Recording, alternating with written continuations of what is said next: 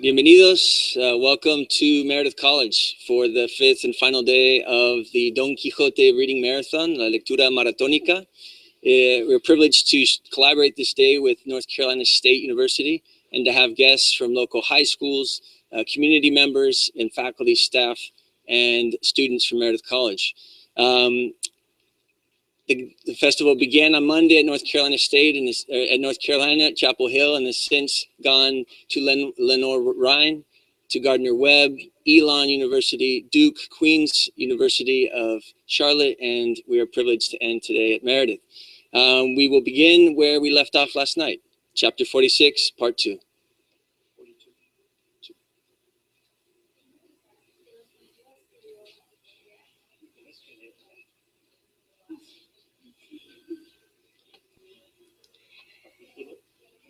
Capítulo 42. De los consejos que dio Don Quijote a Sancho Panza antes que fuese a gobernador la ínsula, con otras cosas bien considerados. Con el feliz y gracioso suceso de la aventura de la Dolorida, quedaron tan contentos los duques y determinaron pasar con las burlas adelante, viendo el acomodo sujeto que tenían para que se tuviesen por veras. Y así, y habiendo dado la traza y órdenes que sus criados y sus vasallos habían de guardar con Sancho en el gobierno de la ínsula, prometida otro día que fue el que sucedió al vuelo de Clavileño, dijo el dudeco a Sancho que se adeliñase y compusiese para ir a ser gobernador, que ya sus insulanos le estaban esperando como el agua de mayo. Sancho se le humilló y le dijo: después que baje del cielo y después que desde su alta cumbre mire la tierra y la van tan pequeña, se templo en parte en mí la gana que tenía tan grande de ser gobernador, porque qué grandeza es mandar en un grano de mostaza, o qué dignidad o imperio el gobernar a media docena de hombres tamaños como avellanas, que a mi parecer no había más en toda la tierra. Si vuestra señoría fuese servido de darme un tantica parte del cielo, aunque no fuese más de medio legua, le tomaría de mejor gana que la mayor ínsula del mundo. Mirad, amigo Sancho, respondió el duque, yo no puedo dar parte del cielo a nadie, aunque no sea mayor que una uña. Que a solo Dios esté reservados esas mercedes y gracias, lo que puedo dar os doy, que es una ínsula hecha y derecha, redonda y bien proporcionada y sobremanera fértil y abundosa, donde si vos os sabéis de maña, podéis con las riquezas de la tierra granjear los del cielo. Ahora bien, respondió Sancho, venga esa ínsula que yo pugnaré por ser tal gobernador que a pesar de los vejallos me voy al cielo y estoy no es por codicia que yo tenga de salir de mis casillas, ni de levantarme a mayores, sino por el deseo que tengo de probar a que sabe el ser gobernador. Si una vez lo probáis, Sancho, dijo el duque, comeréis las manos tras al gobierno por ser dulcísima cosa al mandar y ser obedecido.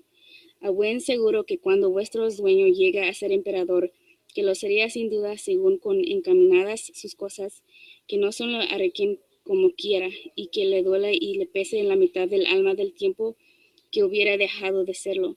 Señor, replicó Sancho, yo imagino que es bueno mandar aunque sea un hato de ganado.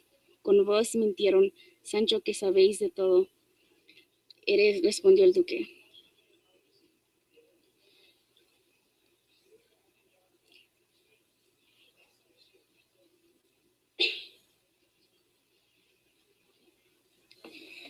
Let them bury me with you, Sancho, for you know everything, responded the Duke, and I expect you to be the kind of governor your good judgment promises. And let's say no more about it, and be advised that tomorrow morning you will leave to be governor of the insula, and this afternoon you'll be outfitted with the proper clothing and all the things necessary for your departure. They can dress me, said Sancho, however they want. No matter what clothes I wear, I'll be with Sancho Panza. That is true, said the Duke, but clothes must suit the position or profession that one follows, for it would not be correct for a jurist to dress like a soldier, or a soldier like a priest. You, Sancho, will be dressed partly as a lettered man and partly as a captain, because on the insula I'm giving you, arms are necessary as letters, and letters as necessary as arms. I don't have many letters, responded Sancho, because I still don't know the ABCs. But it's not enough for me to have the Christus in my memory to be a good governor. As for arms, I'll handle the ones I'm given, with God to lead me. With so good a memory, said the Duke, Sancho cannot err in any way. Just then Don Quixote came in, and learning what had happened and how quickly Sancho was to leave for his governorship, with the permission of the Duke, he took Sancho by the hand and went with him to his room, intending to advise him on how he was to become a governor. When they had entered his bedchamber, Don Quixote closed the door behind him and almost forced Sancho to sit down beside him, and in a tranquil voice he said, I give infinite thanks to heaven, Sancho, my friend, that before and prior to my having found good luck, fortune has come out to welcome and receive you. I, who had set aside a portion of my success as payment for your services, find myself at the very beginning of my advancement. And you, before it is time and contrary to the law of reasonable discourse, find yourself rewarded with all your desires. Others bribe, importune, solicit, are early risers, plead, persist, and do not achieve what they long for. And another comes along, and without knowing how or why, finds himself with the office and position that means others strove for. And here the saying certainly applies and is appropriate. Aspirations are ruled by good and bad fortune. You, who in my opinion are undoubtedly adult, and who without rising early or staying up late or making any effort whatsoever, with nothing more than the breath of knight-errantry that has touched you, without further ado find yourself governor of an insula, as if it were of no consequence. I say all of this, O Sancho, so that you do not attribute the kindness you have received to your own merits, but give thanks first to heaven for disposing matters so sweetly, and then to the greatness that lies in the profession of knight-errantry. Now with your heart disposed to believe what I have told you, pay heed, my son, so your Cate, who wishes to advise you and be a pollster, and guide that sets your course and leads you to a safe port on the tempestuous sea, where you are about to set sail, for offices and great responsibilities are nothing more than a deep gulf of confusions. First, my son, you must fear God, because in fearing him lies wisdom, and if you are wise, you cannot err in anything. Second, you must look at who you are and make an effort to know yourself, which is the most difficult knowledge one can imagine. When you know yourself, you will not puff yourself up like the frog who wanted to be the equal of the ox. And if you can do this, the fact that you kept pigs at home will be likely the ugly feet beneath the peacock's tail of your foolishness. It's true, responded Sancho, but that's when I was a boy. Later, when I was a little older, it was geese that I kept, not pigs. But this seems beyond the point. Not everyone who governs comes from the lineage of kings.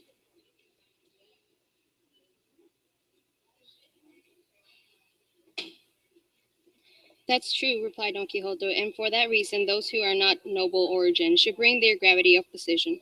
They hold a gentle mildness, which guided their prudence, may save from the malicious gossip that no station in life can escape.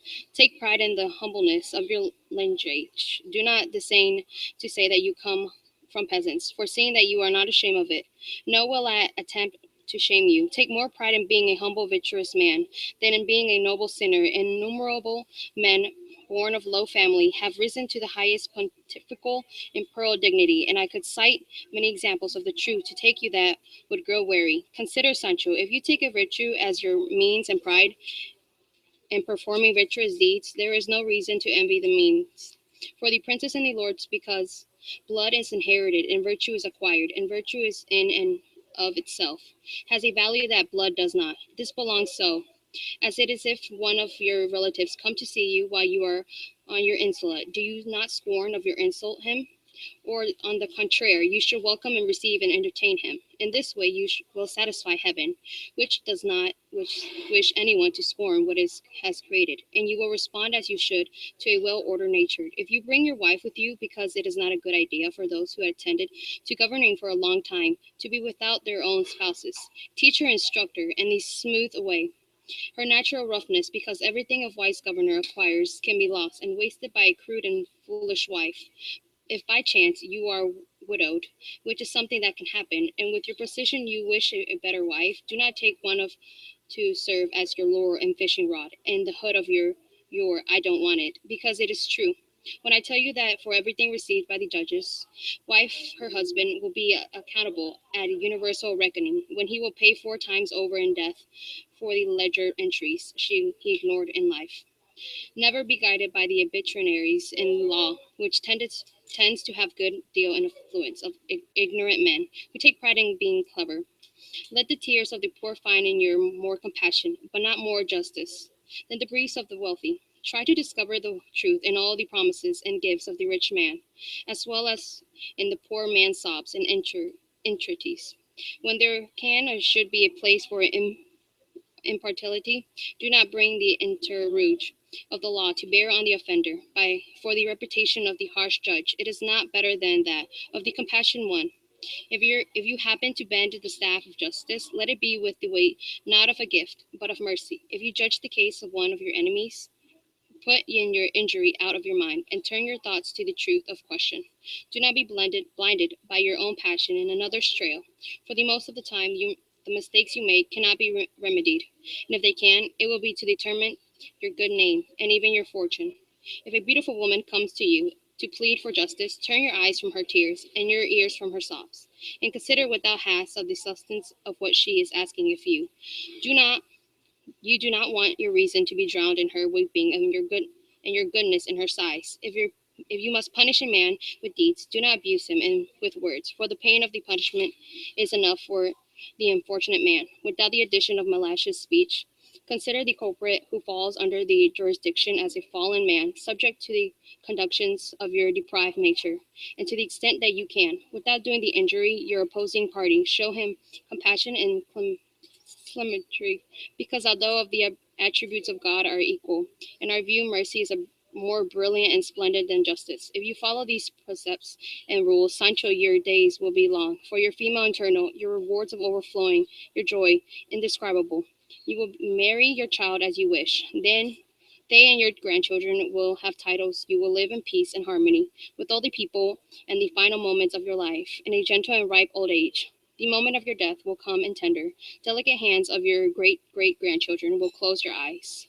What I have said to you so far are your teachings that will adorn your soul. Now listen to the ones that will serve to adorn your body.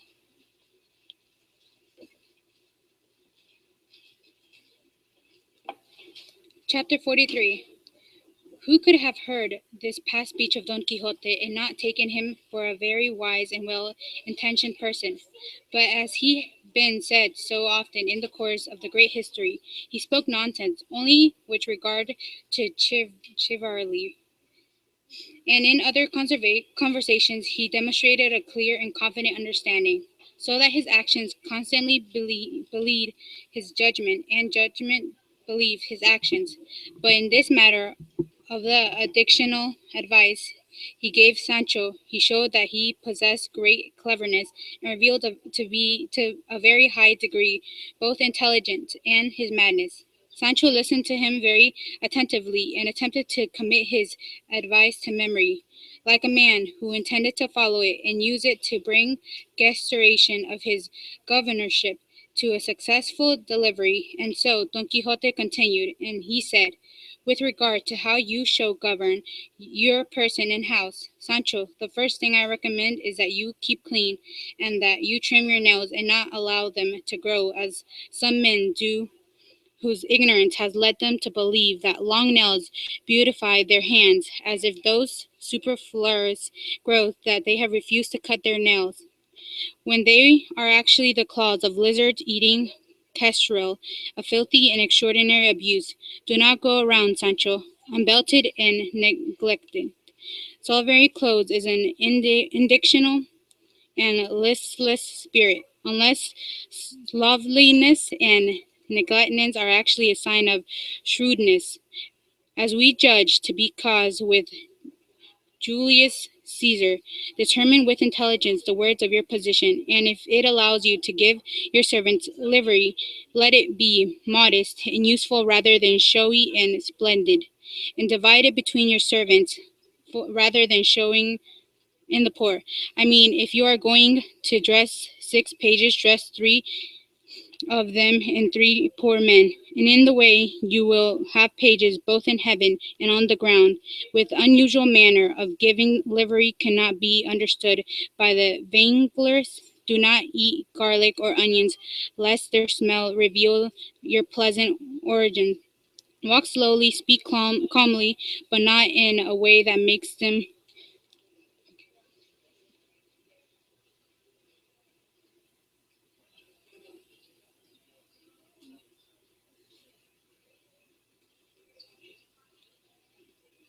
Do not eat garlic or onions, lest their smell reveal your peasant origins.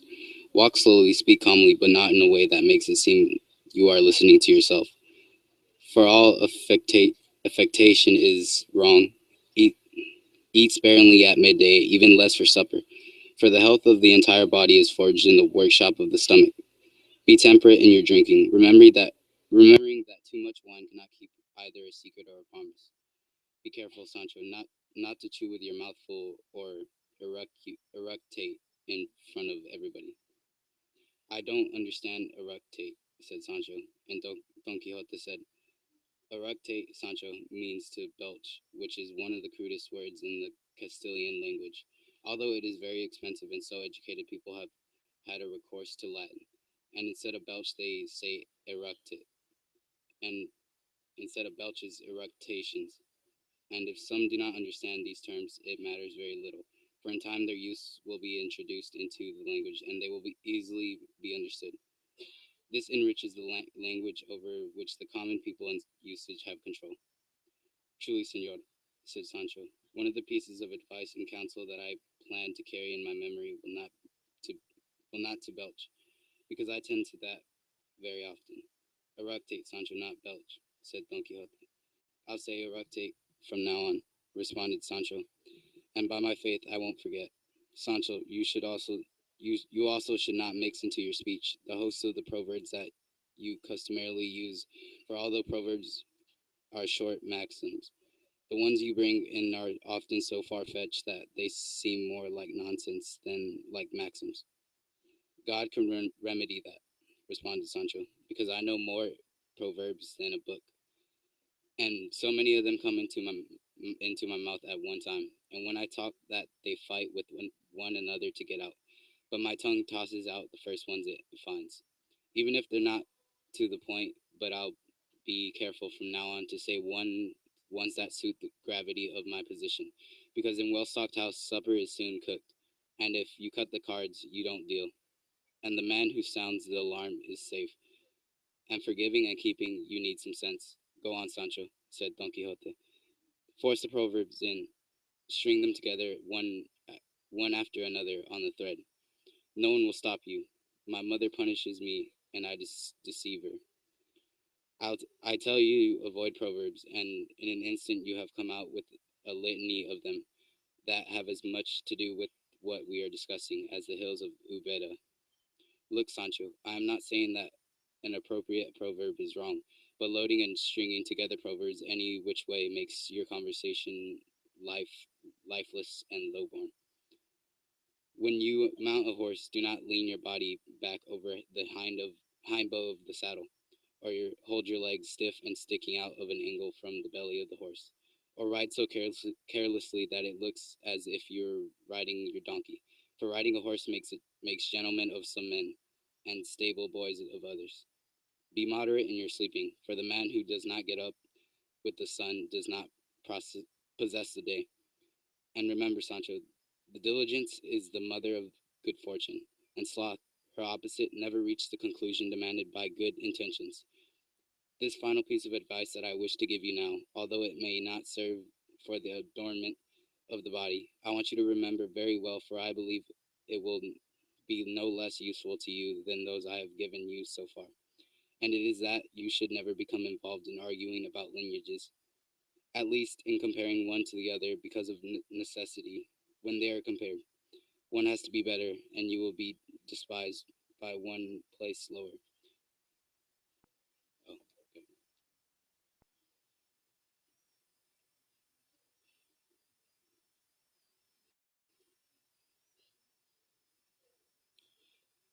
Y es que jamás te pongas a disputar de linajes, a lo menos comparándolos entre sí, pues por fuerza en los que se comparan uno ha de ser el mejor, y del que abatieres serás aborrecido, y del que levantes en ninguna manera premiado.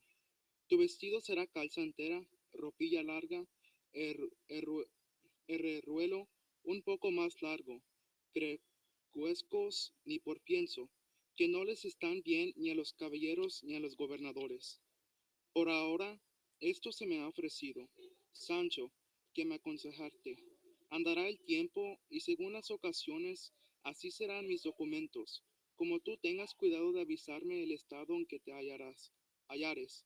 Señor, respondió Sancho, bien veo que todo cuanto vuestra merced me ha dicho son cosas buenas, santas y provechosas. Pero, ¿de qué han de servir si de ninguna me acuerdo?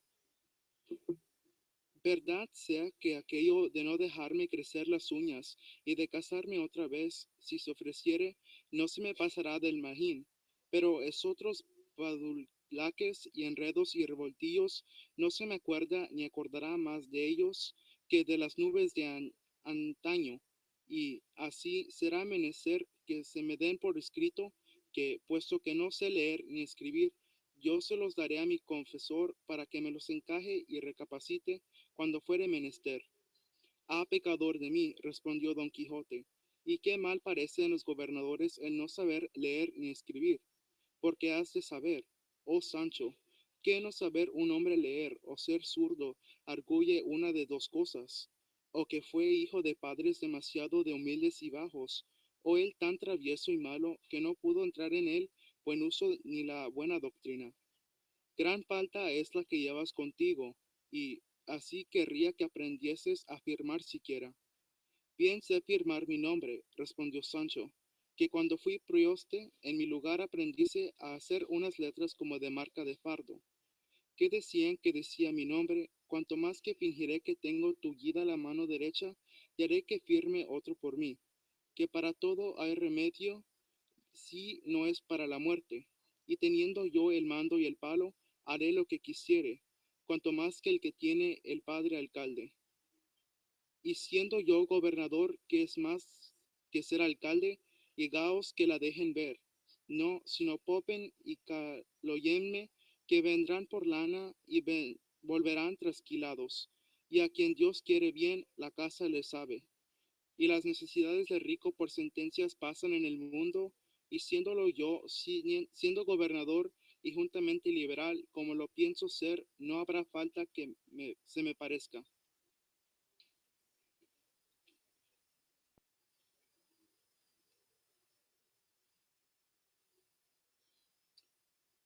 No, si no hacemos miel y páparos a moscas, tanto vales cuanto tienes, decía mi abuela, y del hombre arraigado no te verás vengado. Oh, maldito seas de Dios, Sancho, dijo a esta razón don Quijote. 60,000 satanases te llevan a ti y a tus refranes. Una hora que los estás ensartando y dándome con cada uno tragos de tormento. Yo te aseguro que estos refranes te han de llevar un día a la horca. Por ellos te han de quitar el gobierno, tus vasallos, o de haber entre ellos comunidades. Dime, ¿dónde los hallas? ¿Ignorante? ¿O cómo los aplicas, mentecato? Que para decir yo uno y aplicarle bien, sudo y trabajo como si cavase. Por Dios, señor nuestro amo, replicó Sancho, que vuesa merced se queja de bien pocas cosas. ¿A qué diablo se pudre la merced? Se queja, ¿a qué diablo se pudre de que yo me sirva de mi hacienda, que ninguna otra tengo, ni otro caudal alguno, sino refranes y más refranes? Y ahora se me ofrecen 4 que venían aquí pintiparados, o como peras en tabaque, pero no los diré, porque al buen callar llama Sancho. Ese Sancho no eres tú, dijo don Quijote, porque no solo no eres buen callar, sino mal hablar y mal porfiar. Y con todo eso, querría saber que 4 refranes te ocurrirán ahora a la memoria, que venían aquí a propósito, que yo ando recorriendo la mía, que la tengo buena y ninguno se me ofrece. ¿Qué mejores? Dijo Sancho, que entre dos muelas cordales nunca pongas tus pulgares. Y idos de mi casa, ¿y qué queréis con mi mujer? No hay responder. Y si del cántaro a la piedra, o a la piedra al cántaro, mal para el cántaro, todos los cuales vienen al pelo. Que nadie se tome con su gobernador, ni con el que la manda, porque saldrá lastimado, como el que pone el dedo entre las muelas cordales, y aunque no sean cordales, como sean las muelas, no importa, y a lo que dijere el gobernador.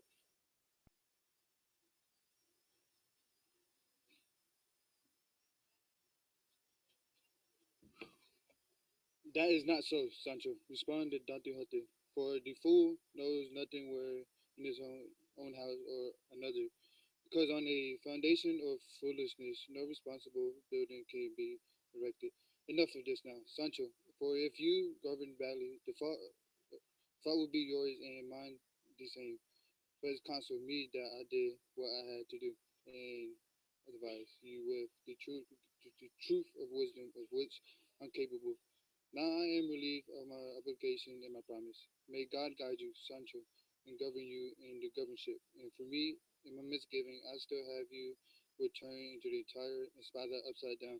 Something I could avoid by revealing to the Duke, who are you, and telling him that this is a plump little boy of yours nothing, but a sack filled with proverbs and guile. Senor, replied Sancho, if your grace believes I'm not worthy of this governorship, I shall let you know right now, for I care more about for a sliver of a nail, from my soul that I do for my whole body. And just plain, Sancho will get my bread and onions as well as the governor does on parades and campaigns. Besides, everyone's equal when they sleep. The great and the small, the poor and the rich. And if your grace thinks about it, you see that it was alone who gave you the idea of government. Because I don't know any more about the governorship of espadas than a virtual. If you think the devil will carry me off because I may govern, I'd rather go to heaven as Sancho than to hell as a governor. Be God, Sancho, said Don Quixote, simply because the last words that you have said, I judge you worthy of being governed of 1,000 insolent. You have a good nature, and without that no learn it is worthwhile. I commend yourself to God and not try to wander from your first purpose. I mean that you should always have the firm and steady intention of doing the right thing in everything that has happened to you, because heaven always favors what your desire. And now let us go to dinner, for I believe the Duke and the Duchess are waiting for us. They say that in actual origin of this history, one reads when Side to write this chapter, and his interpreter did not translate what he had written, which was a kind of complaint that more in considering himself for becoming involved in a history as dry limited as this one. For it seems to him he always had to talk of Don Quixote and Sancho, not daring or wandering into the digression and explosion that were no more serious and more entertaining. And he said to have that were more serious and more entertaining. He said to have of his mind, his hand, and his pen, always fixed on writing a single subject, speaking through his mouth of a few persons in special particular hardship, with those whose outcome did not remind of the benefit of the author. In order to circumvent this difficulty, in the first part he had used the device of some novels, such as The Man Who Was Recklessly, Curious, and The Captain, which are in sense of separate from this history. Although the other matters recounted, there are the events that occurred to Don Quixote himself, which he had not fallen to write down. He also thought, as he say, the many readers carried away by the intention demanded by the deeds of Don Quixote, would play none at all the novels and pass them over entirely or read them with haste train. With would be ready appearing if they come to light of their own. And so the second part, he did not wish to introduce any novels, rather detached or attached, but one some episodes born of very events after by the truth, and these in a very limited way by using only words and deeds to recount them. So continuing in the close with them, the narrator confines the narration, even though he's proposed the ability to complete. He understands to deal with the entire verse. He asks that this work would not be scorned but praised, not for he was written, but for what he has omitted from his writing.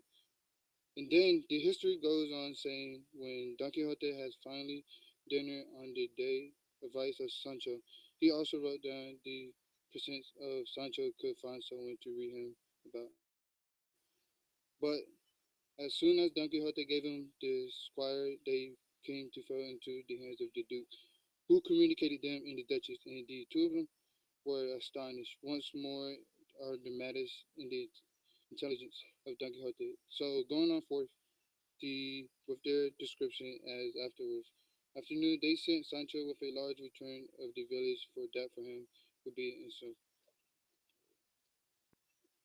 We're in chapter 44. It so happened that the man in charge was one of the Duke's stewards, who was very intelligent and very humorous, for there can be no humor where there is no intelligence, and had played that part of Countess Trifaldi with the wit that has already been described.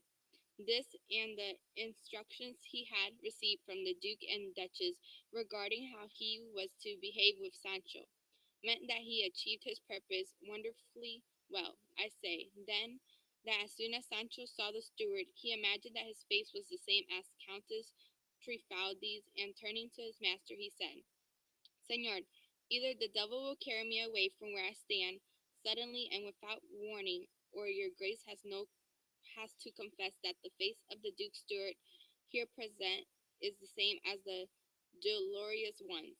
Don Quixote looked carefully at the steward, and when he had looked, he said to Sancho, there is no reason for the devil to carry you off, Sancho, either suddenly or without warning, for I do not know what you mean.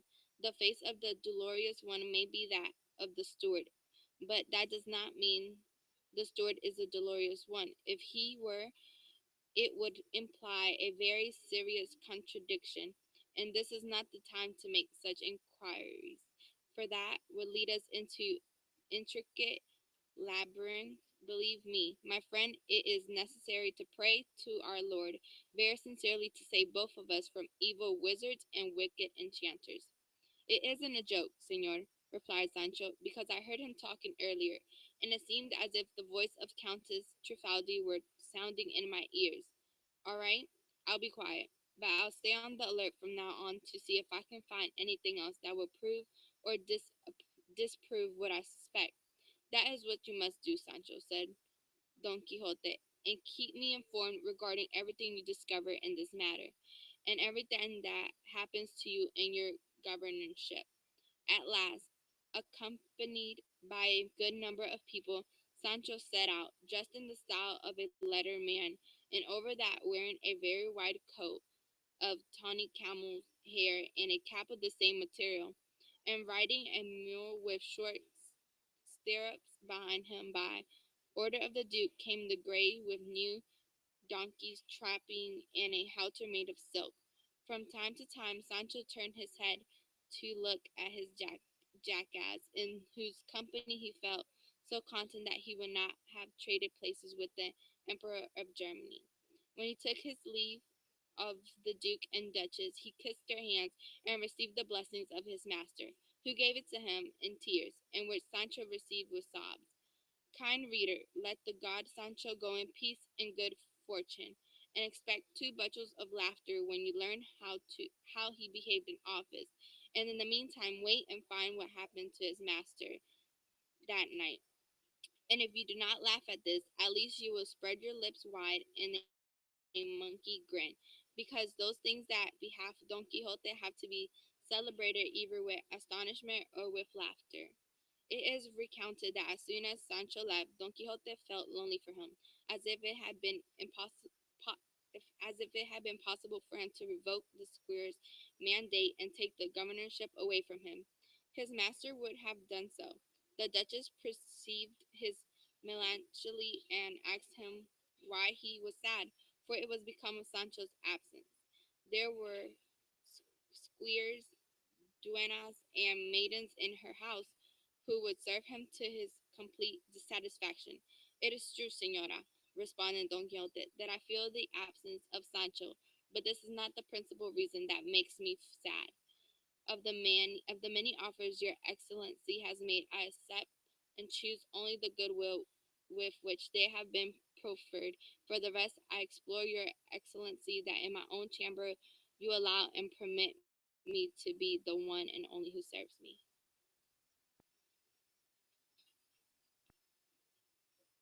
In truth, said the Duchess, Señor Don Quixote, that cannot be.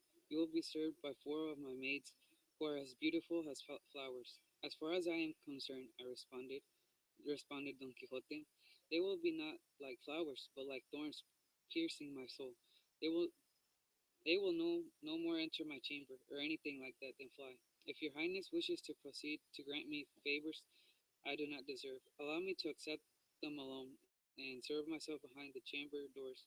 For I place a wall between my desires and my modesty.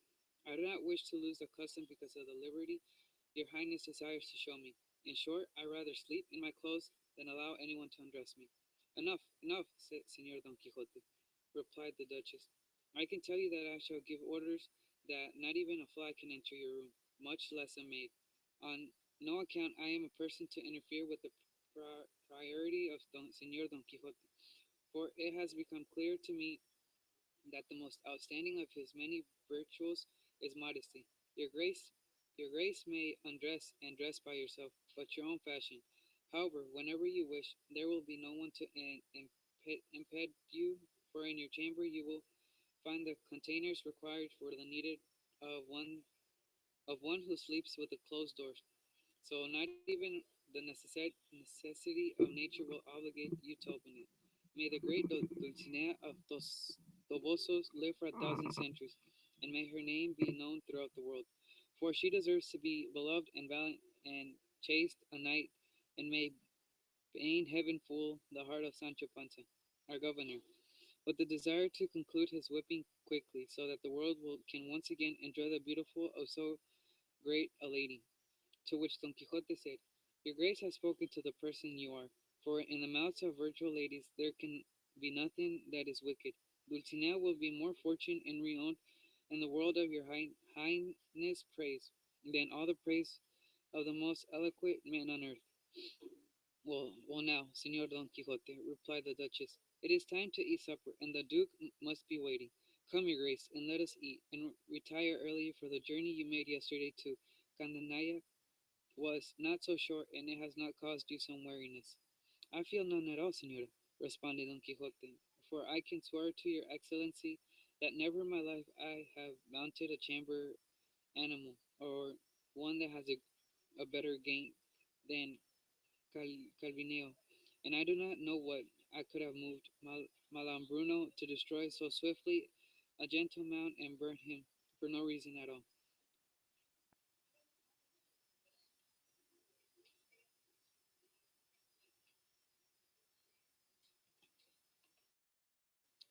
A eso se puede imaginar, respondió la respuesta, que arrepintió el mal que había hecho la Trifiti y compañía y otras personas, y de las maldades que como hecho y en otras personas que de maldades como hecho y encontrador debía de hablar comentario, quiso concluir con todos los instrumentos del oficio, y como principal y que más le traía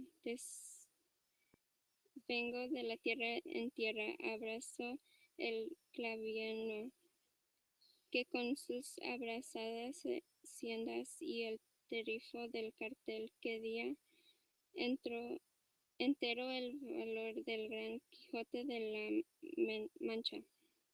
De nuevo nuevas gracias dio don Quijote a la respuesta y centro de Don Quijote se retiró en su apuesto solo sin consentir que nadie entrase con el servir.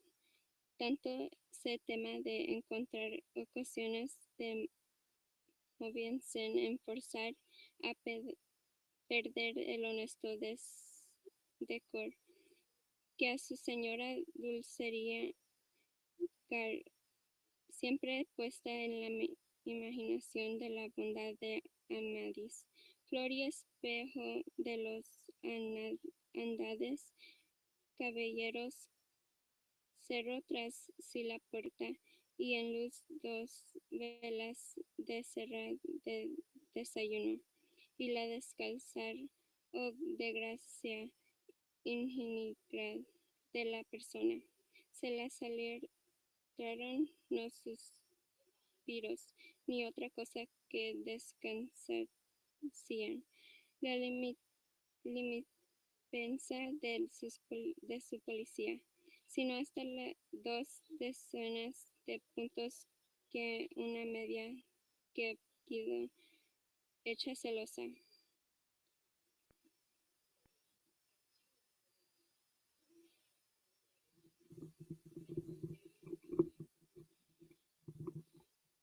Afligióse en extremo el buen señor y diera él por tener allí un andarme de seda verde, una onza de plata. Digo seda verde porque las medias eran verdes. Aquí exclamó Benengeli y escribiendo dijo: oh pobreza, pobreza. No sé yo con qué razón se movió aquel gran poeta cordobés a llamarte dádiva santa desagradecida. Yo, aunque moro bien, sé por la comunicación que he tenido con cristianos que existe en la caridad, humilde fe, obediencia y pobreza. Pero con todo eso digo que ha de tener mucho de Dios el que viniere a contentar con ser pobre. Si no sé de aquel modo de pobreza de quien dice uno de sus mayores santos: tened todas las cosas como si no las tuviésedes. Y a esto llaman pobreza de espíritu. Pero tú, segunda pobreza, que eres de la que yo hablo, ¿por qué quieres estrellarte con los hidalgos y bien nacidos más que con la otra gente? ¿Por qué los obligas a dar pantalia a los zapatos y a que los botones de sus ropillas, unos sean de seda, otros de cerdas y otros de vidrio? Porque sus cuellos por la mayor parte han de ser siempre escarolados y no abiertos con molde. Y en esto se echará de ver que es antiguo el uso de almidón y de los cuellos abiertos. Y prosiguió miserable del bien nacido, que va dando pistos a su honra, comiendo mal y a puerta cerrada, haciendo hipócrita al palillo de dientes con que sale a la calle después de no haber comido cosa que le obligue a limpiárselos. Miserable de aquel, digo, que tiene la honra espantadiza y piensa que desde una lengua se le descubre el remedio del zapato, el trasudor del sombrero, la hilaza del herruelo y la hambre de su estómago. Todo esto se le renovó a Don Quijote en la soltura de sus puntos, pero consólese con ver que Sancho le había dejado unas botas de camino, que pensó ponerse otro día. Finalmente él se recostó pensativo y pesaroso, así de la falta que Sancho le hacía como de la irreparable desgracia de sus medias, a quien tomara los puntos aunque fuera con seda de otra color, que es una de las mayores señales de miseria que un hidalgo puede dar en el discurso de su prolija estrecha.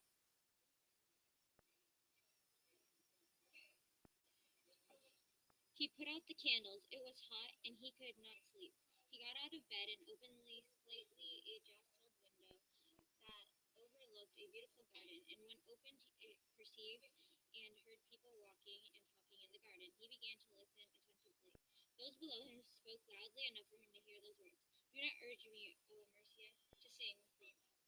Know that since the moment the stranger entered the castle and my eyes looked upon him, I can no longer sing but only weep. And beside, my lady is more light sleeper than the heavy one, and I would not want her to hear or find us here all the riches in the world. And even if she slept and did not awaken, my song would be in vain if this second Anessa, which has come to my realm only to scorn me and abandon me, should sleep and not awaken. Do not be concerned about that, my friend, was the reply, for undoubtedly the Duchess and all those in the house are asleep, except for the Lord of your heart and the inspiration of your soul. For now, I heard the joust window in his room being opened, and no doubt he must be awakened. Sing, my suffering friend, softly and quietly to the sound of my harp. Oh, if the Duchess hears us, we can blame the hearer. Oh, Mercia, isn't that the point? Responded Alcidora. It is that I wouldn't want to reveal my heart in song or be judged in captious or frivolous maiden by those who do not know the power and might of love. But come what may, an embarrassed face is better than a wounded heart. And then he heard the sound of a harp played very softly. When he heard this, Don Quixote was dumbfounded, because all that instant he remembered an infinite number of adventures similar to this one, with windows, jostles, garden, music, armors, compliments, and swoons, which he had read in his desulsive book of chivalry. Then he imagined that a maiden of the Duchess was in love with him, and that modesty compelled her to keep her desire a secret. He feared that he might surrender, and resolved not to allow himself to be vanquished, and commending himself with all his heart and soul to this lady Dulcinea of Toboso, he decided to listen to the music. To let her be known that he was there, he gave a mock sneeze, which brought no small delight to the maidens, whose sole desire was that Don Quixote should hear them. When she had turned and adjusted the harp, Aldistora began to sing the ballad. O you who lie in bed between the sheets of holland linen, soundly and deeply asleep all night long until the morning. O brave knight, O most courageous, most believed in La Mancha, more modest, more chaste, more blessed than the fine gold of Arabia. Hear the melancholy maiden, so well born and so ill fated. In the light of your two suns, she feels her soul burst into flames. You go into search of adventures, but find the sorrows of others inflicting wounds, refusing the remedy that can cure them. Oh, tell me, most valiant youth, may God make your wishes prosper if Libyan sands were your home, or cringy peaks of Jacca. If you sucked a serpent's milk, or by chance you had for nurses the harshness of the wild forest and horrors of the mountains. Well, may the fair Dulcinea, a maiden plump and sturdy, boast of subduing a tiger and vanquishing a fierce beast, winning fame along rivers, from Herenus to Jerema, from Tojo to Manzanillo, to Pizarro to Almanza. If I could change places with her, I would give my very best, my most gaily colored skirt, adorned with trimmings of gold. Oh, if I were but in your arms, or at least beside your bed, where I could scratch your dear head and shake dandruff. I ask for much, but am not worthy of so notable a boon. I should like to rub your feet. That's enough for a humble maid. Oh, what fine caps I would give you, and oh, what gaiters of silver, and oh, what breeches of damsack, or oh, what capes of linen, and then the most lustrous pearls, each one as big as a gallnut, and if they had no companions, they'd be called only ones. Look not from your Terpian rock upon the fire that burns me, Manchegan near of the world, nor fan with its cruelty. I am a girl, a tender maid, no more than 15 years old. I am 14 and 3 months, I swear by God and my soul. I am not lame, I do not limp, I am not deformed or maimed.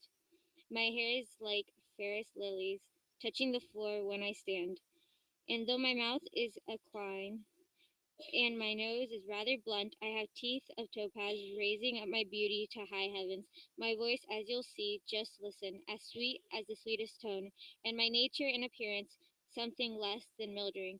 All these and my other graces are spoils won by arrows. I am the maiden of the house. I am called LECTURA.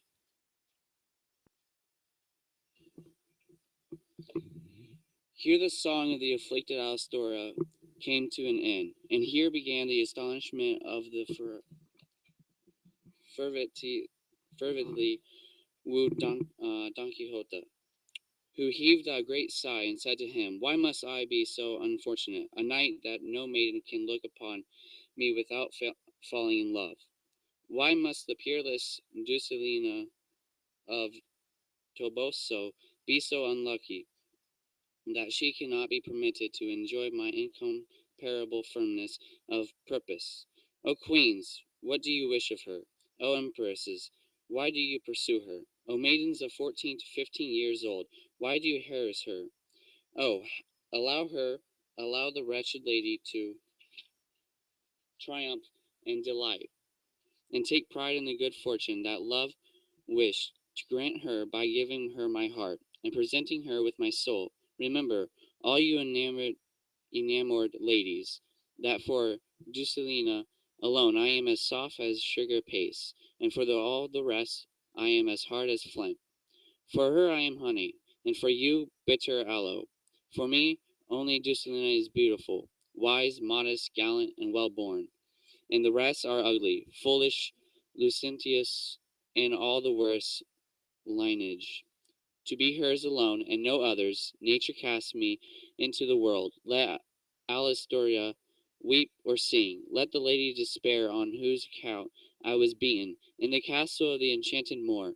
For I must belong to Dulcinea, boiled or roasted, clean, well-born, and chaste, despite all the powers of sorcery in the world. And with this he slammed the window shut, and as ignorant and sorrowful as if some great calamity had befallen him, he lay down in his bed, where he shall leave him for now, because we are being summoned by the great Sancho Panza, who wishes to begin his famous governorship.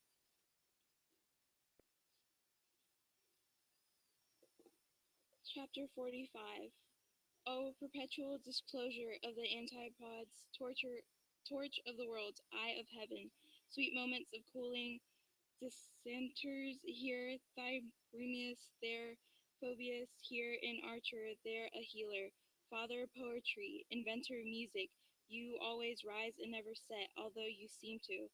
To you I say, O sun, with whose help man engenders men, to you I say that you ought to favor me and illuminate the dimness of my wits, so that they may touch upon every point in the narration of the governorship of the great Sancho Panza, for without you I feel weak, faint-hearted, and confused.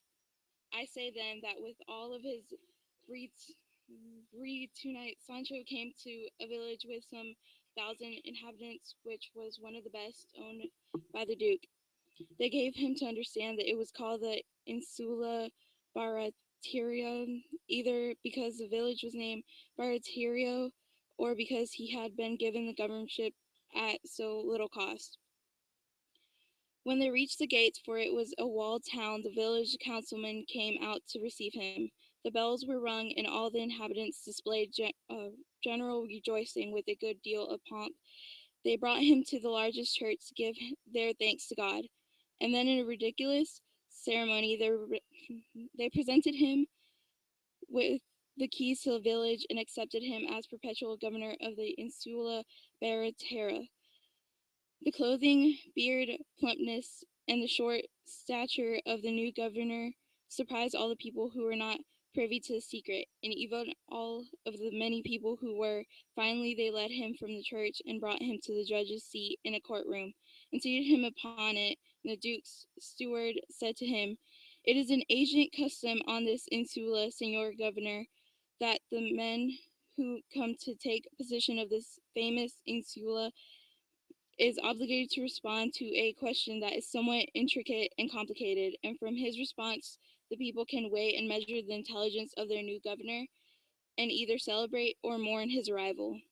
While the steward was telling this to Sancho, Sancho was looking at a number of large letters written on the wall facing his seat, and since he did not know how to read, he asked what was painted there on the wall.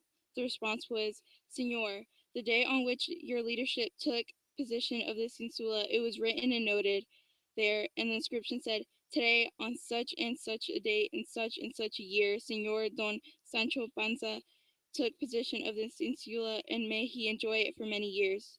"And who are you calling Don Sancho Panza?" asked Sancho. "Your worship," responded the steward, "for no other Panza has come to this insula except for the one sitting on that seat." "Well, you should know, brother," said Sancho, "that I don't have a don, and neither did anyone else in my family. My name's Sancho Panza, plain and simple, and my father was named Sancho, and my grandfather was named Sancho, and they were all Panzas, without any additions of don or doña. I imagine that on this insula there must be more dons than stones. But that's enough for that. God understands me, and it may be that if my governorship lasts a few days, I'll weed out these dons because of there's so many of them they must be annoying as gnats. Go on with your question, Senor Steward, and I answer the best I can whether the people can go into mourning or not."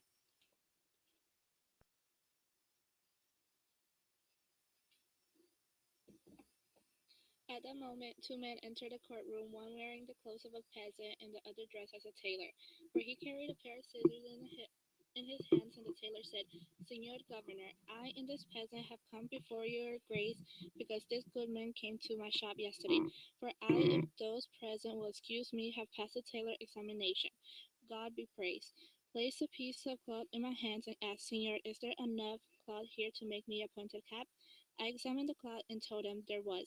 He must have thought, which is what I thought, and thought correctly, that I surely wanted to steal a part of this cloth, basing this on his own wickedness and on the bad reputation of tailors, and he told me to see if there was enough for two.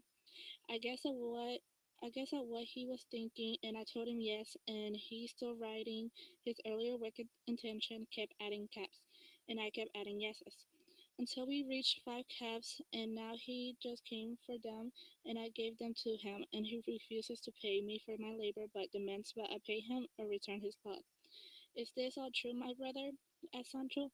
"Yes, senor," responded the peasant, "but your grace should have him show you the 5 caps he made for me." "Gladly," responded the tailor. Then taking his hand out from under the cloak, he showed 5 caps, placing on the 5 fingertips of his hand, and said, "Here are the 5 caps this good man asked me for, by the good and constant.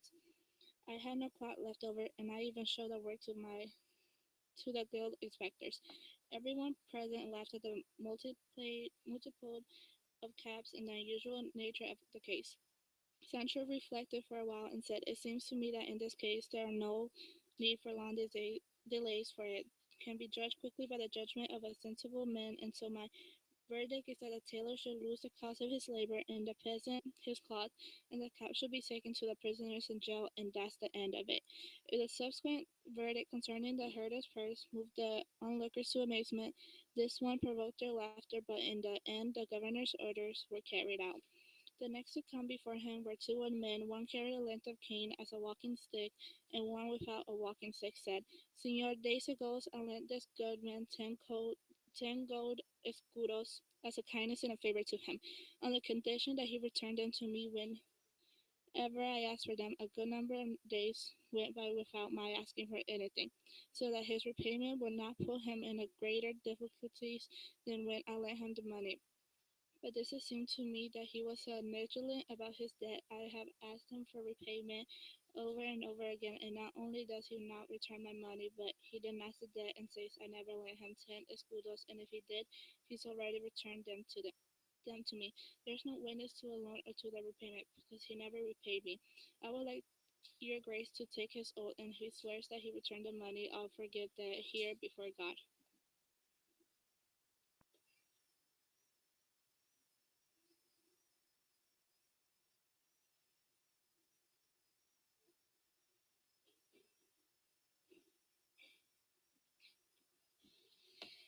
¿Qué decís vos a esto? Bien, dijo del Paco, dijo Sancho, a lo que dijo el viejo. Yo, señor, confieso que me los prestó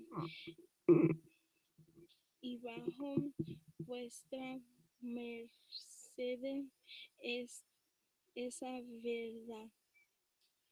Y pues él lo dijo en mi juramento, yo juraré como se lo he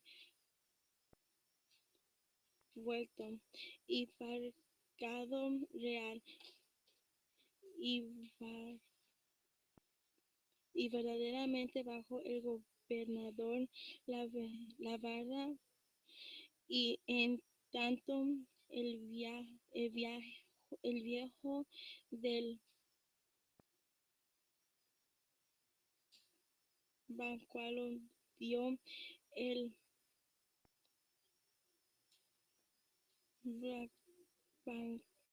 bacualo, el otro viejo, que es el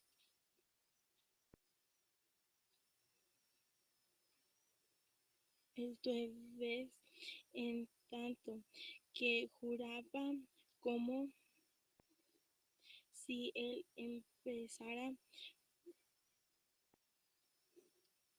embarazara mucho. Y luego pues él manó en la cruz de la barda, diciendo que era verdad, que sí le habían prestado aquellos sus mandos a los suya, y que por no creer en ellos se los volvía a pedir por momentos. Viendo lo cual, el gran gobernador preguntó al acreedor que respondiera a lo que decía su corrador, y dijo que si duda alguna su duda debía de decir verdad, porque él tenía por hombre de bien y buen cristiano, y que a él se le debía de haber olvidado el cómo y cuándo se lo habían vuelto, y que decide él ahí en Delta jamás él pidiera nada. Torno a tomar su bacual el luego, y bajando la cabeza se salió de juzgado, visto lo cual porque Sancho, y que sin más ni más se había, y viniendo también la paciencia del demandante, inclinó la cabeza sobre el pecho, y poniéndose de de la mano deshecha.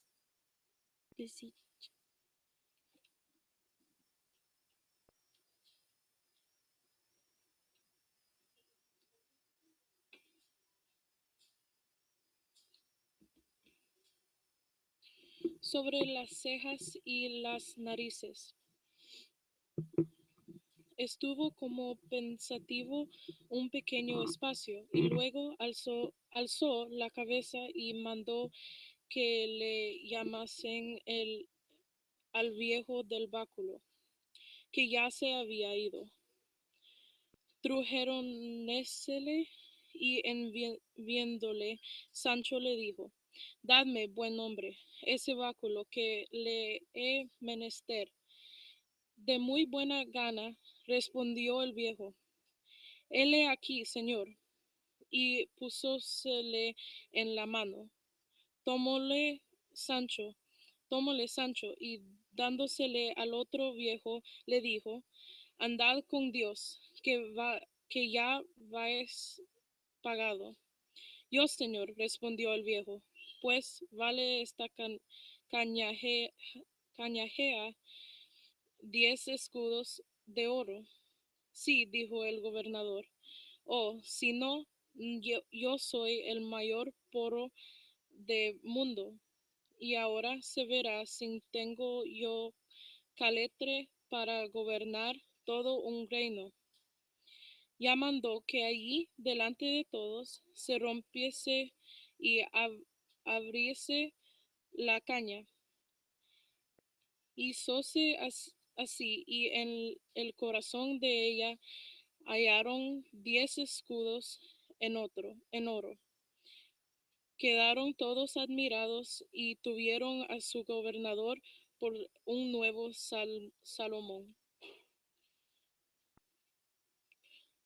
Preguntáronle de dónde había colegido que en aquí cañajeje estaban aquellos 10 escudos, y respondió que no haberle visto dar el viejo, que juraba así contrario aquel báculo, en tanto que hacía el juramento y jurar que se los había dado real y verdaderamente, y que en acabando de jurar el torno a pedir el báculo, le vino a la imaginación que dentro de él estaba la paja de lo que pedían. ¿De dónde se podía colegir que los que gobiernan, aunque sean unos tontos, tal vez, los encamina Dios y en sus juicios? Y más que él había oído contar oro, caso como aquel al cura de su lugar, y que él tenía tan gran memoria que no olvidársele todo aquello de que quería acordarse. No hubiera tal memoria en toda la ínsula. Finalmente, un viejo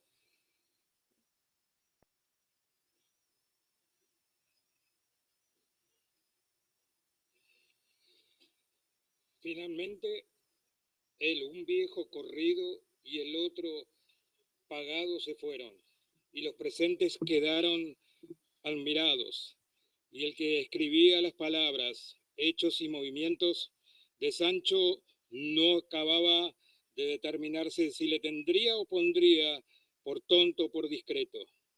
Luego, acabado ese pleito, entró en el juzgado una mujer asida fuertemente de un hombre vestido de ganadero rico, la cual venía dando grandes voces diciendo: justicia, señor gobernador, justicia, y si no lo hallo en la tierra, la iré a buscar al cielo. Señor gobernador de mi ánima, este mal hombre me ha cogido en la mitad de ese campo y se ha aprovechado de mi cuerpo como si fuera trapo mal lavado, y desdichada de mí, me ha llevado lo que yo tenía guardado más de 20 y 30 años defendiéndolo de moros y cristianos, de naturales y extranjeros, y yo siempre, dura como un alcornoque, consagrándome entera como la salamanquera en el fuego o como la lana entre las zarzas, para que ese buen hombre llegase ahora con sus manos limpias a manoscabarme.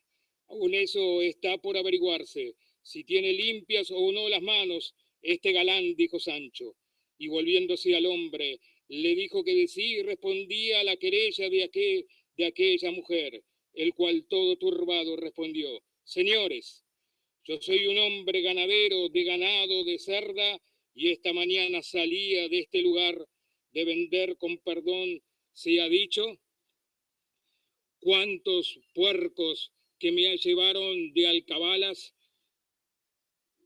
poco menos de lo que ellos salían. Volvíame a mi aldea, topé en el camino a esta buena dueña, y el diablo, que todo lo añasca y todo lo cuece, hizo que jugáramos juntos, páguele lo suficiente, y ella mal contenta asió de mí y no me ha dejado hasta traerme a este puesto. Dice que la forcé y miente para el juramento que hago o piense hacer, y esta es toda la verdad sin faltarme aja. Entonces el gobernador le preguntó si traía consigo algún dinero en plata. Él dijo que había 20 ducados tenía en el seno en una bolsa de cuero. Mandó que le sacase y se le entregase como estaba a la querellante. Él le hizo temblando, tómola a la mujer y haciéndole 1000 zalemas a todos y rogando a Dios por la vida y salud del señor gobernador, que así miraba por las huérfanas, menesteres y doncellas, y con esto se salió del juzgado, llevando la bolsa asida con estrambanas manos, aunque primero miró si era de plata la moneda que llevaba dentro. Apenas salió cuando Sancho dijo el ganadero que ya le saltaban las lágrimas y los ojos y el corazón se iban tras la bolsa. Buen hombre, id tras aquella mujer y quitarle la bolsa, aunque no quiera, y volved aquí con ella. Y no lo dijo a tonto ni a sordo, porque luego partió con un sayo y fue lo que se le mandaba. Todos los presentes estaban suspensos, esperando el fin de aquel pleito, y de ahí poco volvieron al hombre y la mujer, más asidos y aferrados que a la vez primera. Ella, la saya levantada y en el regazo, puesta la bolsa, y el hombre pugnando por quitársela, mas no era posible, según la mujer la defendía, del cual daba voces diciendo: justicia de Dios y del mundo, mira vuestra merced, señor gobernador, la poca vergüenza y el poco temor de este desalmado, que en la mitad del poblado y la mitad de la calle me ha quedado quitar la bolsa que vuestra merced mandó darme. ¿Y haslo quitado?, preguntó el gobernador. ¿Cómo quitar?, respondió la mujer. Antes me dejara yo quitar la vida que me quiten la bolsa. Bonita es la niña. Otros garros me han de echar a las barbas que no esté desventurado y asqueroso. Tenazas y martillos, mazos y escoplos no serán bastantes a sacármela de las uñas, ni unas garras de leones. Antes el ánima de la mitad en mitad de las carnes. Ella tiene razón, dijo el hombre, y yo me doy por rendido y sin fuerzas, y confieso que las mías no son bastantes para quitársela, y déjola. Entonces el gobernador dijo a la mujer: mostrad honrada y valiente esa bolsa. Ella se la dio luego, y el gobernador se la volvió al hombre y dijo: la he forzada y no forzada. Hermana mía, si el mismo aliento y el valor que habéis mostrado para defender esta bolsa demostráis, y aunque la mitad menos para defender vuestro cuerpo, las fuerzas de Hércules no os hicieran fuerza. Andad con Dios, y mucho de Enoramala, y no paráis en toda esta ínsula, ni en 6 leguas a la redonda, so pena de 200 azotes. Andad luego, digo, churrillera, desvergonzada y embaidora. Espantándose la mujer, y fue cabizbaja y mal contenta, y el gobernador dijo al hombre: buen hombre, andad con Dios a vuestro lugar con vuestro dinero, y de aquí en adelante, si no le queréis perder, procurad que no os venga en voluntad de jugar con nadie. El hombre le dio las gracias, lo peor que supo, y fue.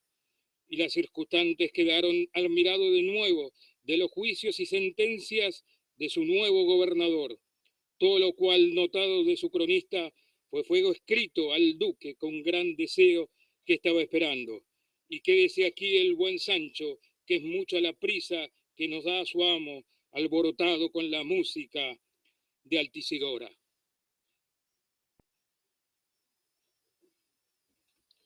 Capítulo 46 del tormentoso espanto canceril y gatuno que recibió Don Quijote, y del discurso de amores de la enamorada Altisidora.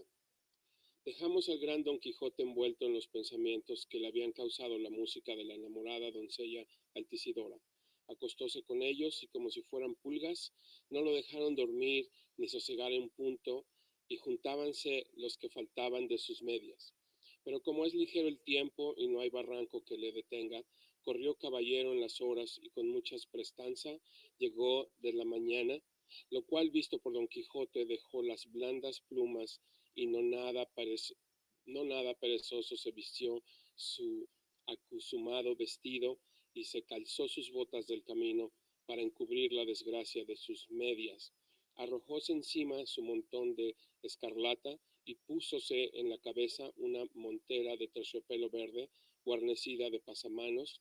De plata colgó el tajalí de los hombros con su buena y tajadora espalda, asió un gran rosario, y consiguió continuo traía, y con gran prosopopeya y contoneo salió a la antesala, donde el duque y la duquesa estaban ya vestidos y como esperándole. Y al pasar por una gran galería estaban apostada esperándole Altisidora y otra doncella, su amiga. Y así como Altisidora vio a Don Quijote, fingió desmayarse, y su amiga la recogió de sus faldas, y con gran prestanza la iba a desabrochar el pecho. Don Quijote, que lo vio, llegándose a ellas, dijo: ya sé yo de qué proceden estos accidentes. No sé de qué, respondió la amiga, pero Altisidora es la doncella más sana de todas en esta casa, y yo nunca le he sentido un ay. En cuanto que la conozco, que mal hayan cuando caballeros andantes hay en el mundo, si es que todos son desagradecidos. Váyase vuestra merced, señor Don Quijote, que no volverá así una pobre niña en tanto que vuestra merced aquí estuviere. A lo que respondió Don Quijote: haga vuestra merced, señora, que se me ponga un laúd esta noche en mi aposento, que yo consolaré lo mejor que pudiere a esta lastimada doncella, que en los principios amorosos los desengaños prestos suelen ser remedios calificados. Y con esto se fue, no fuese notado de los que allí le viesen. No se hubo bien apartado cuando, volviendo en sí, la desmayada Altisidora dijo a su compañera: menester será que le ponga el laúd, que sin duda Don Quijote quiere darnos música, y no será mala siendo suya. Fueron luego a dar cuenta a la duquesa de lo que pasaba y del laúd que pedía Don Quijote, y ella, alegre sobremodo, concertó con el duque y sus doncellas de hacerle una burla que fuese más risueña que dañosa, y mucho más contento esperaban la noche, que vino tan apriesa como si había vendido el día, el cual pasaron los duques en sabrosas pláticas con Don Quijote, y la duquesa aquel día real y verdaderamente despachó a un paje suyo, que había hecho en la selva la figura encantada de Dulcinea, a Teresa Panza, con la cara de su marido Sancho Panza, y con el lío de ropa que había dejado para que se le enviase, encargándole le trujese buena relación de todo con ella, con todo lo que ella pasase. Hecho esto, y llegadas las 11 horas de la noche, halló don Quijote una vihuela en su aposento. Templóla, abrió la reja y sintió que andaba gente en el jardín, y habiendo recorrido los trastes de la vihuela y afinándola lo mejor que supo, escupió y remondóse el pecho, y luego con una voz ronquilla, aunque entonada, cantó el siguiente romance que él mismo aquel día había compuesto. Suelen las fuerzas del amor sacar de quicio a las almas, tomando por instrumento la ociosidad descuidada. Suele el coser y el labrar y el estar siempre ocupada ser antídoto al veneno de las amorosas ansias. Las doncellas recogidas que aspiran a ser casadas, la honestidad con el dote y la voz de sus alabanzas, los andantes caballeros y los que la corte andan, requiébranse en las liebres, con las honestas se casan. Hay amores del levante que entre huéspedes se tratan, que llegan presto al poniente, porque en el partiesen acaban. El amor recién venido, que hoy llegó y se va mañana, las imágenes no deja, bien impresas en el alma, pintura sobre pintura, no se muestran ni sala. Y doy hay primera belleza, la segunda no hace baza. Dulcinea del Toboso, del alma en la tabla rasa, tengo pintado de modo que es imposible borrarla. La firmeza de los amantes es la parte más preciada, por quien hace amor milagros y asimismo los levanta.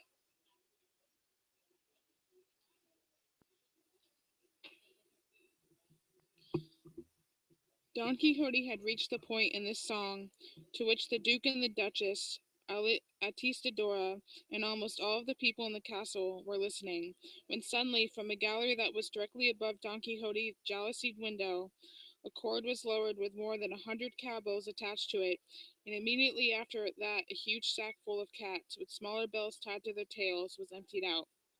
The clanging of the bells and the yowling of the cats was so loud that even though the Duke and Duchess had contrived the joke, it still startled them, and Don Quixote was struck dumb with fear.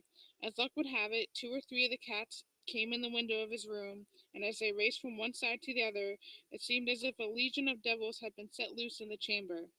They made the candles that were burning in the room go out as they looked for a means of escape. The raising and lowering of the cord with the large cowbells on it did not stop. Most of the people in the castle, who did not know the truth of what had happened, were amazed and astonished.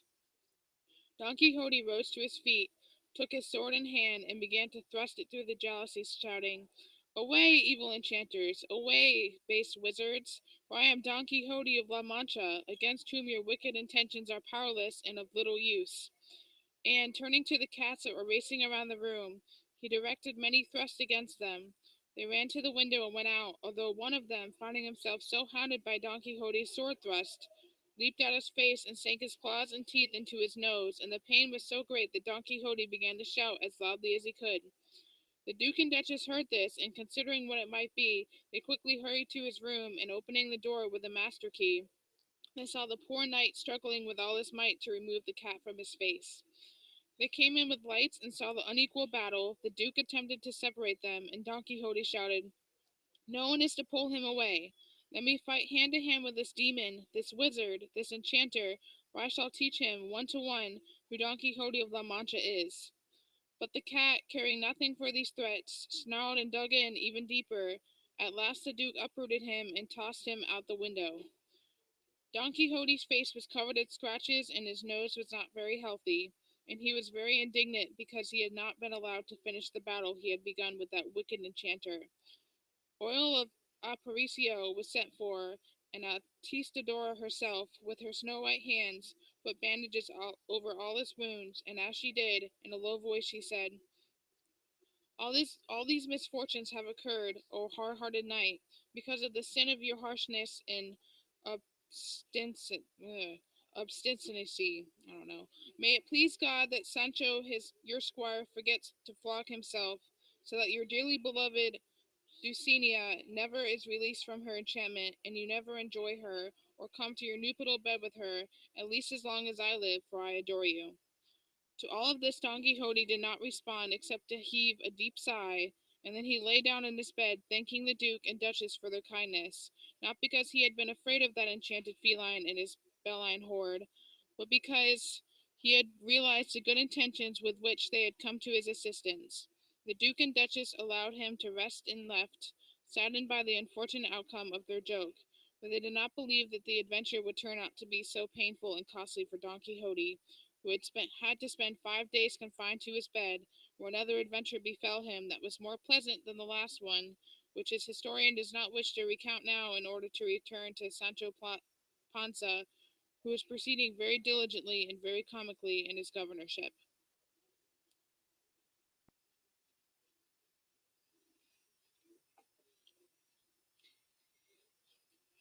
Chapter 47, in which account of how Sancho Panza behaved in his governorship continues. The history recounts that Sancho Panza was taken from the courtroom to a sumptuous palace where in a large hall a royal and extremely clean table was set. As soon as Sancho entered the hall, there was a sound of flageolets, and 4 pages came out of the water to wash his hands, which Sancho received with great solemnity. The music ceased, and Sancho sat down at the head of the table because there was only one chair and the only place laid on the entire table. A personage who later proved to be a physician came to stand at his side holding a rod of whalebone in his hand. They lifted the fine white cloth that covered the fruit and a wide variety of dishes holding different foods.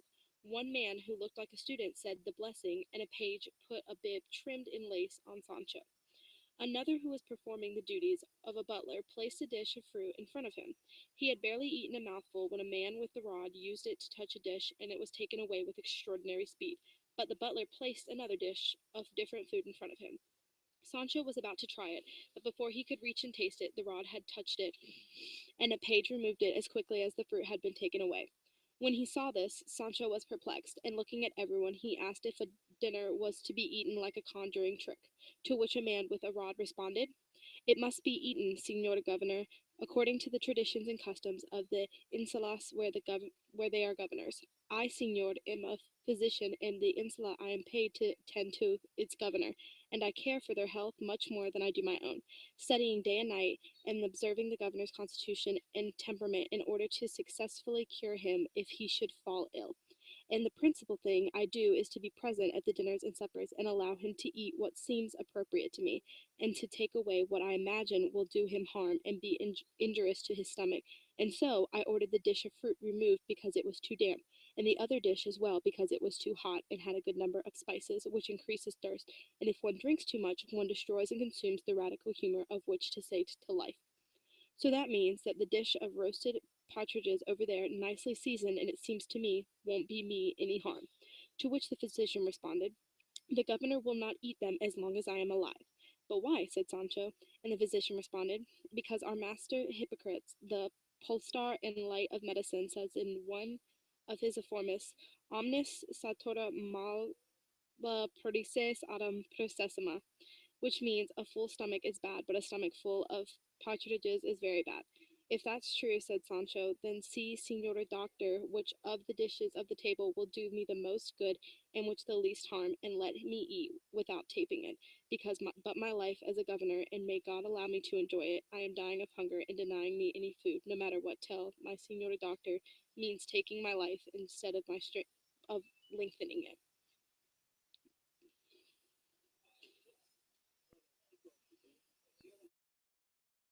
"Correct, Señor Governor," responded the physician, "and it is my opinion that your grace should not eat the rabbit stew. Over there, because that is long-haired animal, you could have tasted the veal if it hadn't been roasted and marinated, but it's out of the question now." And Sancho said, "That big bowl steaming over there looks to me like olla podrida. Because those stews have so much different kinds of things in them, I can't help but come across something that I'll like and will be good for me."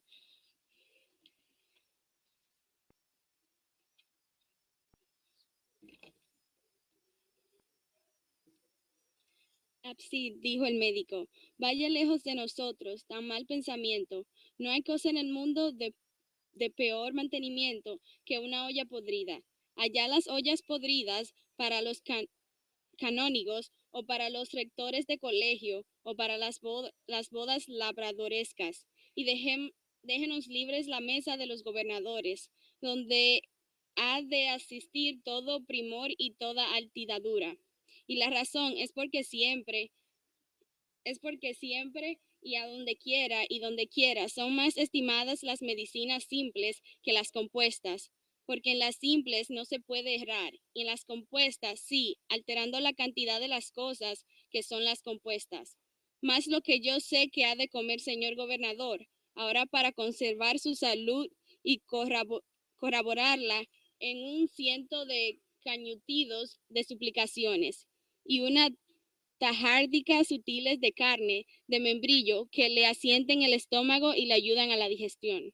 Oyendo esto, Sancho se arrimó sobre el espaldar de la silla y miró de hito en hito al tal médico, y con voz grave le preguntó cómo se llama y a dónde había estudiado, a lo que él respondió, yo, señor gobernador, me llamo el doctor Pedro Recio de Agüero, y soy natural de un lugar llamado Titefuera, que está entre Caracuel y Almodóvar del Campo, a la mano derecha, y tengo el grado de doctor por la Universidad de Osuna. A lo que respondió Sancho, todo encendido en cólera, pues, señor doctor, Pedro Recio de Malagüero, natural de Tirtefuera, lugar que está en la derecha mano, como vamos de Caracuel a Almodóvar del Campo, graduado en Osuna, quítese luego delante, si no, voto el sol que me tome un agarrote y que agarrotazos comenzando por él.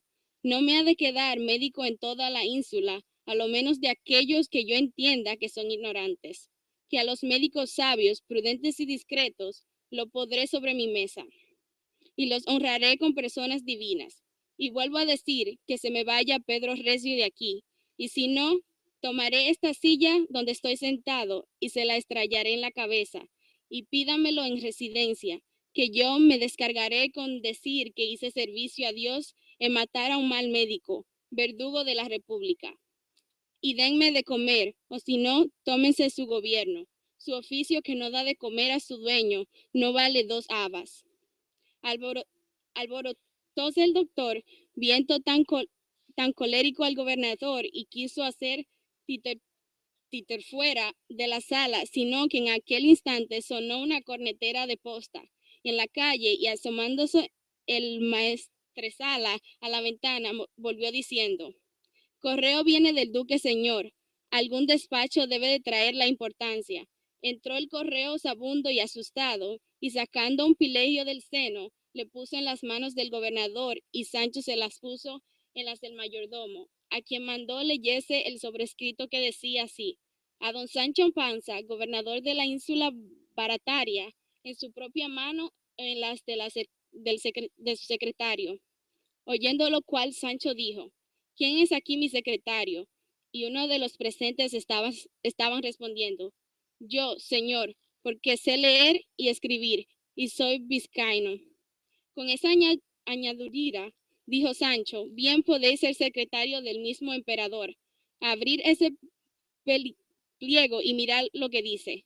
Hízolo así el recién nacido secretario, y habiendo leído lo que decía, dijo que era un negocio para traerle a solas. Mandó Sancho a despejar la sala, y que no quedasen en ella sino el mayordomo y la maestresala, y a los demás y el médico se fueron. Luego el secretario leyó la carta que así decía, a mi noticia ha llegado, señor don Sancho Panza, que unos enemigos míos y de esa ínsula le ha de dar a un asalto furioso, no sé qué anoche. Conviene velar y estar alerta, porque para que no lo tomen desapercibido. Sé también, por espías verdaderas, que han entrado en ese lugar cuantas personas disfrazadas para quitarles la vida, porque se temen de vuestro ingenio. Abrid los ojos y mirad quién llega a hablaros, y no comáis de cosas que os presentaren, y tendré cuidado de socorrerlos si os vieres en trabajos, y en todos varéis como se espera de vuestro entendimiento. De este lugar a 16 de agosto a las 4 de la mañana, vuestro amigo el Duque.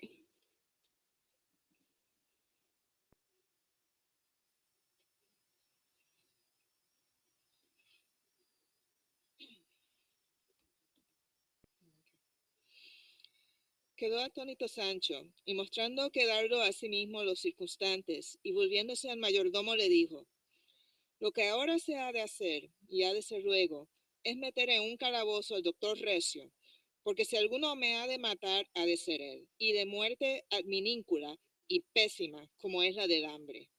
También, dijo el maestresala, me parece a mí que vuesa merced no coma de todo lo que está en la mesa, porque lo han presentado unas monjas, y como suele decirse, detrás de la cruz está el diablo. No lo niego, respondió Sancho, y por ahora denme un pedazo de pan y obra de 4 libras de uvas, que en ellas no podrá venir veneno, porque en efecto no puedo pasar sin comer, y si es que hemos de estar prontos para estas batallas que nos amenazan, menester será estar bien mantenidos, porque tripas llevan corazón, que no corazón tripas. Y vos, secretario, responder al duque mi señor y decirle que se cumplirá lo que manda como lo manda, sin faltar punto. Y daréis de mi parte un besamanos a mi señora la duquesa, y que le suplico no se le olvide de enviar con un propio mi carta y mi río a mi mujer Teresa Panza, que en ellos recibiré mucha merced y tendré cuidado de escribirla con todo lo que mis fuerzas alcanzaren. Y de camino podéis encajar un besamanos a mi señor Don Quijote de la Mancha, como vea que soy pan agradecido. Y vos, como buen secretario y como buen vizcaíno, podéis añadir todo lo que quisiéredes y más viniere a cuento.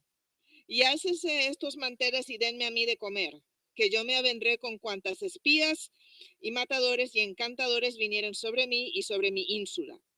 En esto entró un paje y le dijo, aquí está un labrador negociante que quiere hablar a vuestra señoría en un negocio, según él dice, de mucha importancia. Extraño caso es este, dijo Sancho, de estos negociantes. ¿Es posible que sean tan necios que no echen de ver que semejantes horas como estas no son en las que se han de venir a negociar? Por ventura los que gobernamos, los que somos jueces, no somos hombres de carne y hueso, y que es menester que nos dejen descansar el tiempo que la necesidad pide, sino que quieren que seamos hechos de piedra mármol.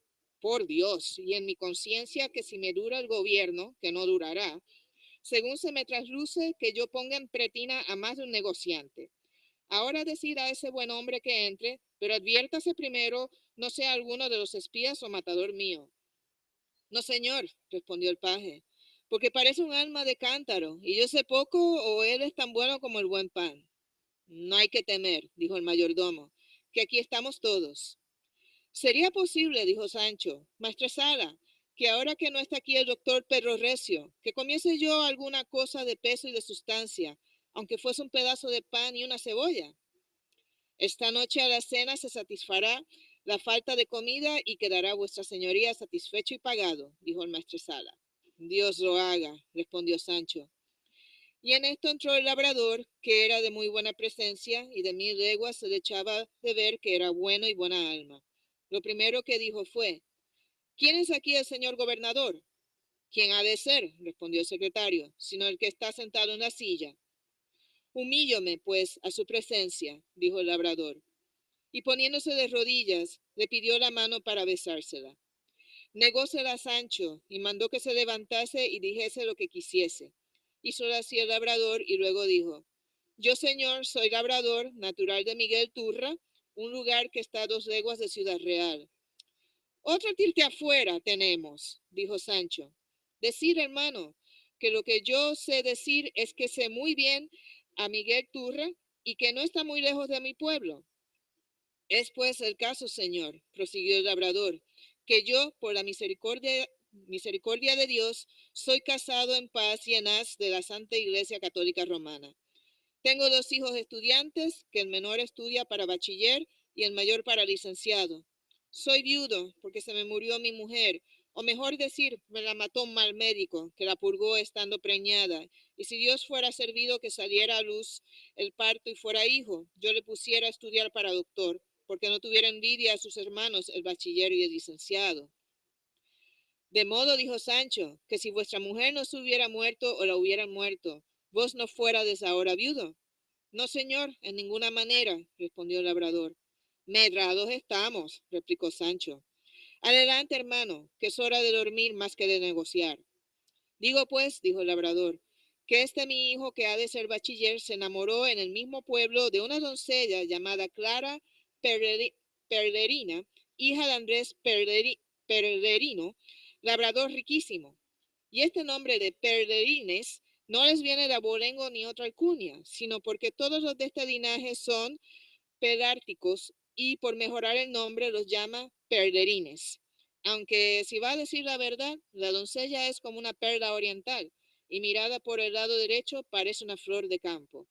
Por el izquierdo no tanto, porque le falta aquel ojo que se desaltó de viruelas. Y aunque los hoyos del rostro son muchos y grandes, dicen los que la quieren bien que aquellos no son hoyos, sino sepulturas, donde se sepultan las almas de sus amantes.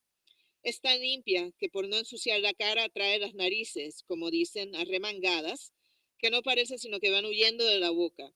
Y con todo esto parece bien por extremo, porque tiene la boca grande, y a no faltarle 10 o 12 dientes y muelas, pudiera pasar y echar raya entre las más bien formadas. De los labios no tengo que decir, porque son tan sutiles y delicados, que si se usaran asparlabios, pudieran hacer de ellos una madeja. Pero como tienen diferente color de la que en los labios se usa comúnmente, parecen milagrosos, porque son jaspeados de azul y verde y aberenjenado. Y perdóneme, señor gobernador, que si por tan menudo voy pintando las partes de la que al fin ha de ser mi hija, que la quiero bien y no me parece mal.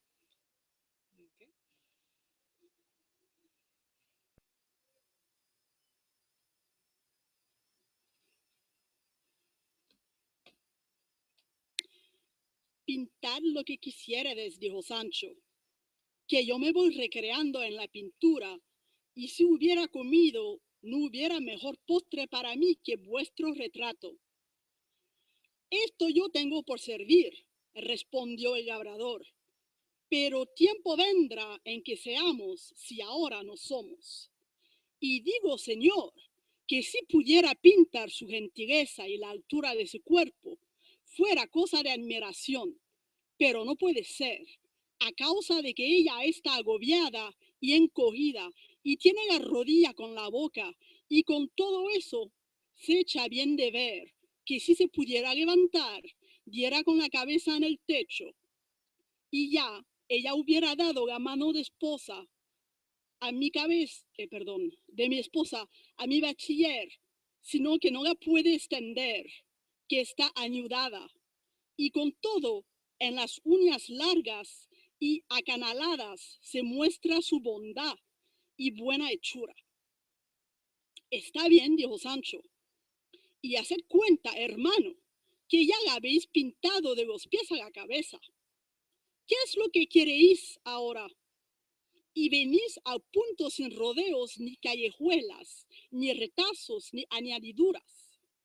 Querría, señor, respondió el labrador, que vuestra merced me hiciese merced de darme una carta de favor para mí, consuegro, suplicándole sea servido de que este casamiento se haga, pues no somos desiguales en los bienes de fortuna, ni en los de la naturaleza. Porque, para decir la verdad, señor gobernador, mi hijo es endemoniado y no hay día que 3 o 4 veces no le atormenten los malignos espíritus, y de haber caído en vez en el fuego, tiene el rostro arrugado como pergamino y los ojos algo llorosos y manachales. Pero tiene una condición de un ángel, y si no es que se apotrea y se da de puñaladas él mismo, a sí mismo fuera un bendito. ¿Queréis otra cosa, buen hombre?, replicó Sancho. Otra cosa querría, dijo el labrador, sino que no me atrevo a decirlo. Pero vaya, que en fin no se me ha de podrir en el pecho, pegue o no pegue. Digo, señor, que querría que vuesa merced me diese 300 o 600 ducados para ayuda a la dote de mi bachiller. Digo, para ayudar de poner en su casa, porque en fin, han de vivir por sí, sin estar sujetos a las impertinencias de los suegros. Mirad, si queréis otra cosa, dijo Sancho, no la dejéis de decir por empacho ni por vergüenza. No, por cierto, respondió el labrador. Y apenas dijo esto, cuando levantándose en pie el gobernador, asió de la silla en que estaba sentado y dijo: voto a tal don patán rústico y mal mirado, que si nos os apartáis y escondéis luego de mi presencia, que con esta silla os rompa y abra la cabeza. ¡Hijo de puta bellaco, pintor del mismo demonio! Y a estas horas te vienes a pedirme 600 ducados. ¿Y dónde los tengo yo, hediondo? ¿Y por qué te los había de dar, aunque los tuviera, socarrón y mentecato? ¿Y qué se me da a mí de Miguel Turra, ni de todo el linaje de los pelerines? Va de mí, digo, sino por vida del duque mi señor, que haga lo que tengo dicho. Tú no debes de ser de Miguel Turra, sino algún socarrón que para tentarme te ha enviado aquí al infierno. Dime, desalmado, aún a día y medio que tengo el gobierno, ¿y ya quieres que tenga 600 ducados? Hizo señas el maestresala al labrador que se saliese de la sala, el cual lo hizo cabizbajo y al parecer temeroso de que el gobernador no ejecutase su cólera, y que el bellacón supo hacer muy bien su oficio. Pero dejemos con su cólera a Sancho, y ándese la paz en el corro, y volvamos a Don Quijote, que le dejamos vendado el rostro y curado, de las gatescas heridas, de las cuales nos sanó en 8 días, en uno de los cuales se sucedió que Cide Hamete promete de contar con la puntualidad y verdad que suele contar las cosas de esta historia, por mínimas que sean.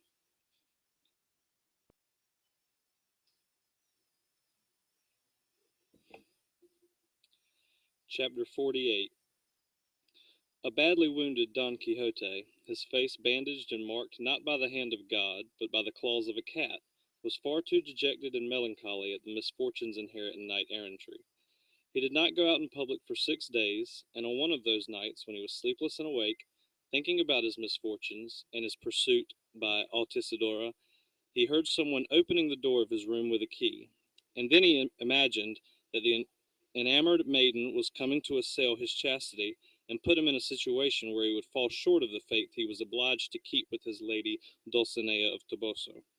No, he said in a voice that could be heard, believing what he had just imagined, the greatest beauty on earth will not influence me to stop adoring the one I have engraved and impressed deep in my heart, and at the very center of my being, no matter, my lady, if you are transformed into an uncouth peasant, or a nymph of the golden Tahoe weaving cloth of golden silk, or are being held by Merlin or Montesinos wherever they wish, for wherever you may be, you are mine, and wherever I go, I have been and shall be yours.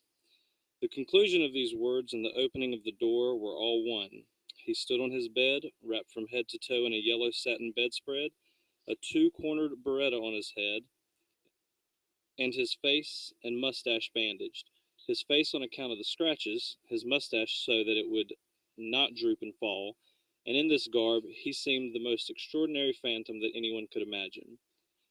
He fixed his eyes on the door, and where he expected to see the overwhelmed and lovesick Altisidora come in, he saw instead a most reverend duenna wearing white veils so long and intricate that they covered and enshrouded her from head to foot. In the fingers of her left hand she carried half a burning candle, and with her right hand she shaded her face so that the light would not shine in her eyes, which were covered by the very large spectacles. by very large spectacles. She stepped very softly and moved her feet very quietly. Don Quixote looked down at her from his observation post, and when he saw her silence, he thought that a witch or a sorceress had come in that attire to commit some villainy against him, and he began very quickly to cross himself.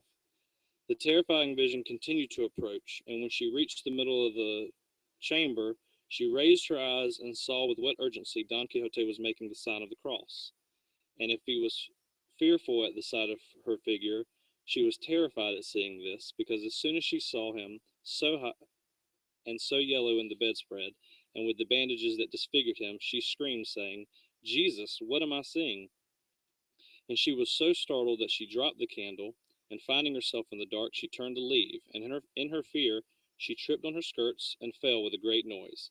A fearful Don Quixote began to say, "I conjure thee, phantom, or whatever thou mayest be, to tell me what thou art, and to tell me what it is that thou wantest of me. If thou art a soul in torment, tell me, and I shall do for thee all that is in my power, for I am a Catholic Christian, and partial to doing good to everyone.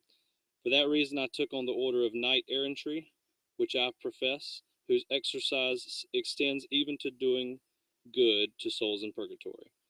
The dumbfounded duenna, who heard herself being conjured, associated Don Quixote's fear with her own, and in a low and grieving voice she responded, "Señor Don Quixote, if your grace happens to be Don Quixote, I am no phantom, or vision, or soul in purgatory, as your grace must have thought, but Doña Rodriguez, the duenna of honor to my lady the Duchess, and I have come to your grace because I am in the sort of need your grace usually remedies."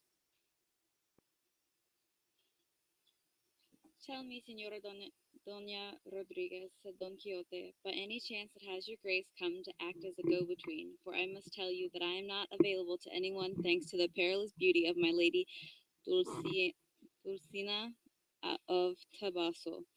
In short, Señora Doña Rodriguez, I say that if your grace sets and puts aside all amorous messages, you may light your candles again and come back, and we shall speak of anything you like and desire, except, as I have said, any invitation to the affection. I serve as anyone's messenger, Señor, responded to the duenna.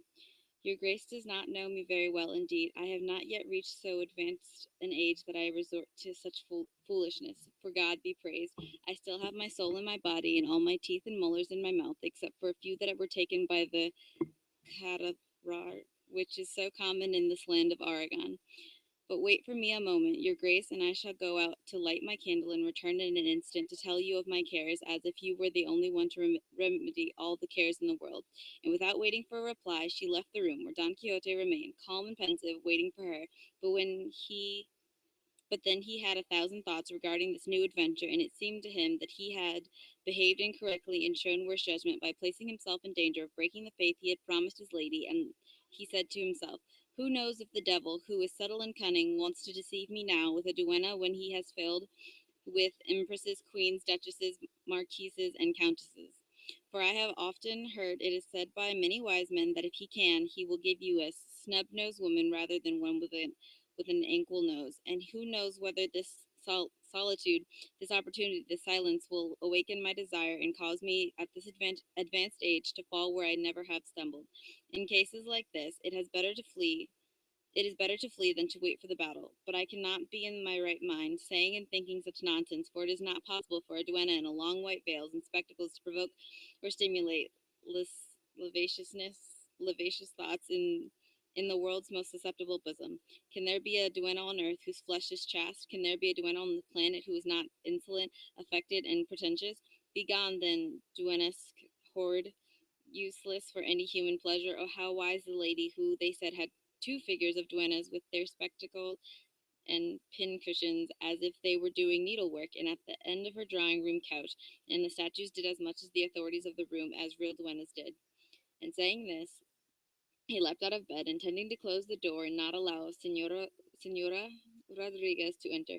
But as he was about to close it, Senora Rodriguez returned, holding a lighted candle of white wax. And when she saw Don Quixote more closely wrapped in the bedspread with his bandages and his cap or beretta, she became afraid again, took 2 steps backwards, and said, "If my safety assured, Señor Knight, because I do not take it as a sign of modesty that your grace has gotten out of your bed." I could very well ask the same question, Señora, responded Don Quixote, and so I ask if I shall be safe from assault and violation. From whom or to whom, Señor Knight, do you ask for that assurance? Responded the duenna. For you and to you, responded Don Quixote, for I am not marble and you are not bronze, and I am not marble and you're not bronze, and if it is not now 10 in the morning, but midnight or even a little later, I imagine, and this is a chamber more hidden in secret than the cave where the treacherous and reckless Arnias enjoyed the beautiful and compassionate Dido. But give me, Señora, your hand, for I wish no greater assurance than that of my own conscience and modesty, and that offered by these most revered veils. And having said this, he kissed her right hand and held it to his own, and she did the same with the same ceremony.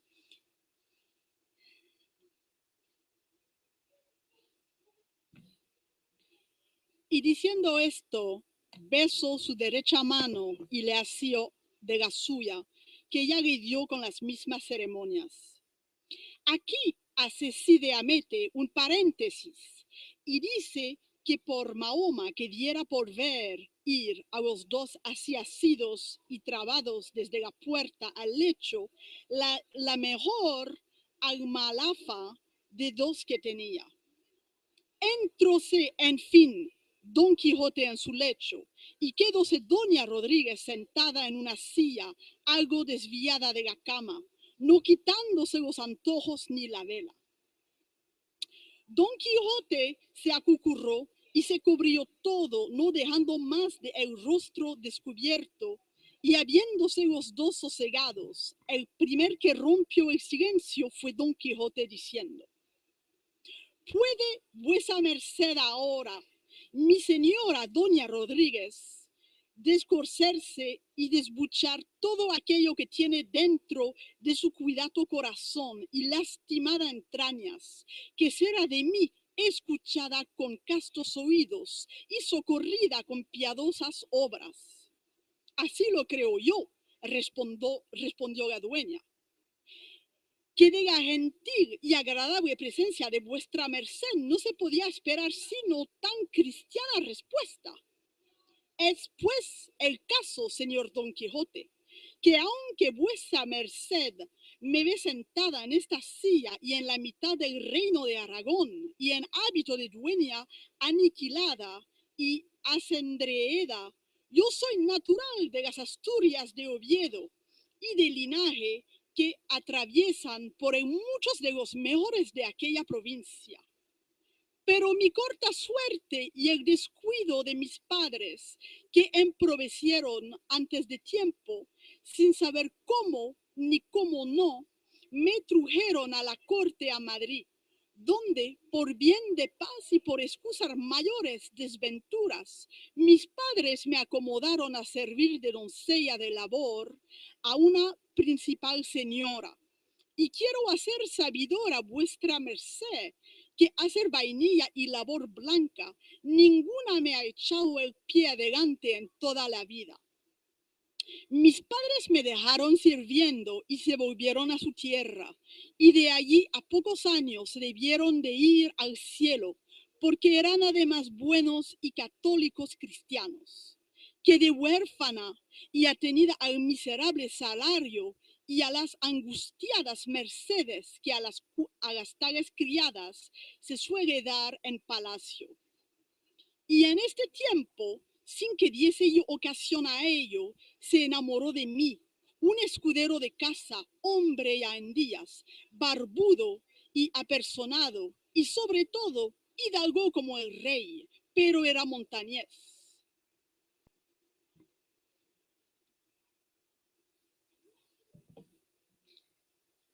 And at this she began to cry very piteously and said, Señor Don Quixote, your grace must forgive me, but I cannot help it, because every time I remember my poor husband, my eyes fill with tears. Lord, save me. With what authority did he carry my lady on the headquarters of a powerful mule, as black as jet itself?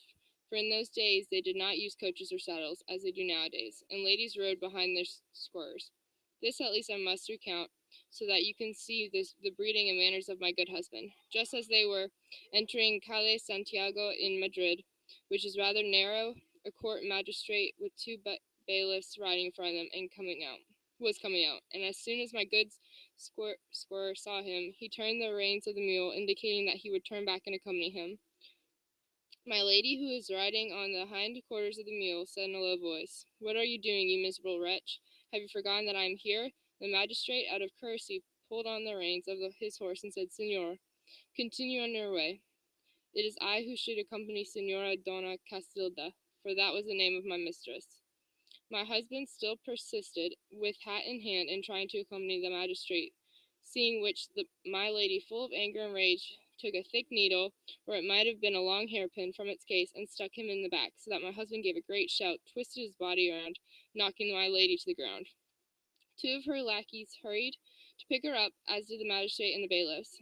The Guadalajara gate, I mean the shiftless people loitering there, was in an uproar. My mistress left on foot, and my husband went to the house of a barber, saying that his innards had been pierced right through. My husband's courtesy became the subject of so much talk that boys ran after him in the streets, and for that reason, and because he was somewhat short-sighted, my lady, the Duchess, dismissed him, and I have no doubt that his grief over this is what caused his death. I was left a hopeless widow and a daughter to care for, whose beauty was growing like the ocean foam. Finally, since I was known for fine needlework, my lady, the Duchess, who had recently married my lord, the Duke, offered to bring me, as well as my daughter, to this quaint kingdom of Aragon, where the days passed and my daughter grew and was endowed with all the graces in the world. She sings like a lark, dances court dances like a lightning flash, and country dances like a whirlwind, reads and writes like a schoolmaster, and counts like a mister. I say nothing about her purity. Running water is not pure, and now, if I remember correctly, she must be 16 years, 5 months, and 3 days old, give or take a few. In short, the son of a very rich farmer who lives in a village not very far from here, which belongs to my lord the Duke, fell in love with my girl. The fact is that I don't know how it happened, but they met, and promising to be her husband, he deceived my daughter, and now he refuses to keep his word, even though my lord the Duke knows about it, because I myself have complained to him, not once but many times, and have asked him to order the farmer to marry my daughter. He ignores me and doesn't want to listen to me, and the reason is that since the seducer's father is so rich and lends him money and sometimes stands as his guarantor when he gets into difficulties, he doesn't want to anger or trouble him anyway. And so, Señor, I would like your grace to take responsibility for righting this wrong, either by persuasion or by arms, for according to what everyone says, your grace was born to this world to redress grievances and right wrongs, and come to the aid of those in need. Your grace, keep in mind that my daughter is an orphan, and well-bred and young, and possessed all of those gifts that I have mentioned to you. For by God and my conscience, all of the maidens that my mistress has, there is none that can touch the sole of her shoe, and the one they call Altisidora, the one they consider the most elegant and spirited, can't come within 2 leagues of my daughter, because I want your grace to know, Señor, that all that glitters is not gold. This little Altisidora has more vanity than beauty and more spirit than modesty, and besides, she's not very healthy. She has breath so foul that you can't bear to be near her even for a moment. And then my lady the Duchess, but I'd better be quiet, because they say that the walls have ears. By my life, what is wrong with my lady the Duchess? Señora Donna Rodriguez, asked Don Quixote. With that oath, responded the duenna, I must respond truthfully to what I have been asked. Señor Don Quixote, has your grace seen the beauty of my lady the Duchess? Her complexion that resembles a smooth and burnished sword, her 2 full cheeks of milk and carmine, the sun glowing on one and the moon on the other, and the elegance with which she treads even scorns the ground. So does it look like as if she were scattering health and well-being wherever she goes? Well, your grace should know that for this she can thank God first of all, and then the 2 issues she has on her legs, which drain the bad humors that the doctors say fill her body.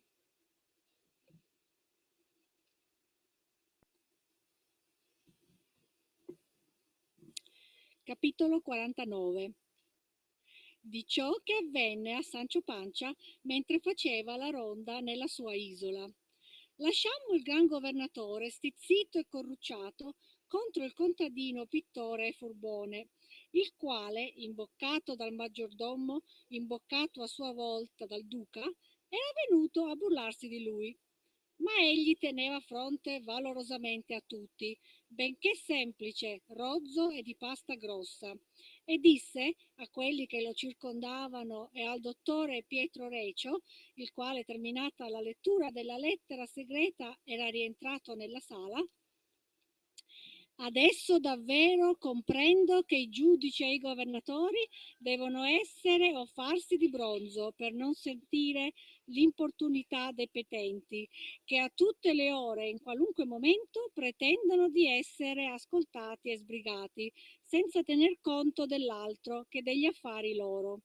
E se il povero giudice non li ascolta e sbriga, è perché non può o perché non è quello di tempo fissato per le udienze, e subito lo maledicono e lo mormorano e gli rodono le ossa e perfino rivedono le bucce al suo lignaggio. Petente stolto, petente mantecatto, non aver tanta furia, aspetta l'opportunità e l'occasione per trattare dei tuoi negozi. Non presentarti all'ora dei pasti e del sonno, perché anche i giudici sono di carne e devono concedere alla natura ciò che naturalmente chiede. Solo io non do alla mia da mangiare, grazie al signor dottore Pietro Recio tirati fuora, qui presente, che vuol ch'io muoia di fame, e afferma che questa morte è vita. Così Dio la dia a lui e a tutti della sua razza. Intendo a quella dei medici cattivi, che a buoni meritano lauri e palme.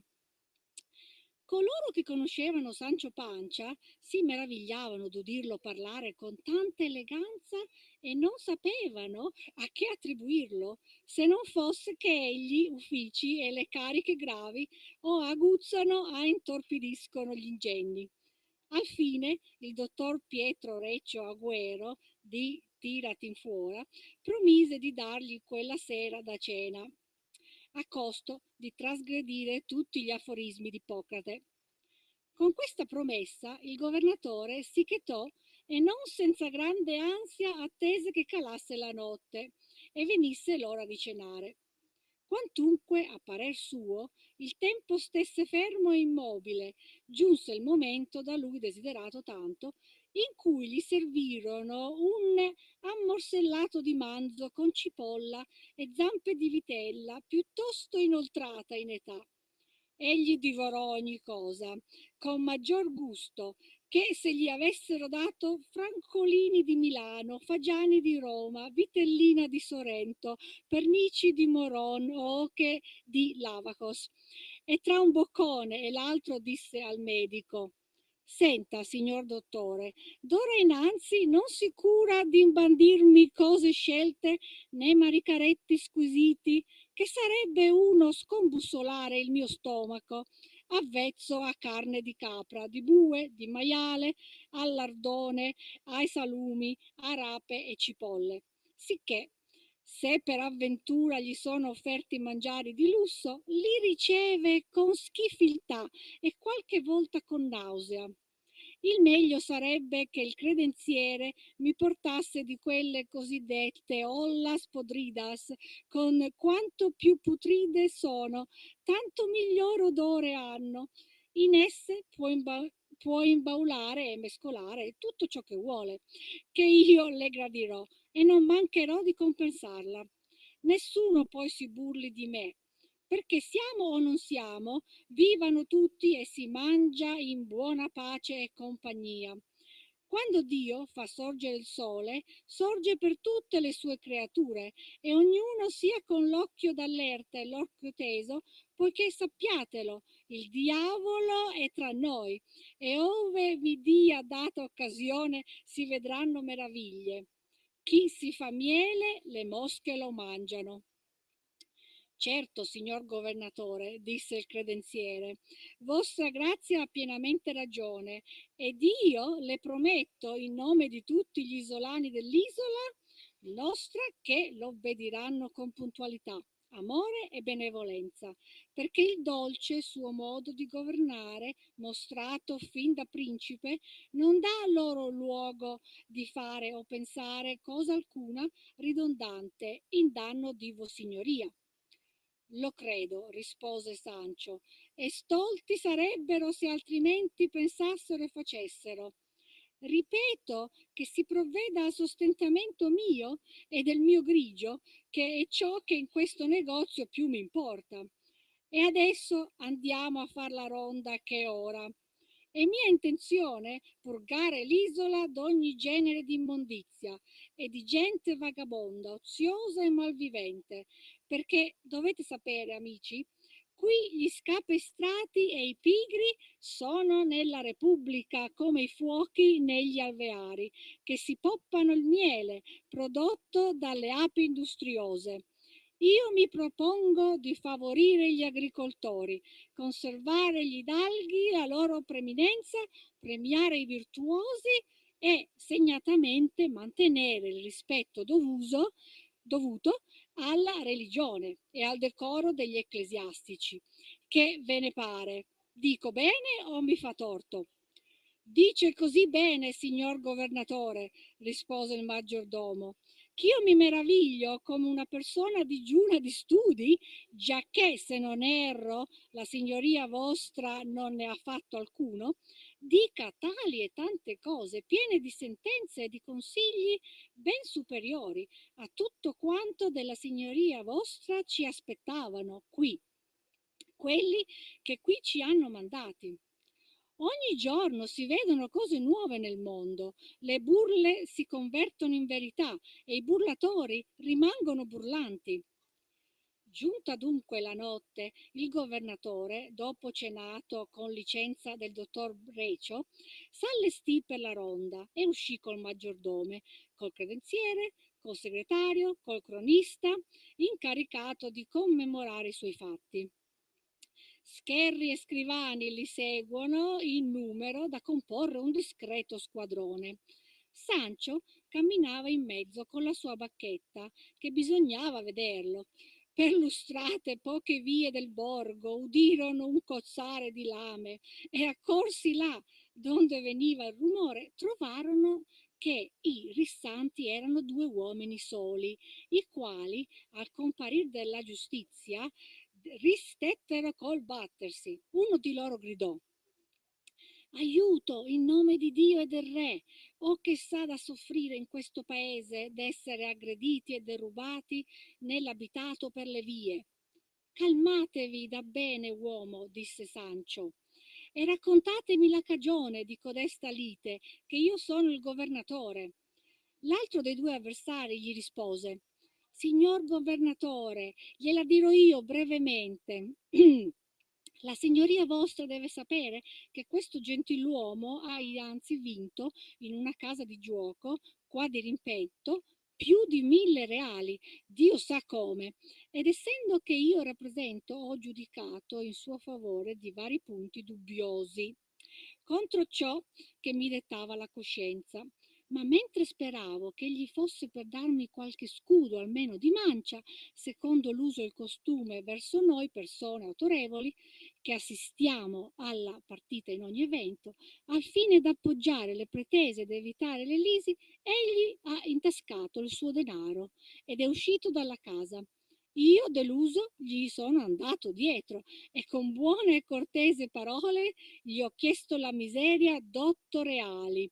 E quel birbaccione, che è il più ladro di Caco, il più d'Andriglia, benché sappia che io sono un uomo onorato, non ho né arte né parte, perché i miei genitori nulla mi insegnarono, nulla mi lasciarono, non voleva darmene se non 4.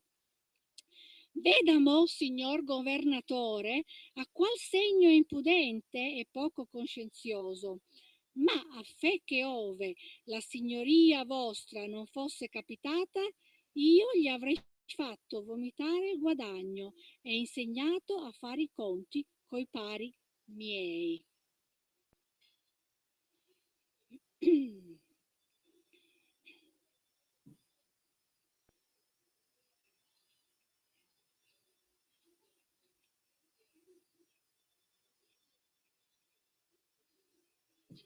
And what do you weave? The iron tips of lances with your grace's kind permission. Are you being funny with me? Are you proud of being a joker? Fine. Where were you going now? Signor, to take the air. And where do you take the air in this insula? Wherever it blows. Good, your answers are right to the point. You're clever, boy, but you should know that I'm the air, and I'm blowing at your back and sending you to prison. You there, seize him and take him away, and I'll make him sleep without any air tonight. By God, said the young man, your grace will make me sleep in prison when you make me a king. And why can't I make you sleep in prison, responded Sancho. Don't I have the power to arrest you and let you go wherever I want to? No matter how much power your grace has, said the young man, it won't be enough to make me sleep in prison. You think so, replied Sancho. Take him right now to the place where he'll see the truth with his own eyes, no matter how much the warden tries to use self-interested generosity with him. I'll fine the warden 2,000 ducados if he lets you take one step out of prison. Oh, this is laughable, said the young man. The fact is that every man alive today won't make me sleep in prison. Tell me, you demon, do you have an angel who'll take you out and remove the irons that I plan to put on you? Now, Signor Governor, the young man responded with great charm, let us use reason and come to the point. Suppose, your grace, that you order me taken to prison, and there I'm put in irons and chains and placed in a cell, and the warden will suffer great penalties as he lets me out, and he obeys every order you give him. Even so, if I don't want to sleep and stay awake the whole night without closing my eyes, is all your grace's power enough to make me sleep if I don't want to? No, of course not, said the secretary, and the man has proven his point. Which means, said Sancho, that you wouldn't sleep simply because it's your will not to, not because you want to go against mine. No, senor, said the young man, I wouldn't dream of doing that. Well then, said Sancho, go with God back to your house to sleep, and may God give you a sound sleep. For I don't want to rob you of that, but I do advise that from now on you don't mock the law, because you may come across a constable who will take the joke out of your hide. The young man left, and the governor continued on his patrol, and in a little while 2 constables came along holding a man, and they said, Signor Governor, the person who looks like this man isn't one. She's a woman, and not an ugly one, and she's dressed in men's clothes. They raised 2 or 3 lanterns up to her eyes, and in their light they saw the face of a woman who seemed to be 16 years older, perhaps a little older, and her hair caught up in a net of gold and green silk, and as beautiful as 1,000 pearls. They looked at her from head to toe and saw she was wearing stockings of scarlet silk, with garters of white taffeta edged in gold and seed pearls. Her breeches were green, made of cloth of gold, as was her jacket or loose coat, under which she wore a doublet of the finest gold and white cloth, and her men's shoes were white. On her belt she did not wear a sword, but a richly decorated dagger, and on her fingers there were many precious things. In short, everyone thought the girl was lovely, and no one recognized her, and the residents of the village said they could not think who she might be, and those who were privy to the tricks that were played upon Sancho were the ones who were the most bewildered, because they had not arranged this incident and discovery, and so they were in doubt, waiting to see how the matter would turn out. Sancho was amazed by the girl's beauty, and he asked her who she was and where she was going, and what had moved her to dress in those clothes. She, her eyes lowered in modesty and shame, responded, I cannot, senor, say publicly what it has been so important for me to keep secret, but I want one thing understood. I am not a thief or a wicked person, but an unfortunate maiden forced by the power of jealousy to break with decorum owed to modesty. Hearing this, the steward said to Sancho, Signor Governor, have these other people move away so the lady can say whatever she wishes with less embarrassment. The governor so ordered, and everyone moved away except the steward, the butler, and the secretary. When they were alone, the maiden continued, saying, Signores, I am the daughter of Pedro Perez Mazorca, the tax collector for wool in this village, who often comes to my father's house. This doesn't make sense, Signora, said the steward, because I know Pedro Perez very well, and I know he has no children, male or female, and besides, you say he's your father, and then you add that he often comes to your father's house. I noticed that too, said Sancho. Now, signores, I'm very upset, and I don't know what I'm saying, responded the maiden, but the truth is, I'm the daughter of Diego de la Llana, whom all your graces must know. Now that makes sense, responded the steward, for I know Diego de la Llana, and I know he's a distinguished gentleman and very rich, and that he has a son and a daughter, and since he was widowed, there's no one in the entire village who can say he's seen the face of his daughter. for he keeps her so secluded, not even the sun can see her. And even so, the rumor is that she's extremely beautiful. That is so true, responded the maiden, and I'm that daughter, and you, signores, can say now if the rumor of my beauty is false or not, for you have seen me. And then she began to weep most piteously, saying this. The secretary leaned towards the butler's ear and said very quietly, there can be no doubt that something important has happened to this poor maiden, because in these clothes, or at this hour, and being a gentlewoman, she's not in her house. No doubt about it, responded the butler, and her tears confirm your suspicions. Sancho consoled her with the best words he knew, and asked her to have no fear, and tell them what had happened to her, and all of them would attempt very earnestly to remedy it in every possible way.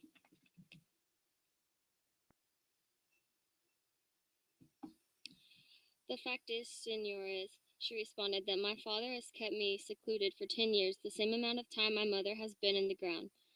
At home, Mass is said in a magnificent oratory, and in all this time I have not seen more than the sun in the sky during the day, and the moon and stars at night. I don't know what the streets or squares or temples or men even look like, except my father and a brother of mine, and Pedro Perez, the tax collector, and because he normally comes to my house, I had the idea of saying he was my father in order not to reveal who mine really is. The seclusion and my father's refusal to allow me to leave the house, not even to go to church, have made me very unhappy for many long days and months. I would like to see the world, or at least the village where I was born, and it seemed to me that this desire did not go against the decorum that well-born maidens ought to observe. When I heard the people had bullfights and cane fights and put on plays, I asked my brother, who is a year younger than I am, to tell me what those things were, as well as many other things I had not seen. He told me in the best way he could, but this only inflamed my desire to see them. Finally, to shorten the tale of perdition, I'll say that I begged and pleaded with my brother, and I wish I never had begged and pleaded for anything. And she began to cry again. The steward said to her, your grace should continue, senora, and finish telling us what has happened, for your words and your tears have us all in suspense. I have few words left to say, responded the maiden, but many tears to weep, because badly placed desires cannot bring any reduction, only more of the same. The maiden's beauty had left its mark on the butler's soul, and once more he raised his lantern in order to see her again, and it seemed to him she was shedding not tears but seed pearls, or the dew on the meadows, and he exalted them even higher and compared them to oriental pearls, and he hoped her misfortune was not as great as her tears and sighs seemed to indicate. The governor was becoming impatient at the length of time it took the girl to tell her history, and he told her not to keep them in suspense any longer, for it was late and they still had a good part of town to patrol. She, between interrupted sobs and broken sighs, said, misfortune and my misery are simply that I asked my brother to let me dress as a man in some of his clothes and take me out one night to see the village while our father was sleeping. He besieged my pleas, agreed, and he gave me these clothes and dressed himself in some of mine, which suited him as if he had been born to the men, because he doesn't have a beard yet and looks exactly like a beautiful maiden. And tonight, about an hour ago, more or less, we left the house, and guided by our young foolish thoughts, we walked around all the village, and we wanted to return home. We saw a great crowd of people coming towards us, and my brother said to me, sister, this must be the patrol. Put your wings on your feet and run with me so they won't recognize us, for they will not be in our favor. And saying this, he turned, and I won't say he began to run, but to fly. Before I had taken 6 steps, I fell. I was so frightened, and the officer of the law came and brought me before your graces, where, because I am wicked and capricious, I find myself shamed before so many people.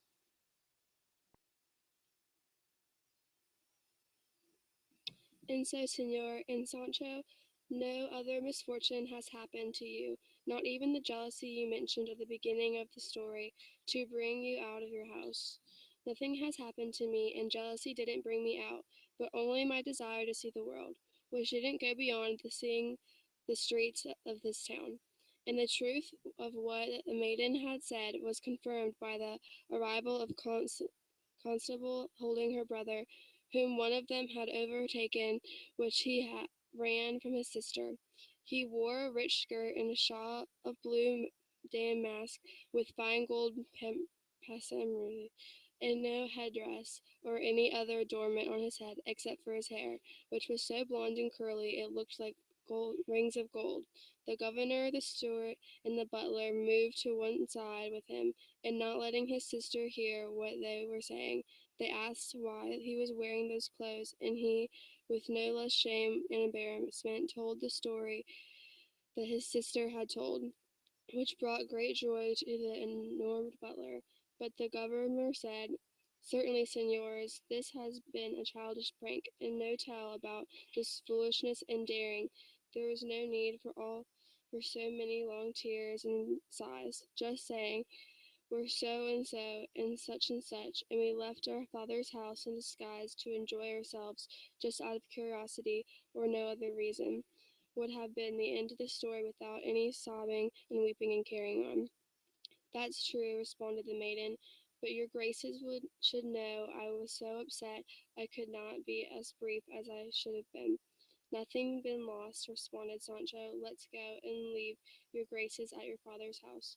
Maybe he hasn't missed you, and from now on don't be so childish, or so eager to see the world. An honorable maiden and a broken leg stay in the house, and a woman and a hen are soon lost when they wander, and a woman who wants to see also wants to be seen, and that's all I'll say." The boy thanked the governor for his kindness in talking them to their house, and so they set out, for it was not very far.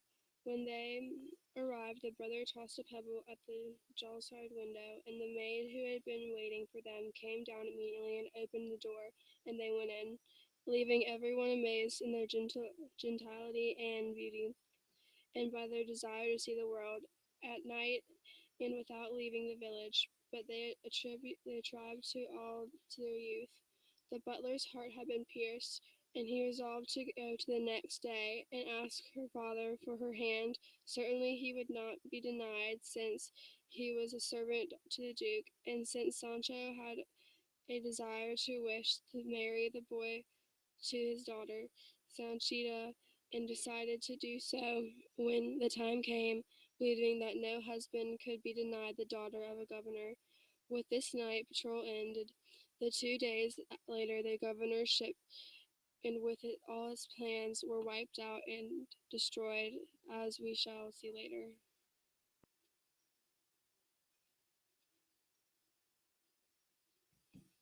Capítulo 50, donde se declara quién fueron los encantadores y verdugos que azotaron a la dueña y pellizcaron y arañaron a Don Quijote, con el suceso que tuvo el paje que llevó la carta a Teresa Sancha, mujer de Sancho Panza. Dice Sideamete, puntualismo, escudrinador de los átomos de esta verdadera historia, que al tiempo que doña Rodríguez salió de su aposento para ir a la estancia de Don Quijote, otra dueña que con ella dormía lo sintió, y que, como todas las dueñas son amigas de saber, entender y oler, se fue tras ella, con tanto silencio que la buena Rodríguez no lo echó de ver. Y así como la dueña la vio entrar en la estancia de Don Quijote, porque no faltase en ella la general costumbre que todas las dueñas tienen de ser chismosas. Al momento lo fue a poner en pico a su señora la duquesa, de cómo doña Rodríguez quedaba en el aposento de Don Quijote. La duquesa se lo dijo al duque y le pidió licencia para que ella y Altisidora y viniesen a ver lo que aquella dueña quería con Don Quijote. El duque se la dio, y las dos, con gran tiento y sosiego, paso ante paso, llegaron a ponerse junto a la puerta del aposento, y tan cerca que oían todo lo que dentro hablaban. Y cuando oyó la duquesa que Rodríguez había echado en la calle el Aranjuez de sus fuentes, no lo pudo sufrir, ni menos Altisidora. Y así, llenas de cólera y deseosas de venganza, entraron de golpe en el aposento, y acribillaron a Don Quijote, y vapularon a la dueña, de modo que queda contado, porque las afrentas que van derechas contra la hermosura y presunción de las mujeres despierta en ellas en gran manera la ira y enciende el deseo de vengarse.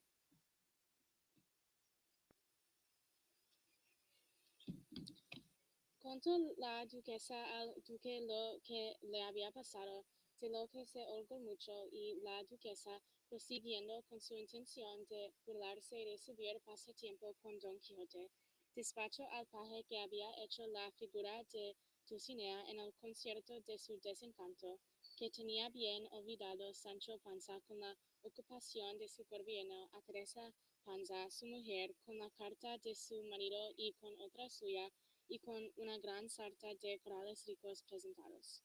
Dice pues la historia que el paje era muy discreto y agudo, y con deseo de servir a sus señores partido de muy bien gana al lugar de Sancho, y antes de entrar en el vio en un arroyo estar lavando cantidad de mujeres, a quien preguntó si les sabrían decir si en aquel lugar vivía una mujer llamada Teresa Panza, mujer de un cierto Sancho Panza, escudero de un caballero llamado de Quijote de la Mancha, a cuya pregunta se levantó en pie una mozuela que estaba llevando y dijo: esa Teresa Panza es mi madre, y ese tal Sancho mi señor padre, y el tal caballero nuestro amo. Pues venid, doncella, dijo el paje, y mostradme a vuestra madre, porque le traigo una carta y un presente del tal vuestro padre. Eso haré yo de muy buena gana, señor mío, respondió la moza, que mostraba ser de edad de 14 años, poco más o menos. Y dejando la ropa que lavaba a otra compañera, sin tocarse ni calzarse, que estaba en piernas de desgrenada, saltó delante de la cabalgadura del paje y dijo: venga vuesa merced, que a la entrada del pueblo está nuestra casa, y mi madre en ella, con harta pena por no haber sabido muchos días a de mi señor padre. Pues yo se las llevo tan buenas, dijo el paje, que tiene que dar bien gracias a Dios por ellas.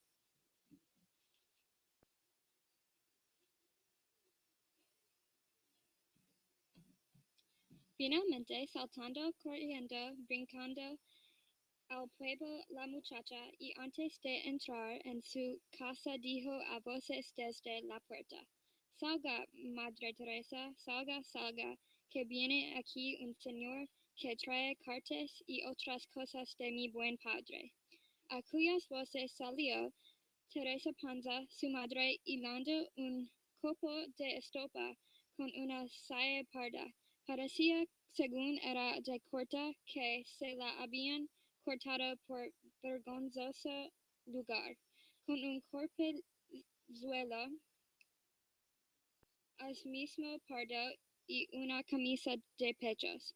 No era muy vieja, aunque mostraba para de los 40, pero fuerte, tiesa, nervuda y avellanada, la cual viendo a su hija y al paje a caballo, le dijo: ¿qué es esto, niña? ¿Qué señor es usted? Es un servidor de mi señora doña Teresa Panza, respondió el paje, y diciendo y haciendo se arrojó del caballo y se fue con mucha humildad a poner hinosos antes la señora Teresa, diciendo: deme vuestra merced de sus manos, sí, señora doña Teresa. Bien así como mujer legítima y particular del señor don Sancho Panza, gobernador propio de la ínsula Barataria. Ay, señor mío, quítese de allí.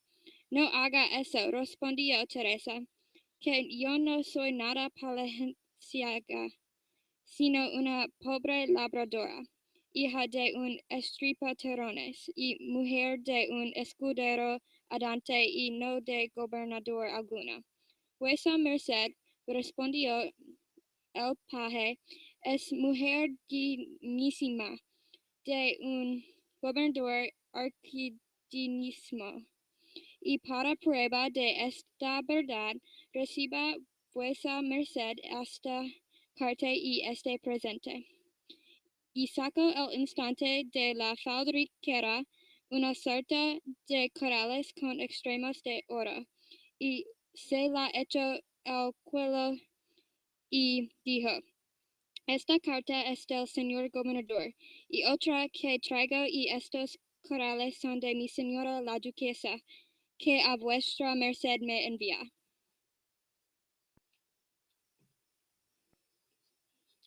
Quedó pasmada Teresa y su hija ni más ni menos, y la muchacha dijo, que me maten si no anda por aquí nuestro señor amo Don Quijote, que debe de haber dado a padre el gobierno o condado que tantas veces le había prometido. Así es la verdad, respondió el paje, que por respecto del señor Don Quijote es ahora el señor Sancho, gobernador de la ínsula Maratara, como se verá por esta carta. Léemela vuesa merced, señor gentil hombre, dijo Teresa, porque aunque yo sé hilar, no sé leer migaja. Ni yo tampoco, añadió Sanchicha, pero espérenme aquí, que yo iré a llamar quien le lea, ora sea el cura mismo, o el banchiller Sanso Carrasco, que vendrán de muy buena gana por saber nuevas de mi padre. No hay para que se llame a nadie que yo no sé hilar, pero sé leer y la leeré. Y así se la leo toda, que por quedar ya referida no se pone aquí. Y luego sacó otra de la duquesa que decía de esta manera. Amiga Teresa, las buenas partes de la bondad y del ingenio de vuestro marido Sancho me movieron y obligaron a pedir a mi marido el duque la diese un gobierno de una isla, de muchas que tiene. Tengo noticia que gobierna como un jerifote, de lo que yo estoy muy contenta, y el duque mi señor por el consiguiente. Por lo que doy muchas gracias al cielo de no haberme engañado en haberle escogido para el tal gobierno, porque quiero que sepa la señora Teresa que con dificultad se halla un buen gobernador en el mundo, y tal me haga. A mi Dios con Sancho gobierna. Allí le envío, querida mía, una sarta de corales con extremos de oro, y me holgara que fuera de perlas orientales. Pero quien te da eso, no te quería ver muerta. Tiempo vendrá en que nos conozcamos y nos comuniquemos, y Dios sabe lo que será. Encomiéndame a Sanchicha su hija, y dágale de mi parte que se aparte, que la tengo de casar altamente cuando menos lo piense.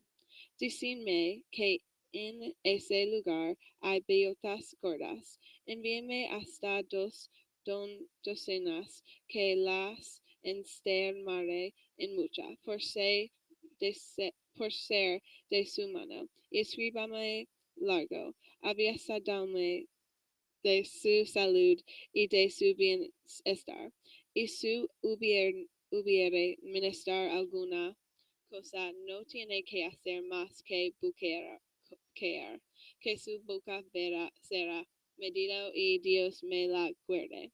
De ese lugar, su amiga, que bien la quiere, la duquesa.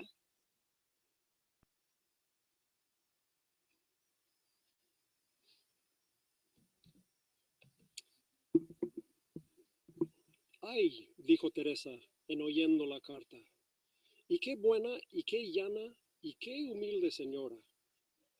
Con estas tales señoras me entierren a mí, y no las hidalgas que en este pueblo se usan, que piensan que por ser hidalgas no las ha de tocar el viento, y van a la iglesia con tanta fantasía como si fuesen las mismas reinas, que no parece sino que tienen a deshonra el mirar a un labrador o a una labradora.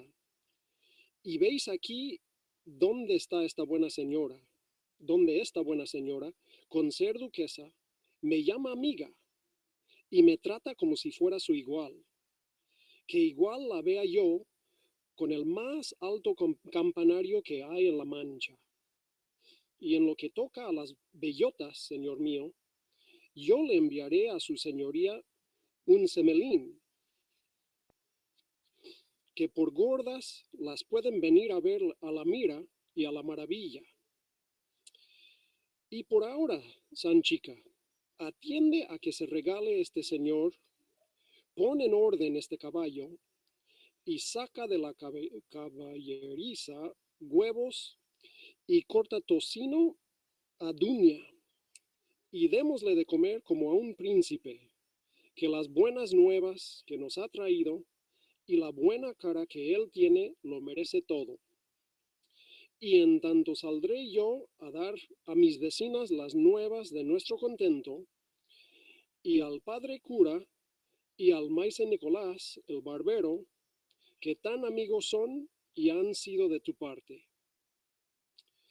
Sí haré, madre, respondió Sanchica, pero mire que me ha de dar la mitad de esa sarta, que no tengo yo por tan boba a mi señora la duquesa, que se le había de enviar a ella toda. Todo es para ti, hija, respondió Teresa, pero déjamela traer algunos días al cuello, que verdaderamente parece que me alegra el corazón.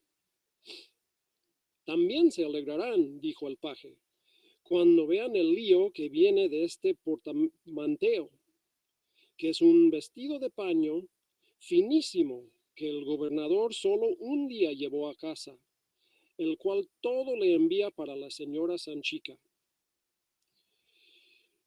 Que me viva él 1000 años, respondió Sanchica, y el que lo trae ni más ni menos, y aún 2000 si fuere necesidad.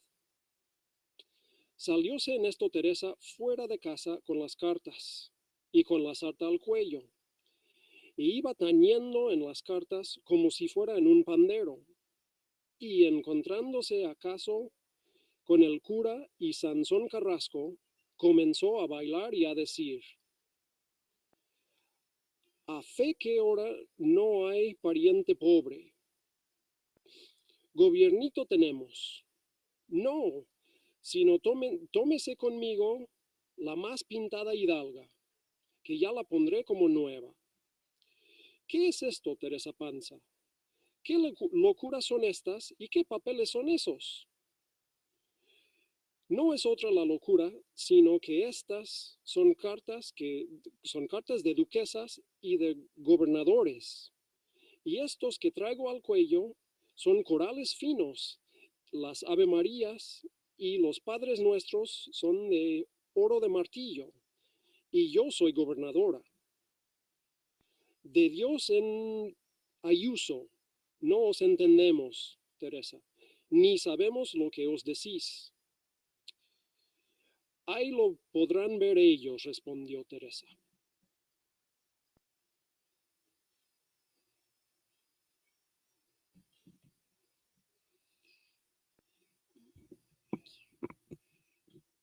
Y dio las cartas y leyólas el cura de modo que las oyó Sansón Carrasco. Y Sansón y el cura se miraron el uno al otro como admirados de lo que habían oído, y preguntó el bacalero quién había traído aquellas cartas. Respondió Teresa que se viniesen con él a su casa y verían el mensajero, que era un mancebo como un pino de oro, y que le traía otro presente que valía más de tanto. Quijote el cura los corales de Julio y mirólos y remirólos, y certificando que eran finos, tornó a admirarse de nuevo y dijo: por el hábito que tengo, que no sé qué me diga ni qué me piense de estas cartas y de estos presentes. Por una parte veo y toco la fianza de estos corales, y por otra leo que una duquesa envía a pedir 2 docenas de pelotas.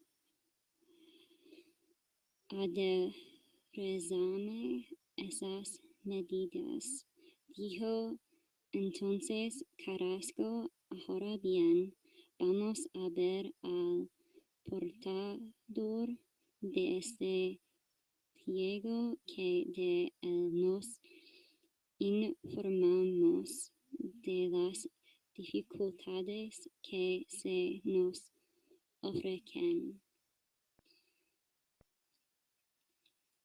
Hicieronlo así y volvió Teresa con ellos.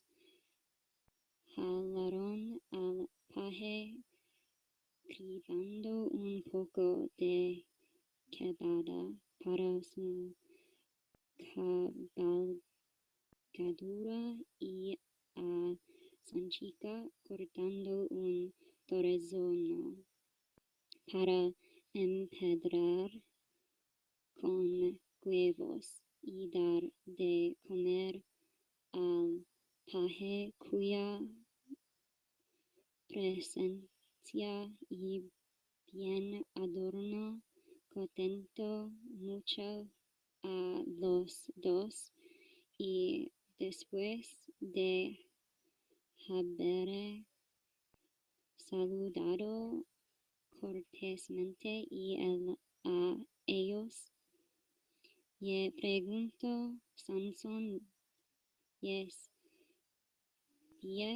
nuevas así de Don Quijote como de Sancho Panza, que puesto que habían leído las cartas de Sancho y de la señora duquesa, todavía estaban confusos y no acababan de atinar qué sería aquello del gobierno de Sancho, y más de una insulia, siendo todos o las más que hay en el mar Mediterráneo de su majestad.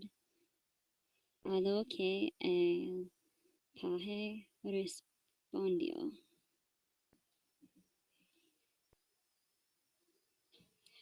De que el señor Sancho Panza sea gobernador no hay que dudar en ello.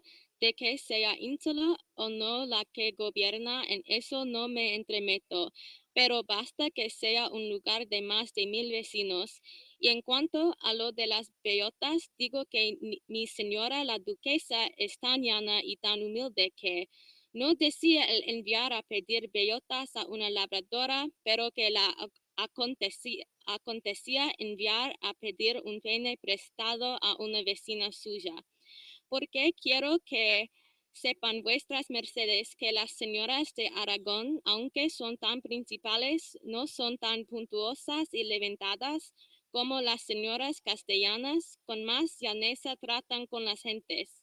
Estando en la mitad de estas pláticas, saltó Sanchica con un alda de huevos y preguntó el paje: dígame, señor, ¿mi señor padre trae por ventura calzas atacadas después que es gobernador?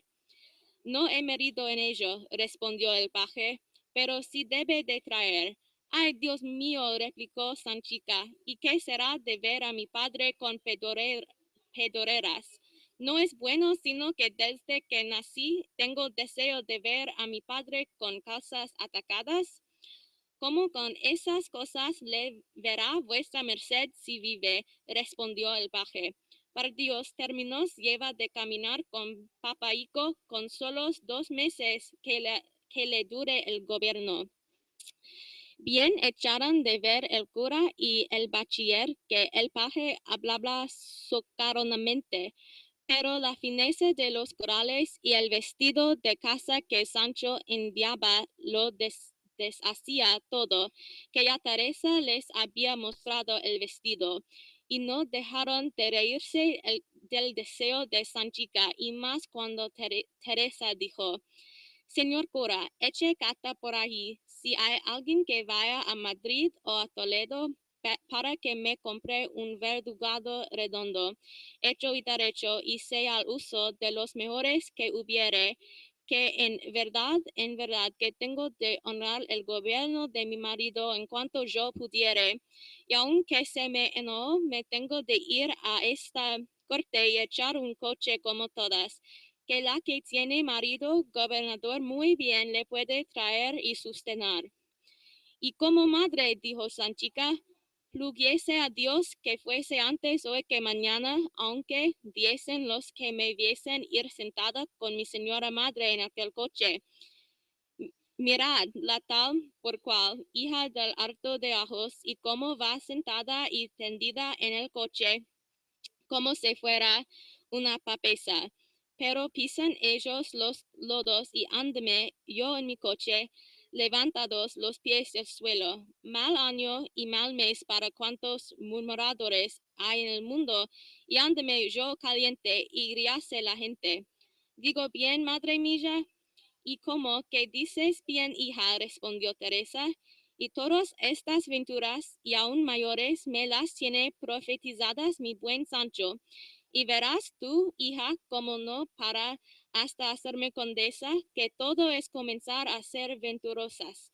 Y como yo he oído decir muchas veces a tu buen padre, que así como lo es tuyo, lo es de los refranes, cuando te dieran la vaquilla, corre en los seguía, cuando te dieran un gobierno, cógele, cuando te dieran un condado, agarle, y cuando te hicieran tus con alguna buena dávida, envásala. No, sino dormíos, y no respondáis a las venturas y buenas dichas que están llamando a la puerta de vuestra casa. ¿Y qué se me da a mí? Añadió Sanchica, que diga el que quisiere cuando me vea entonada y fantasiosa, y viso el perro en bragas de cero, y lo demás.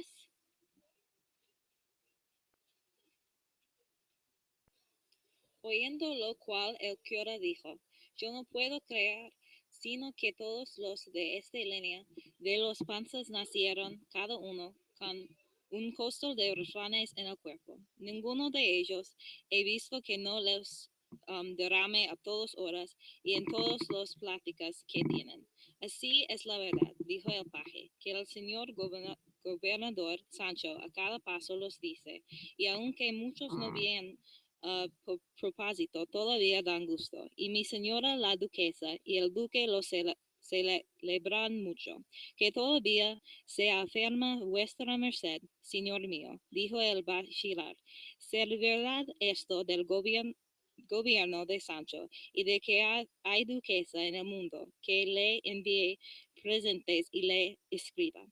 Porque nosotros, aunque tocamos los presentes y hemos leído las cartas, no lo creímos, y pensamos que esta es una de las cosas de Don Quijote, nuestro compatrito, que todos piensan que son hechas por encantamiento, y así estoy por decir que quiero tocar y papar a vuestra merced, por ver si es embajador fantástico, o hombre de carne y hueso. Señores, yo no sé más de mí, respondió el paje, sino que soy embajador verdadero, y que el señor Sancho Panza es gobernador efectivo, y que mis señores duque y duquesa pueden dar y han dado el tal gobierno, y que he oído decir que en él se porta valentísimamente el tal Sancho Panza.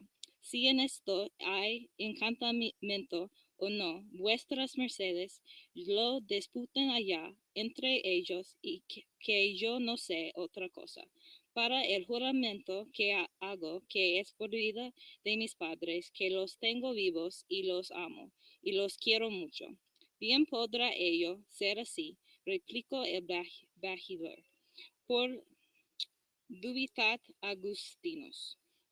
Dude quien dudare, respondió el paje. La verdad es la que he dicho, y es la que ha de andar siempre sobre la mentira, como el aceite sobre el agua, y si no, overvivas credite et non verbis. Vénganse alguno de vuestras mercedes conmigo y verán con los ojos lo que no crean por los oídos. Esa ida a mí toca, dijo Sanchico. Llévame vuestra merced, señor, a las ancas de su rocín, que yo iré de muy buena gana a ver a mi señor padre. Las hijas de los gobernadores no han de ir solas por los caminos, sino acompañadas de carrozas y literas y de gran número de servientes. Par Dios, respondió Sancha, también me vaya yo, sobre un polino como sobre un coche, hallado lo habéis la melindrosa. Calla, muchacha, dijo Teresa, que no sabes lo que te dices, y este señor está en lo cierto, que tal el tiempo, tal el tiempo. Cuando Sancha, y cuando gobernador, señora, y no sé si diga algo. Más dice la señora Teresa de lo que piensa, dijo el paje, y denme de comer y despáchenme luego, porque pienso volverme esta tarde. A lo que dijo el cura, vuestra merced, si vendrá a hacer penitencia conmigo, que la señora Teresa más tiene voluntad que Alhayas, para saber a tan buen huésped.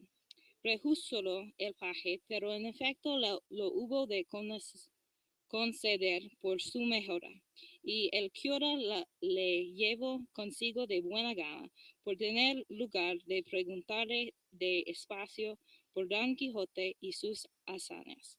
El bajidor se ofreció de escribir las cartas a Teresa de la respuesta, pero ella no quiso que el bajidor se metiese en sus cosas, que le tenía por algo burlón, y así dio un bollo y 2 huevos y un monacillo que sabía escribir, el cual le escribió 2 cartas, una para su marido y otra para la duquesa, notadas sí de su mismo calitre, que no son los peores que en esta grande historia se ponen como se verá adelante.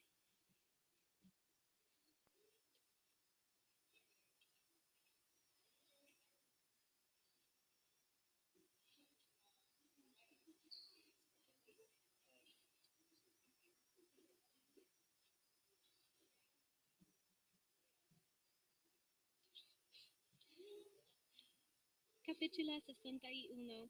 Anunció al día que se siguió a la noche y de la ronda del gobernador, la cual el Mastrela pasó sin dormir, ocupado el pensamiento en el rostro frío y belleza de la disfrazada don Cosel y en lo que Sancho Panza hacía y decía, tan admirado de sus hechos como de sus dichos, porque andaban mezcladas sus palabras y sus acciones con osmos discretos y tontos.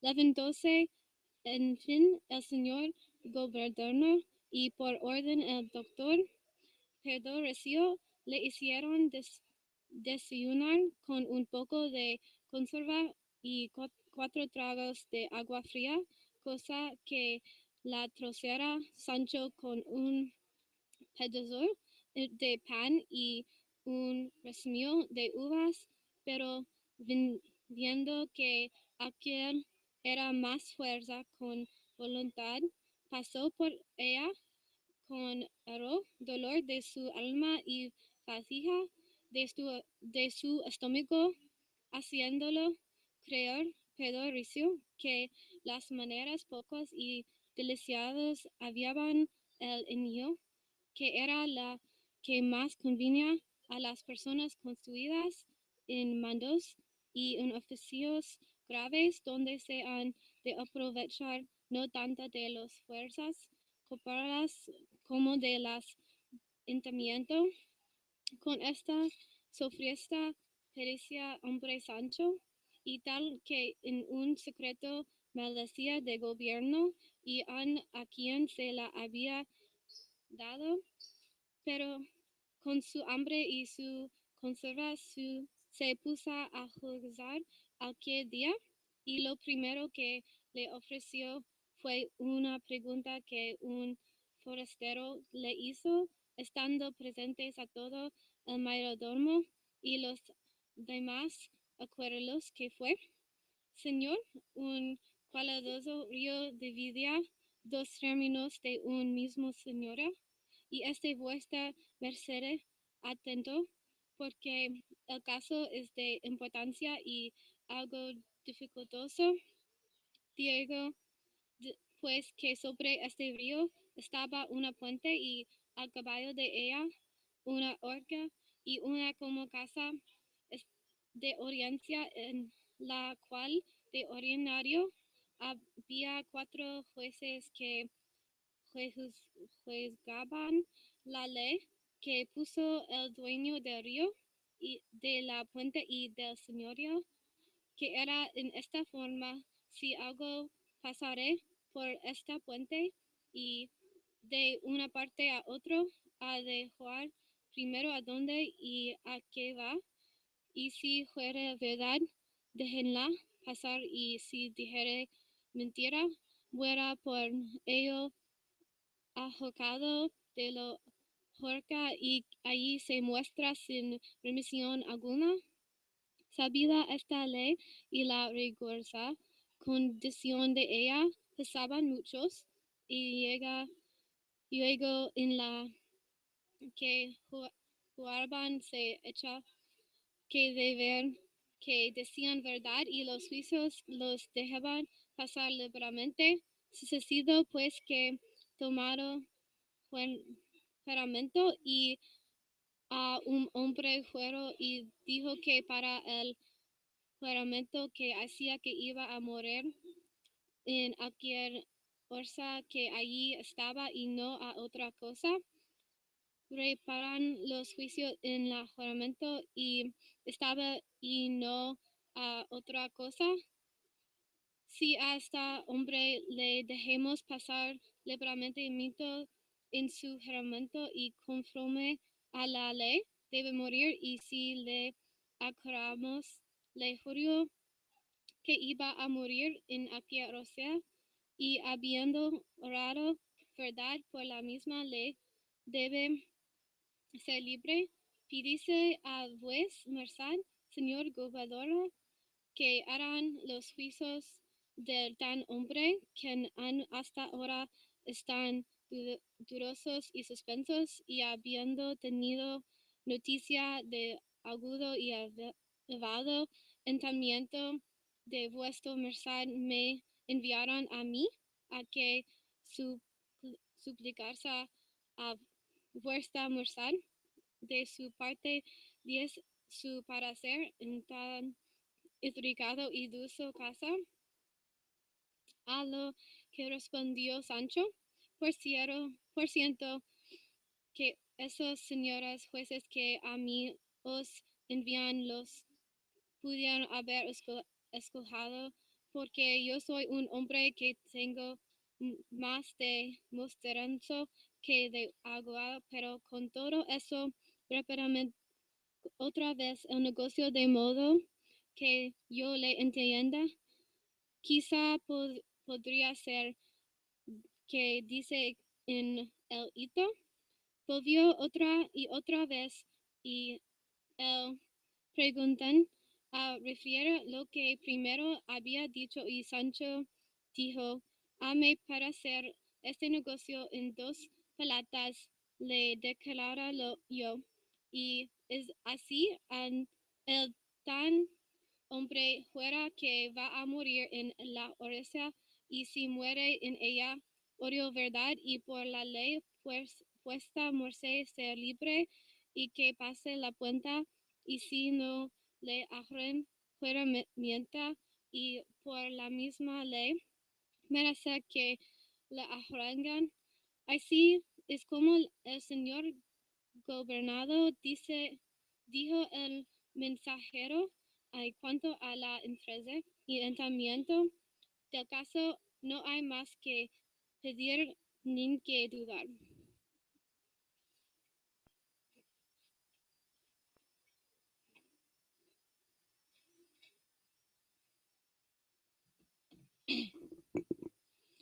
Digo yo, pues ahora, replicó Sancho, que de este hombre aquella parte que juró verdad le dejen pasar, y la que dijo mentira la ahorquen, y de esa manera se cumplirá la pie de la letra de condición del pasaje.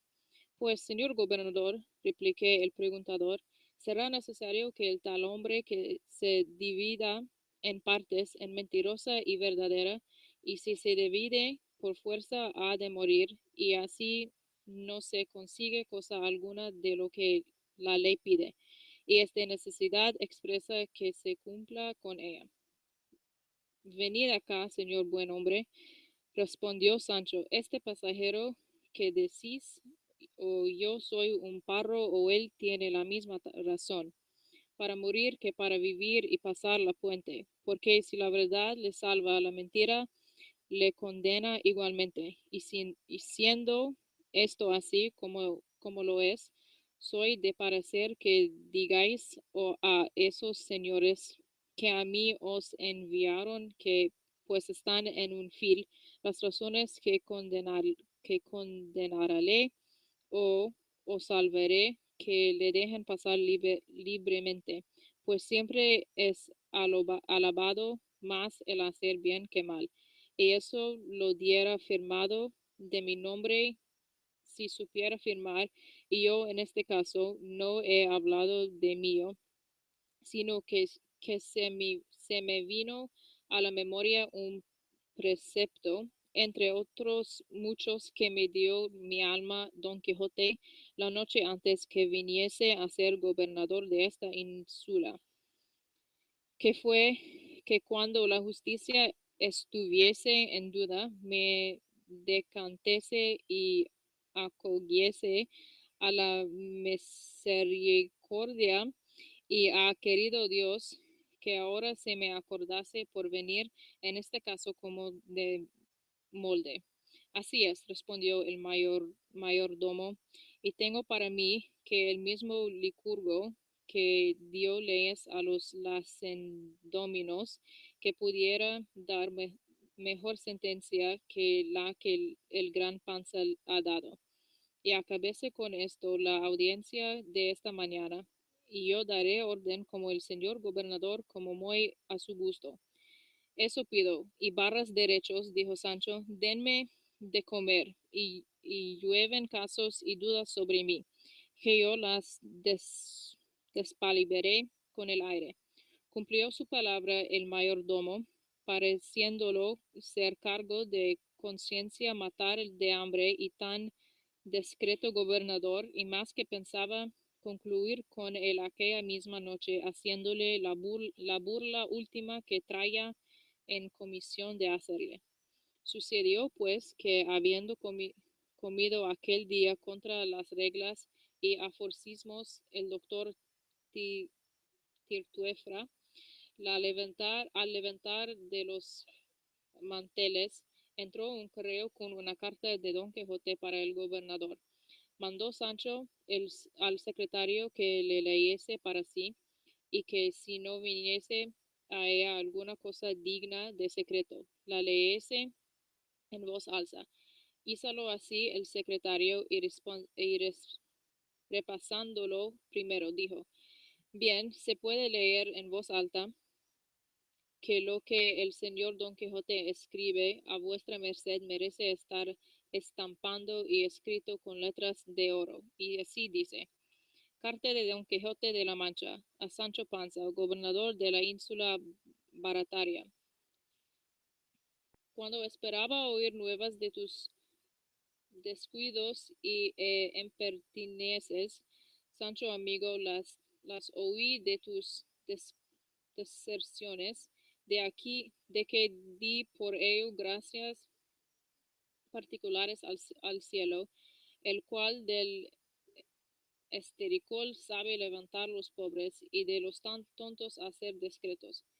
Dícenme que gobiernas como si fuese hombre y que eres hombre como si fuese bestia, según es la humildad con que te trata, y quiero que adviertas, Sancho, que muchas veces conviene y es necesario por la autoridad de oficio ir contra la humildad del corazón, porque el buen adorno de la persona que está puesta en graves cargos ha de ser conforme a lo que ellos piden, y no a la medida de lo que su humilde condición le inclina.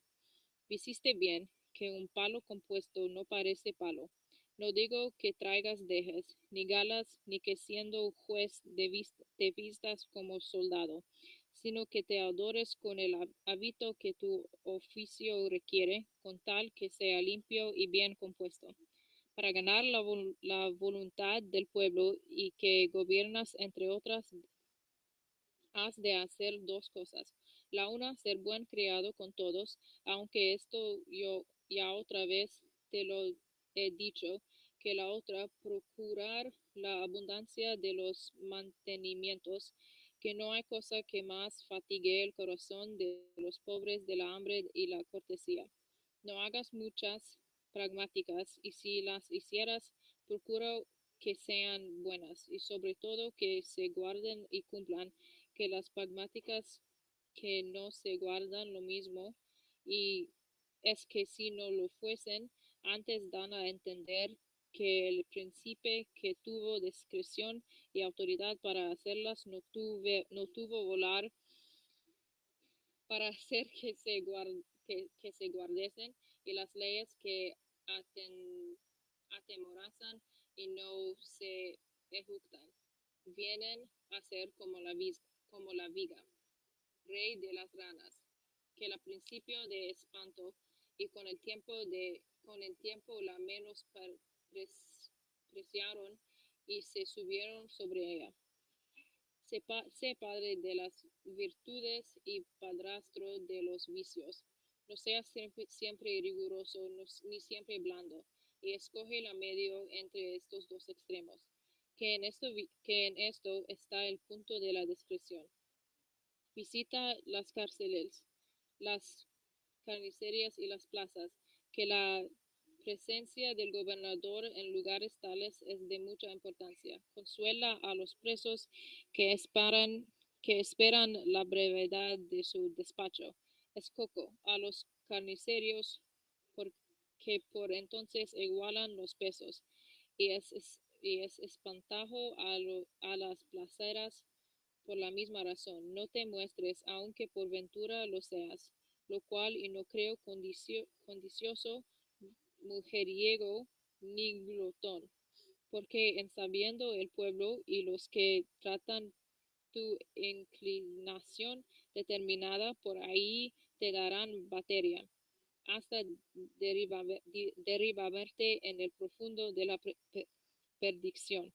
Mira y remira, pasa y repasa los consejos y documentos que te di por escrito antes de que aquí partieses a tu gobierno, y verás cómo hayas en ellos, si los guardas, una ayuda de costa que te sobrelleve los trabajos y dificultades que a cada peso a los gobernadores se les ofrece.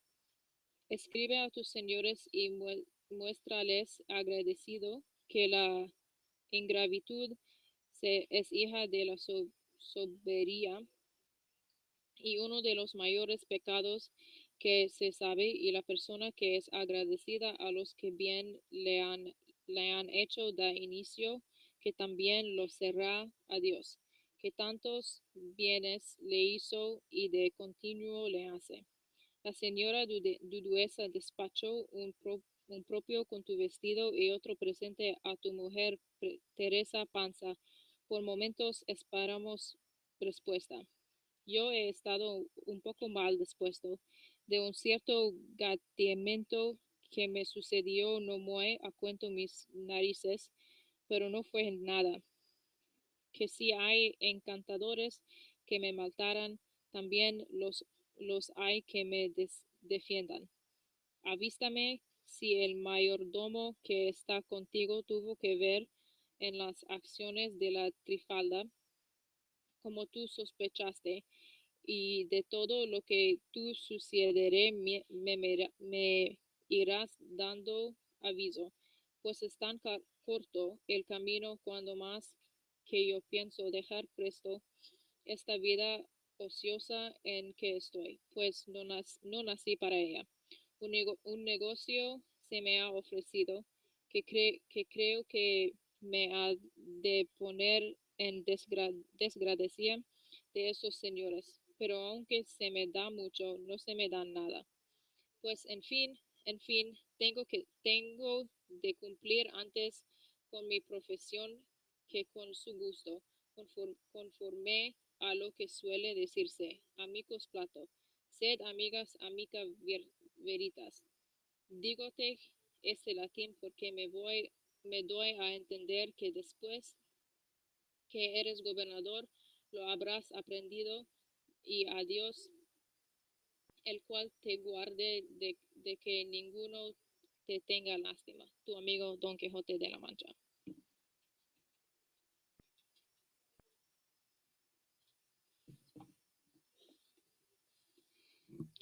Sancho listened very attentively to the letter.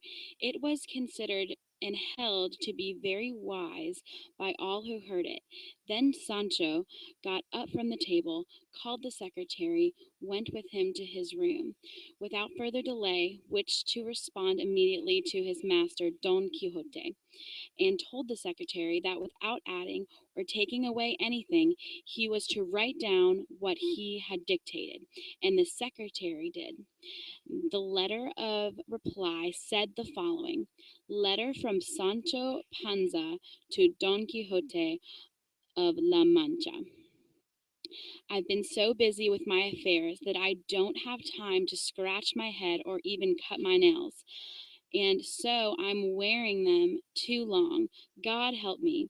I say this, dear master of my soul, so that your grace won't be surprised that I haven't told you anything until now about whether I'm faring well or badly in this governmentship, where I'm hungrier than when two of us were wandering through the forest and the wild places. My lord the Duke wrote to me the other day, saying that certain spies had entered the insula to kill me. And so far, I haven't discovered any except for a certain doctor is in this place on salary to kill the governors who have come here. His name is Dr. Pedro Ricio, and he comes from Tetrafiora. And now your grace can see what a name he has, and whether or not I should be afraid of dying in his hands. And this doctor says about himself that he doesn't cure diseases when they've arrived, but prevents them so they won't come. And the medicines that he uses are diet and more diet until the person's nothing but skin and bones. If being skin and bones weren't a worse ailment than having a fever, in short, he's starving me to death. I'm dying of despair because I thought I'd come to this governmentship and have hot food and cold drinks and please my body with linen sheets and feather beds. I've come to do penance like a hermit, and since I'm not doing it willingly, I think the devil will take me in the end. So far, I haven't touched a flea or taken a bribe, and I can't think of what it means because they've told me here that people give or lend good deal of money to the governors who usually come to the insula. even before they arrive, and that this is common practice for everyone who takes governmentship, not only this one. Last night, I was on patrol. I came across a very beautiful maiden in man's clothes and her brother, who was dressed as a woman. My butler fell in love with the girl and chose her in his mind to be his wife. According to what he has told me, I chose the boy to be my son-in-law. Today we'll put our thoughts into practice with the father, whose name is Diego de la Lena, a gentleman and as old as a Christian as you could wish. I visit the market squares as your grace advises, and yesterday I found a market woman who was selling fresh hazelnuts, and I saw that she had mixed finga of fresh hazelnuts with a finga of ones that were old, worthless, and rotten. I took them all for the boys in the catechism class, who know very well how to tell them apart. I ordered her not to come to the market square for 2 weeks. People told me it was a good thing to do. What can I tell your grace is that the village, they say there are no more people worse than market women, because they're all shameless, hard-hearted, and bold. I believe it's because I've seen them in other villages. I'm very happy that my lady, the Duchess, has written to Teresa Penza, my wife, and sent her the present your grace has mentioned. I'll try to show my gratitude at the right time. Your grace should kiss her hand on my behalf, saying that I say she hasn't thrown anything into a thorn stack, as my actions will prove. I would want your grace to have an unpleasant disputes with my lord and my lady, because of your grace argues with them. It will obviously harm me, and I wouldn't be right if after you advise me to show gratitude, your grace doesn't show it to those who have granted you so many favors and treated you so well in their castle. I don't understand what you said about clawing, but I imagine it must be one of the evil villains that wicked enchanters usually do to you. I'll find out when we see each other. I'd like to send your grace something, but I don't know what to send, except some very curious tubing for syringes that make on this insula to use with bladders through. Though if my position lasts, I'll find something to send you one way or another. If my wife, Teresa Penza, writes to me, would your grace please pay the cost and send me the letter, for I long to know the condition of my house, my wife, and my children. And with this, may God free your grace from the evil intentions of enchanters, and take me from this government safe and sound, which I doubt, because according to Dr. Pedro Riccio treats me, I don't think I'll get away with more than my life. Your grace's servant, Sancho Panza, the governor. The secretary settled the letter and dispatched the courier immediately, and then the men were deceiving Sancho and decided how to dispatch him from the governmentship.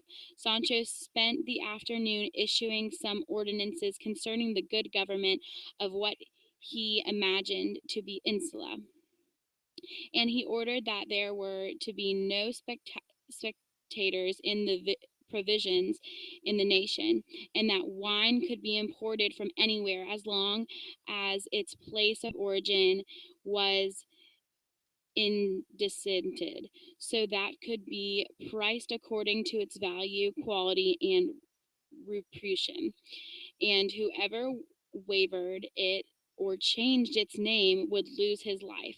He lowered the price of all footwear, especially shoes, because it seemed to him they were sold at an exorbitant price. He put a cap on salaries and servants, which were galloping unchecked along the road of greed. He imposed very serious penalties on those who sang lewd and lavish songs, either by night or day, who ordered that no blind man could sing verses about miracles unless he carried authentic testimonies to their truth, because it seemed to him that most of the ones blind men sang about were false, bringing those that were true into dispute. He created and appointed and baffled for the poor, not to persecute them, but to examine them to see if they really were poor, because in the shadow of frange cripples and false wounds come to strong arms of thieves and very healthy drunkards. In short, he ordained things so that this day they were obeyed in the village and called the Constitution of the great governor Sancho Panza.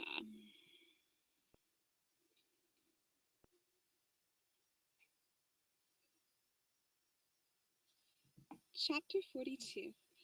Cide Hamete recounts that when Don Quixote's claw marks had been healed, it seemed to him that the life he was leading in the castle contradicted the entire order of chivalry that he professed, and so he resolved to ask the permission of the Duke and Duchess to leave for Saragossa, whose tourney was fast approaching. There he intended to win the armor that is awarded at the festival.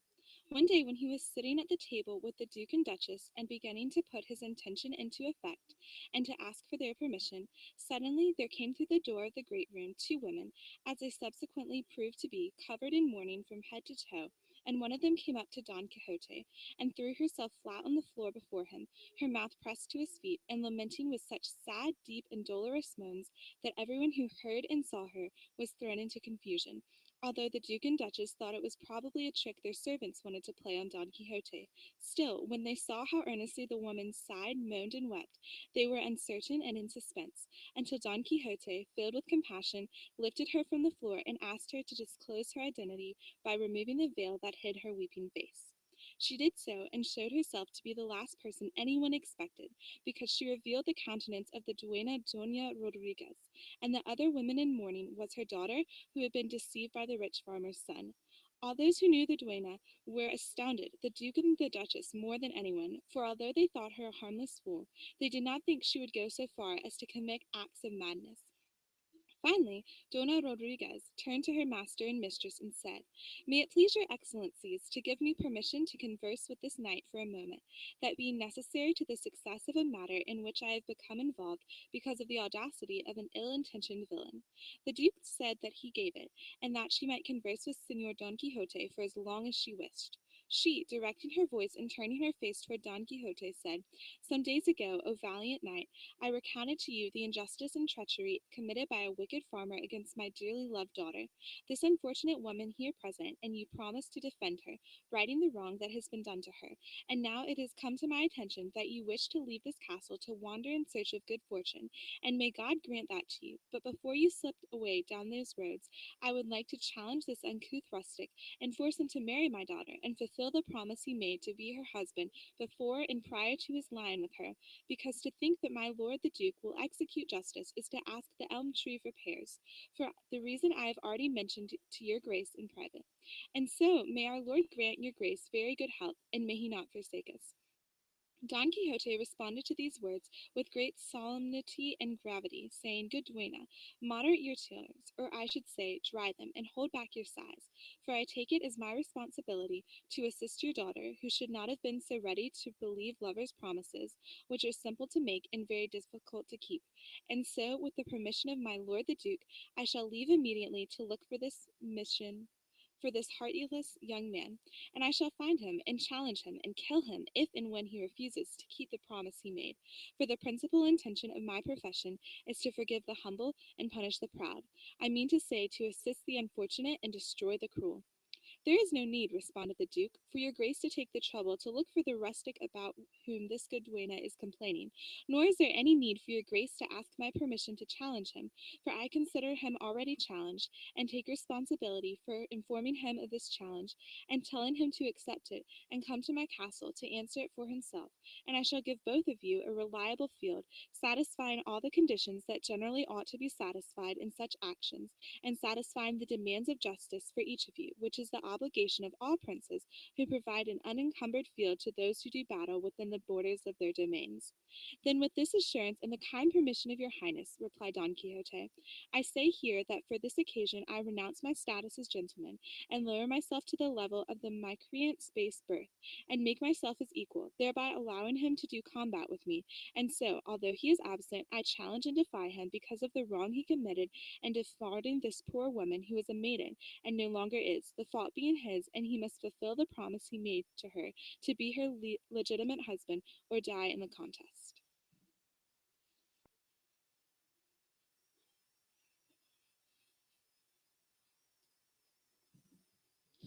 Y luego dándose un guante, le arrojó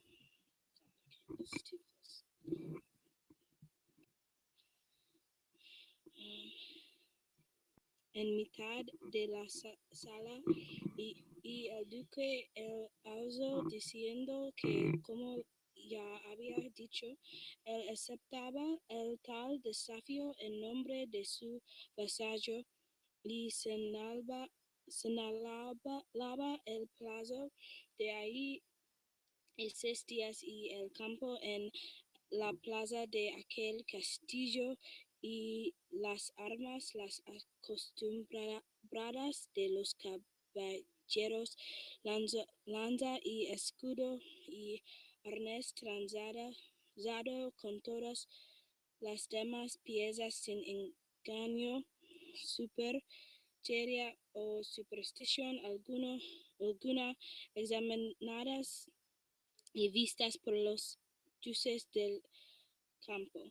Pero ante todas cosas es menester que esta buena dueña y esta mala doncella ponga el derecho de su justicia en manos del señor Don Quijote, que de otra manera no se hará nada ni llegará a debida ejecución el tal desafío.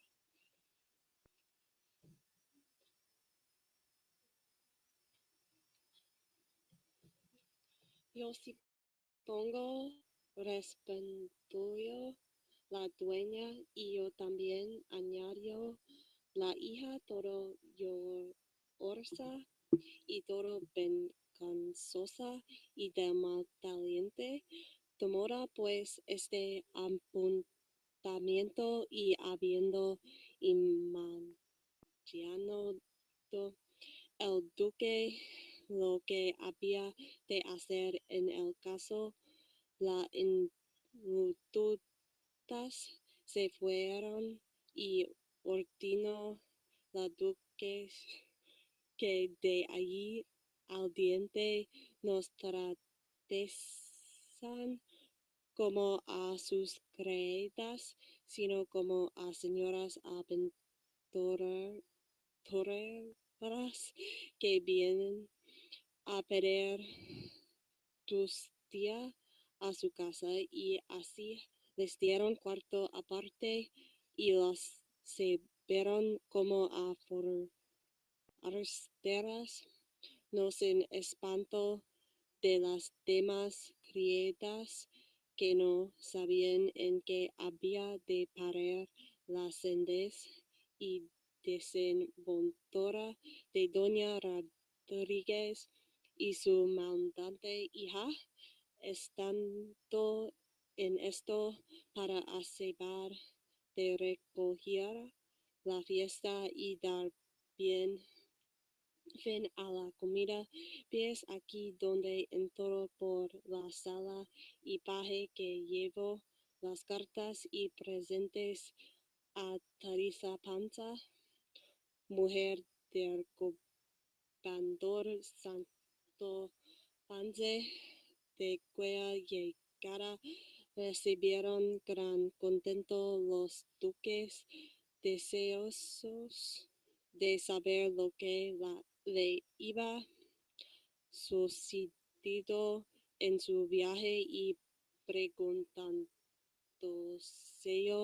respondió y paje que no lo podía decir tan en público ni con pruebas palabras que sus excelencias fuerzan ser perdidos de dejarlo para a solas y que entre tanto su entretuviesen con aquellas cartas y sacando 2 cartas las puso en manos de la duquesa, la una diosa en el sobrescrito carta para mi señora la duquesa de no sé dónde y la otra a mi marido Santo Panza,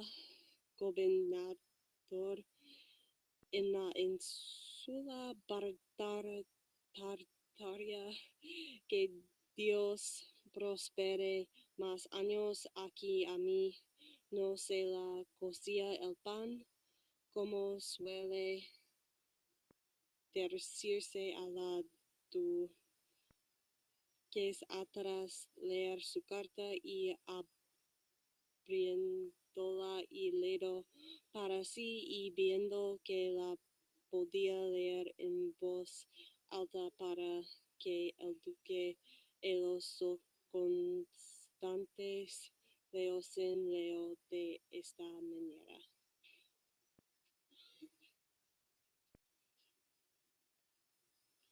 Carta de Teresa Panza a la duquesa. Mucho contento me dio, señora mía, la carta que vuestra grandeza me escribió, que en verdad que la tenía bien deseada. La sarta de corales es muy buena, y el vestido de casa de mi marido no le va en saga. Porque vuestra señoría ha hecho gobernador a Sancho, mi consorte, ha recibido mucho gusto todo este lugar, puesto que no hay quien lo crea. Principalmente el cura y más Nicolás, el barbero y Sansón Carrasco, el bachiller. Pero a mí no se me da nada, como ello sea así, como lo es, diga cada uno lo que quisiere. Aunque si va a decir verdad, a no venir los corrales y el vestido tampoco yo lo creyera, porque en este pueblo todos tienen a mi marido por un porro, y que sacado de gobernar un hato de cabras, no pueden imaginar para qué gobierno puede ser bueno. Dios lo haga y lo encamine como ve que lo han menester sus hijos.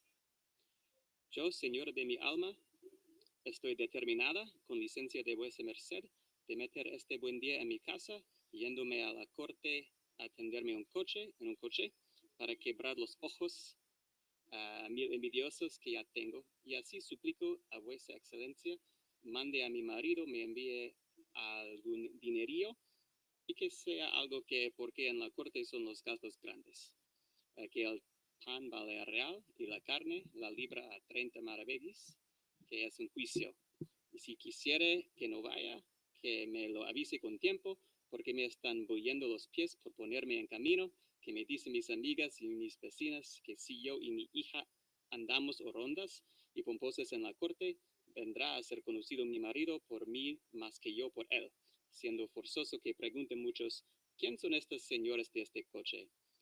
Y un criado mío responder, la mujer y la hija de Sancho Panza, gobernador de la ínsula Barataria.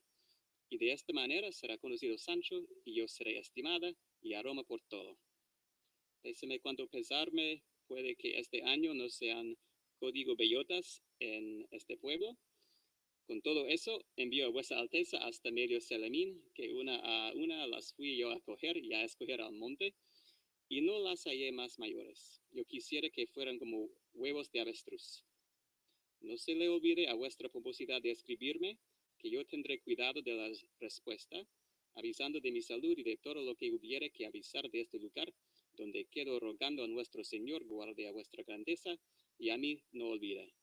Sancha, mi hija, y mi hijo besan a vuestra merced las manos. La que tiene más deseo de ver a vuestra señoría que de escribirla, su criada Teresa Panza. Grande fue el gusto que todos recibieron de oír la carta de Teresa Panza. Principalmente los duques, y la duquesa pidió parecer a Don Quijote si sería bien abrir la carta que venía para el gobernador, que imaginaba debía ser buenísima. Don Quijote dijo que él la abriría por darles gusto, y así lo hizo y vio que decía de esta manera. Carta de Teresa Panza a Sancho Panza, su marido. Tu carta recibí, Sancho mío, de mi alma, y yo te prometo y juro como católica cristiana que no faltaron 2 dedos para volverme loca de contento. Mira, hermano, cuando yo llegué a oír que eres gobernador, me pensé ahí caer muerta de puro gozo, que ya sabes tú que dicen que así mata la alegría súbita como el dolor grande. A Sanchica, tu hija, se le fueron las aguas sin sentirlo de puro contento. El vestido que me enviaste tenía delante, y los corrales que me envió mi señora la duquesa al cuello, y las cartas en las manos, y el portador de ellas allí presente, y con todo eso creía y pensaba que era todo sueño lo que veía y lo que tocaba, porque ¿quién podía pensar que un pastor de cabras había de venir a ser gobernador de ínsulas? Ya sabes tú, amigo, que decía mi madre que era menester vivir mucho para ver mucho. Dígolo porque pienso ver más si vivo más, porque no pienso parar hasta verte arrendador o alcabalero, que son oficios que aunque lleva el diablo a quien mal los usa, en fin, siempre tienen y manejan dineros. Mi señora la duquesa te dirá el deseo que tengo de ir a la corte, mírate en ello y avísame de tu gusto, que yo procuraré honrarte en ella andando en coche. El cura, el barbero, el bachiller y aún el sacristán no pueden creer que eres gobernador y dicen que todo es embeleco o cosas de encantamiento, como son todas las de Don Quijote, tu amo. Y dice Sansón que ha de ir a buscarte y a sacarte el gobierno de la cabeza, y a Don Quijote la locura de los cascos. Yo no hago sino reírme y mirar bisarta y dar traza del vestido que tengo de hacer del tuyo a nuestra hija. Unas peyotas envié a mi señora la duquesa, yo quisiera que fueran de oro. Envíame tú algunas sartas de perlas si se usan en esa ínsula. Las nuevas de este lugar son que la berrueca casó a su hija con un pintor de mala mano que llegó a este pueblo a pintar lo que saliese, mándole el consejo pintar las armas de su majestad sobre las puertas del ayuntamiento, pidió 2 ducados, diéronselos adelantados, trabajó 8 días, al cabo de los cuales no pintó nada y dijo que no acertaba a pintar tantas baratijas, volvió el dinero y con todo eso se casó a título de buen oficial. Verdad es que ya ha dejado el pincel y tomado el azada y va al campo como gentilhombre. El hijo de Pedro de Lobo se ha ordenado de grados y corona con intención de hacerse clérigo. Supo Minguilla, la nieta del Mingo Silvato, y le puesto demanda de que la tiene dada palabra de casamiento. Malas lenguas quieren decir que ha estado encinta de él, pero él lo niega a pies juntillas. Hogaño no hay aceitunas, ni se halla una gota de vinagre en todo este pueblo. Por aquí pasó una compañía de soldados, lleváronse de camino 3 mozas de este pueblo, no te quiero decir quién son, quizá volverán y no faltará quien las tome por mujeres, con sus tachas buenas o malas. Sanchica hace puntas de ranas, gana cada día 8 maravedís oros, que los va echando en una alcancía para ayuda a su ajuar, pero ahora que es hija de un gobernador, tú le darás la dote sin que ella lo trabaje. La fuente de la plaza se secó, un rayo cayó en la picota y allí me las den todas. Espero respuesta de esta y la resolución de mi ida a la corte, y con esto Dios que me guarde más años que a mí, o tantos, porque no querría dejarte sin mí en este mundo, tu mujer, Teresa Panza. Las cartas fueron solemnizadas, reídas, estimadas y admiradas, y para acabar de echar el sello llegó el correo que traía la que Sancho enviaba a Don Quijote, que asimismo se leyó públicamente, lo cual puso en duda la sandez del gobernador. Retiróse la duquesa para saber del paje lo que le había sucedido en el lugar de Sancho, el cual se lo contó por muy por extenso, sin dejar circunstancia que no refiriese, dióle las bellotas y más un queso que Teresa le dio por ser muy bueno, que se aventajaba a los de tronchón. Recibiólo la duquesa con grandísimo gusto, con el cual la dejaremos por contar el fin que tuvo el gobierno del gran Sancho Panza, flor y espejo de todos los insulanos gobernadores. Capítulo 53. Del fatigado fin y remate que tuvo el gobierno de Sancho Panza. Pensar que en esta vida las cosas de ella han de durar siempre en el estado es pensar en lo excusado. Antes parece que ella anda todo en redondo, digo a la redonda. La primavera sigue al verano, el verano al estío, el estío al otoño y el otoño al invierno, y el invierno a la primavera. Y así torna a andarse el tiempo con esta rueda continua. Sola la vida humana corre a su fin ligera más que el viento, sin esperar renovarse si no es en la otra, que no tiene términos que la limitan.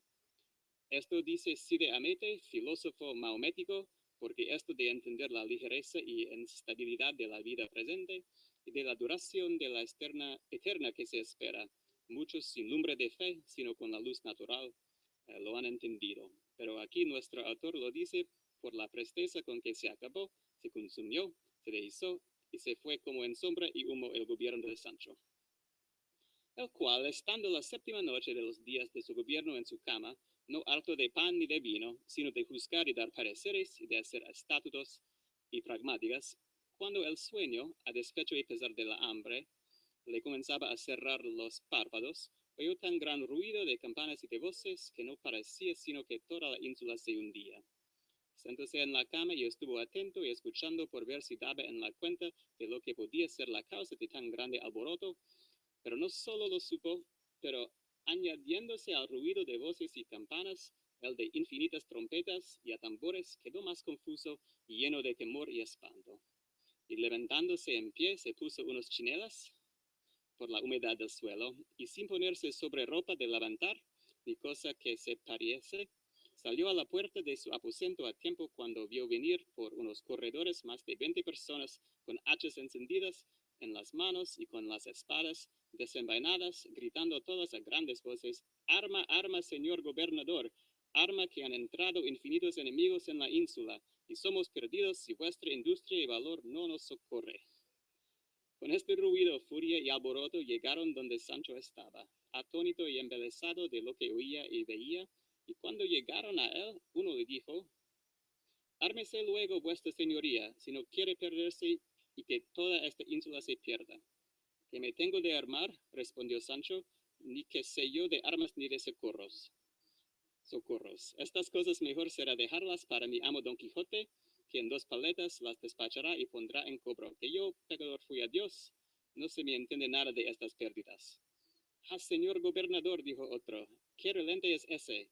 Ármese vuesa merced, que aquí la traemos armas ofensivas y defensivas, y salga a esa plaza y sea nuestra guía y nuestro capitán, pues de derecho le toca él serlo, siendo nuestro gobernador».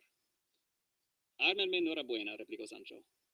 Y al momento le trujeron 2 paveses que venían proveídos de ellos, y le pusieron encima de la camisa sin dejar de tomar otro vestido, un pavés delante y otro detrás, y por unas concavidades que traían hechas le sacaron los brazos y le liaron muy bien con unos cordeles, de modo que quedó emparedado y entablado, derecho como un huso, sin poder doblar las rodillas ni menearse un solo paso. Pusiéronle en las manos una lanza, a la cual se arrimó para poder tenerse en pie. Cuando así le tuvieron, le dijeron que caminase y los guiase y animase a todos, que siendo él su norte, su lanterna y su lucero, tendrían buen fin sus negocios.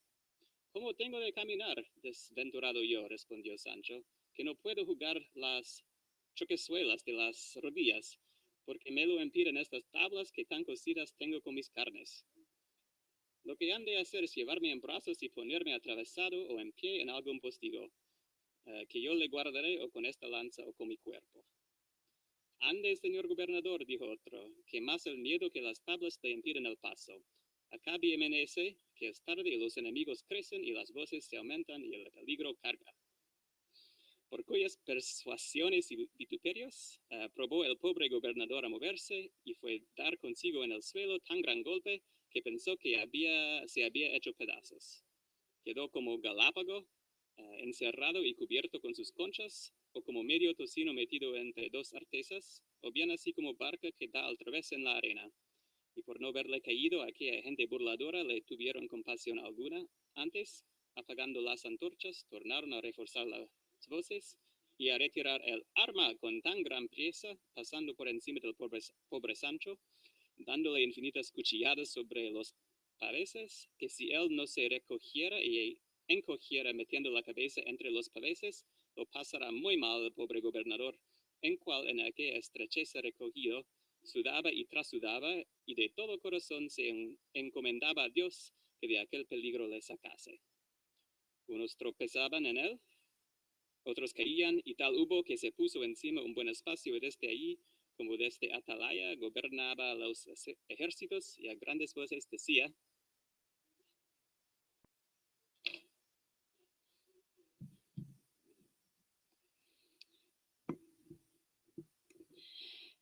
Aquí de los nuestros, que por esta parte cargan más los enemigos. Aquel portillo se guarde, aquella puerta se cierre, aquellas escalas se tranguen. Vengan acacias, pez y resina en el calderas de aceite ardiendo. Tristéchense las calles con colchones. En fin, él nombraba con todo ahínco todas las barajitas e instrumentos y pertrechos de guerra con que se suele defenderse el asalto de una ciudad, y el molino Sancho, que lo escuchaba y sufría todo, decía entre sí: «Oh, sí, señor, fuese servido que se acabase ya de perder esta ínsula y me viese yo o muerto o fuera de esta grande angustia». Oyó el cielo su petición, y cuando menos lo esperaba oyó voces que decían: «Victoria, victoria, los enemigos van de vencida. Ea, señor gobernador, levántese vuestra merced y vengan a gozar los vencimientos del vencimiento y a repartir los despojos que se han tomado a los enemigos por el valor de este invencible brazo». «Levántenme», dijo con voz doliente el dolorido Sancho, ayudándole a levantar, y puesto en pie dijo: «El enemigo que yo hubiere vencido, quiero que me le claven en la frente. Yo no quiero repartir despojos de enemigos, sino pedir y suplicar a algún amigo, si es que le tengo, que me dé un trago de vino, que me seco y me enjugue este sudor, que me hago agua». Limpiáronle, trujéronle el vino, desliáronle los paveses, sentóse sobre su lecho y desmayóse del temor, del sobresalto y del trabajo. Ya les pesaba a los de la burla de habérsela hecho tan pesada, pero al haber vuelto en sí, Sancho les templó la pena que le había dado su desmayo. Preguntó qué hora era, respondiéndole que ya amanecía, calló y sin decir otra cosa comenzó a vestirse. Todo resultó en silencio y los miraban y esperaban en que había de parar la priesa con que se vestía. Vistiéndose en fin y poco a poco, porque estaba molido y no podía ir mucho a mucho, se fue a la cabecillera y siguiéndole todos los que allí se hallaban, y llegándose al rucio le abrazó y le dio un beso de paz en la frente, y no sin lágrimas en los ojos le dijo: «Venid vos acá, caballero mío y amigo mío, y conllevador de mis trabajos y miserias.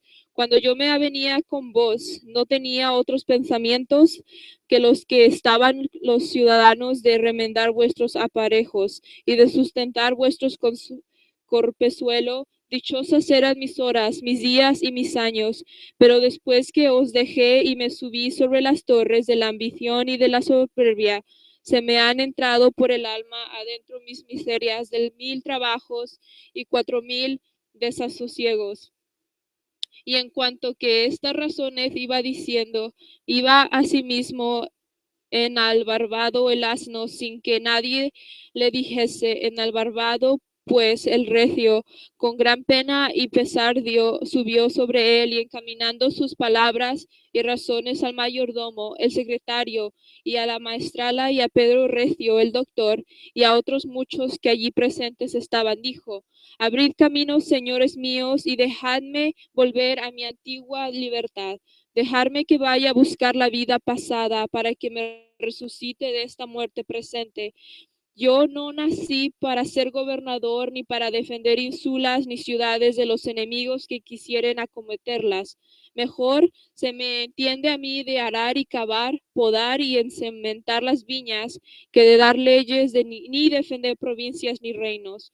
Bien se está Sancho Pedro en Roma. Quiero decir que bien se está cada uno usando el oficio para que fue nacido. Mejor me está a mí una hoz en la mano que cetro de gobernador. Mas quiero hartarme de gazpachos que estar sujeto a la miseria de un médico impertinente que me mate de hambre, y más quiero recostarme a la sombra de una encima en el verano y arroparme con un zamarro de los pedos. Y en el invierno en mi libertad que acostarme a la sujeción del gobierno entre sábanas de holandas y vestirme de martas cebollinas. Vuestra mercedes se queden con Dios y digan al duque de mi señor que desnudo nací. Desnudo me hallo, ni pierdo ni gano.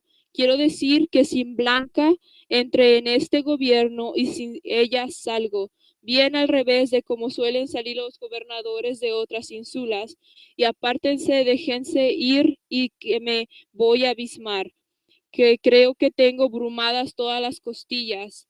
Merced a los enemigos que esta noche se han paseado sobre mí. No ha de ser así, señor gobernador, dijo el recio, que yo le daré a vuestra merced una bebida contra caídas y molimientos que luego se vuelva a su prístina entereza y vigor. Y en lo de la comida, yo prometo a vuestra merced de enmendarme dejándole comer abundantemente de todo aquello que quisiere. Tarde piace, respondió Sancho, así dejaré de irme como volverme turco. No son estas burlas para 2 veces. Por Dios, que así me quedé en este ni admita otro gobierno, aunque me diese entre los platos. Como volar al cielo sin alas, yo soy del linaje de 2 panzas, que todos son testarudos, y si una vez dicen nones, nones han de ser, aunque sean pares, a pesar de todo el mundo. Quédense en esta caballeriza las alas de la hormiga que me levantaron en el aire para que me comiese vencejos y otros pájaros, y volvámonos a andar por el suelo con pie llano, que si no le adornaren zapatos picados de cordobán, no le faltarán alpargatas toscas de cuerda, cada oveja con su pareja, y nadie tienda más la pierna de cuando fuere larga la sábana, y déjenme pasar, que se me pase hasta tarde. A lo que el mayordomo dijo: señor gobernador, de muy buena gana dejaríamos ir a vuestra merced, puesto que nos pesara mucho de perderle, pero si su ingenio y su cristiano proceden obligar a desearle, pero yo se sabe que todo gobernador está obligado, antes que se ausente de la parte donde ha gobernado, dar primero residencia de la vuesa merced de los 10 días que ha de tiene el gobierno, y váyase la paz de Dios. Nadie me la puede pedir, respondió Sancho, si no es quien ordenare al duque mi señor. Yo voy a verme con él y a él se la daré de molde. Cuanto más que saliendo yo desnudo como salgo, no es menester otra señal para dar a entender que he gobernado como un ángel. Par Dios que tiene razón el Sancho, dijo el doctor recio, y que soy de parecer que le dejemos ir, porque el duque ha de gustar infinito de verle. Todos vinieron en ello y le dejaron ir, ofreciéndole primero compañía y todo aquello que quisiese para el regalo de su persona y para la comodidad de su viaje. Sancho dijo que no quería más de un poco de cebada para el rucio y medio queso y medio pan para él, pues el camino era tan corto, no había menester mayor ni mejor repostería. Abrazándole todos, y él llorando abrazó a todos y los dejó admirados, así de sus razones como de su determinación tan resolota y tan discreta.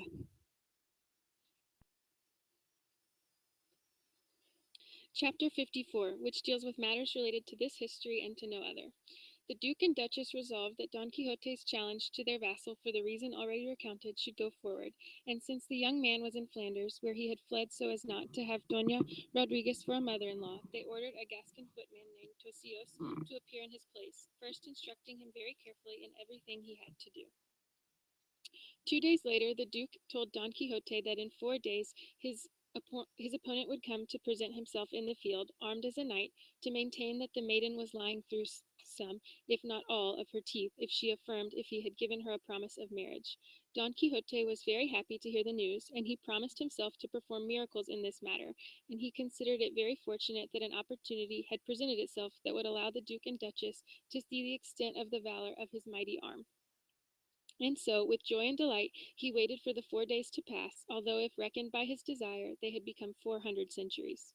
Let us allow them to pass, as we have allowed other things to pass, and accompany Sancho, who was both happy and sad as he came riding on the gray to find his master, whose companionship pleased him more than being governor of all the insulas in the world. He had not gone very far from the insula of his governorship. He had never bothered to find out if it was an island, city, town, or village that he was governing, when he saw coming toward him along the road 6 pilgrims with their staffs, the kind of foreign pilgrims who beg for alms by singing, and as they approached him, they arranged themselves in a row, lifted their voices, and began to sing in their own language, which Sancho could not understand except for the one word, alms, which was clearly pronounced. And then he understood that in their song they were asking for alms. Since he, as Cide Hamete says, was excessively charitable, he took from his saddlebag his provisions of half a loaf of bread and half a cheese, which he offered to the pilgrims, indicating by signs that he had nothing else to give. They accepted the food very gladly and said, "Geld, geld." "I don't understand," responded Sancho, "what you're asking of me, good people." Then one of them took a purse from his shirt and showed it to Sancho, who then understood that they were asking for money, and he, placing his thumb on his throat and extending his hand upward, gave them to understand that he did not have any money at all. And spurring the donkey, he broke through the line, and as he passed, a pilgrim who had been looking at him very carefully rushed toward him, threw his arms around his waist, and said in a loud and very Castilian voice, "God save me! What do I see? Is it possible that I have my arms around my dear friend and good neighbor Sancho Panza? I do, no doubt about it, because I'm not asleep or drunk now." Sancho was amazed to hear himself called by name and to find himself embraced by a foreign pilgrim, and he looked at him very carefully, not saying a word, but did not recognize him. The pilgrim, however, seeing his bewilderment, said, "How is it possible, my brother Sancho Panza, that you don't know your neighbor Ricote the Morisco, a shopkeeper in your village?" Then Sancho looked at him even more closely and began to recognize his face, and finally knew exactly who he was, and without dismounting, Sancho threw his arms around the man's neck and said, "Who the devil could recognize you, Ricote, in the ridiculous disguise you're wearing? Tell me, who turned you into a foreigner, and why did you risk coming back to Spain? It'll be very dangerous for you if they catch you and recognize you." "If you don't give me away, Sancho," responded the pilgrim, "I'm sure nobody will know me in these clothes. Let's move off the road to that grove of poplars where my companions want to eat and rest, and you can eat with them, for they're very peaceable people. I'll have a chance to tell you what happened to me after I left our village, obeying His Majesty's proclamation that threatened the unfortunate members of my race so severely, as you must have heard." Sancho agreed, and after Ricote spoke to the other pilgrims, they set out for the grove of poplars that could be seen at some distance from the king's highway. They threw down their staves, took off their hooded cloaks or capes, and remained in their shirt sleeves. They were all young and good-looking, except for Ricote, who was a man well on in years. All of them carried traveling bags, and all of these, it seemed, were well provisioned, at least with things that call up and summon a thirst from 2 leagues away. They stretched out on the ground, and with the grass as their tablecloth, they set out bread, salt, knives, nut, pieces of cheese, and bare ham bones that could not be gnawed but still could be sucked. They also set out a black food called cabial that is made of fresh eggs and is a great awakener of thirst. There was no lack of olives, dried without any brine, but good tasting and flavorful. What stood out most on the field of that banquet, however, were 6 wineskins, for each of them took one out of his bag. Even the good Ricote, transformed from a Morisco into a German or Teuton, took out his own wineskin, comparable in size to the other 5. They began to eat with great pleasure, savoring each mouthful slowly, just a little of each thing, which they picked up with the tip of a knife, and then all at once, and all at the same time, they raised their arms in the wineskins into the air, their mouths pressed against the mouths of the wineskin, and their eyes fixed on heaven, as if they were taking aim. They stayed this way for a long time, emptying the innermost contents of the skins into their stomachs, and moving their heads from one side to the other, signs that attested to the pleasure they were receiving. Sancho watched everything, and not one thing caused him sorrow. Rather, in order to comply with a proverb that he knew very well, When in Rome, do as the Romans do. He asked Quixote for his wineskin and took aim along with the rest, and with no less pleasure than they enjoyed. The skins were tilted 4 times, but a 5th time was not possible, because they were now as dry and parched as Esperado grass, something that withered the joy the pilgrims had shown so far. From time to time, one of them would take Sancho's right hand in his and say, Español y Tudeschi tutto uno bon campagno. And Sancho would respond, Bon campagno, you're a dear. And he burst into laughter that lasted for an hour, and then he did not remember anything that had happened to him in his governorship. For during the time and period when one eats and drinks, cares tend to be of little importance. Finally, the end of the wine was beginning of a fatigue that overcame everyone and left them asleep on their tables and clothes. Only Ricote and Sancho were awake, because they had eaten more and drunk less than the others. Ricote moved away with Sancho to sit at the foot of a beech tree, leaving the pilgrims deep in their sweet sleep, and Ricote, without slipping at all into his Moorish language, said these words in pure Castilian.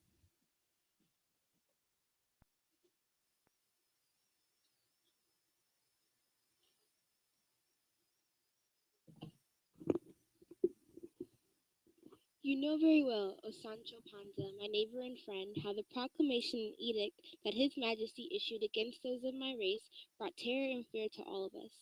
At least I was so affected. I think that even before the time granted to us for leaving Spain had expired, I was already imagining that the harsh penalty had been inflicted on me and my children. And so I arranged, as a prudent man, I think, and as one who knows that by a certain date the house where he lives will be taken away, and he'll need to have another one to move into, I arranged, as I said, to leave the village alone without my family, and find a place where I could take them in comfort, and without the haste with which others were leaving. Because I saw clearly, as did all our elders, that those proclamations were not mere threats, as some were saying, but real laws that would be put into effect at the appointed time.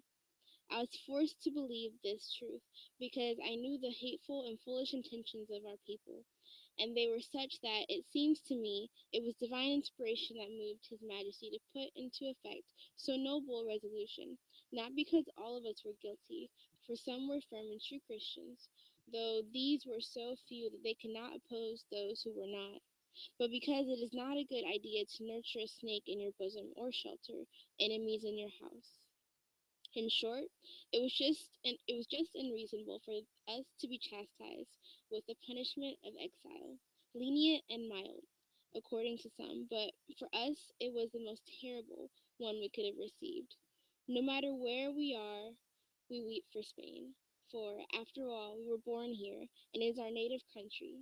Nowhere do we find the haven our misfortune longs for, and in Barbary and all the places in Africa where we hope to be received, welcomed, and taken in, that is, where they most offend and mistreat us. We did not know our good fortune until we lost it, and the greatest desire in almost all of us is to return to Spain. Most of those, and there are many of them, who know the language as well as I do, abandon their wives and children and return. So great is the love that they have for Spain, and now I know and feel the truth of the saying, that it is sweet to love one's country. As I was saying, I left our village, went to France, and though they made us welcome there, I wanted to see everything. I traveled to Italy and came to Germany, and there it seemed to me I could live in greater freedom, because the inhabitants don't worry about subtleties. Each man lives as he chooses, because in most places there is freedom of conscience. I took a house in a village near Augsburg. I joined these pilgrims, for many travel to Spain every year to visit the shrines, which they think of as their Indies, as sure profit and certain gain. They travel through most of the country, and they leave every town well fed and well drunk, and they say, and with at least a real in money, and at the end of the trip they have more than 100 escudos left, which they change into gold coins and hide in the hollows of their staffs, or under the patches of their cloaks, or wherever else they can, and they take them out of this kingdom and into their own countries in spite of the guards at the posts and ports where there are inspections. Now, Sancho, my intention is to take out the treasure I buried here, and since it's outside the village, I'll be able to do it without danger, and then I'll write to my daughter and wife, or leave from Valencia and go to Algiers, where I know they are, and find a way to take them to a French port, and from there to Germany, where we'll wait for whatever God has in store for us. In short, Sancho, I know for a fact that my daughter, Ricota, and my wife, Francisca Ricota, are true Catholic Christians, and though I'm less of one, I'm still more Christian than more. And I always pray that God will open the eyes of my understanding and let me know how I must serve him. What amazes me is not knowing why my wife and daughter went to Barbary instead of France, where they could have lived as Christians. To which Sancho responded, Look, Ricote, that probably wasn't their decision, because Juan Tio Piero, your wife's brother, left with them.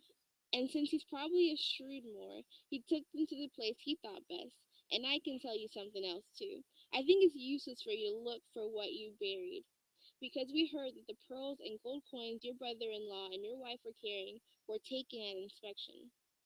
That might be, Sancho, replied Ricote, but I know they didn't touch what I hid away.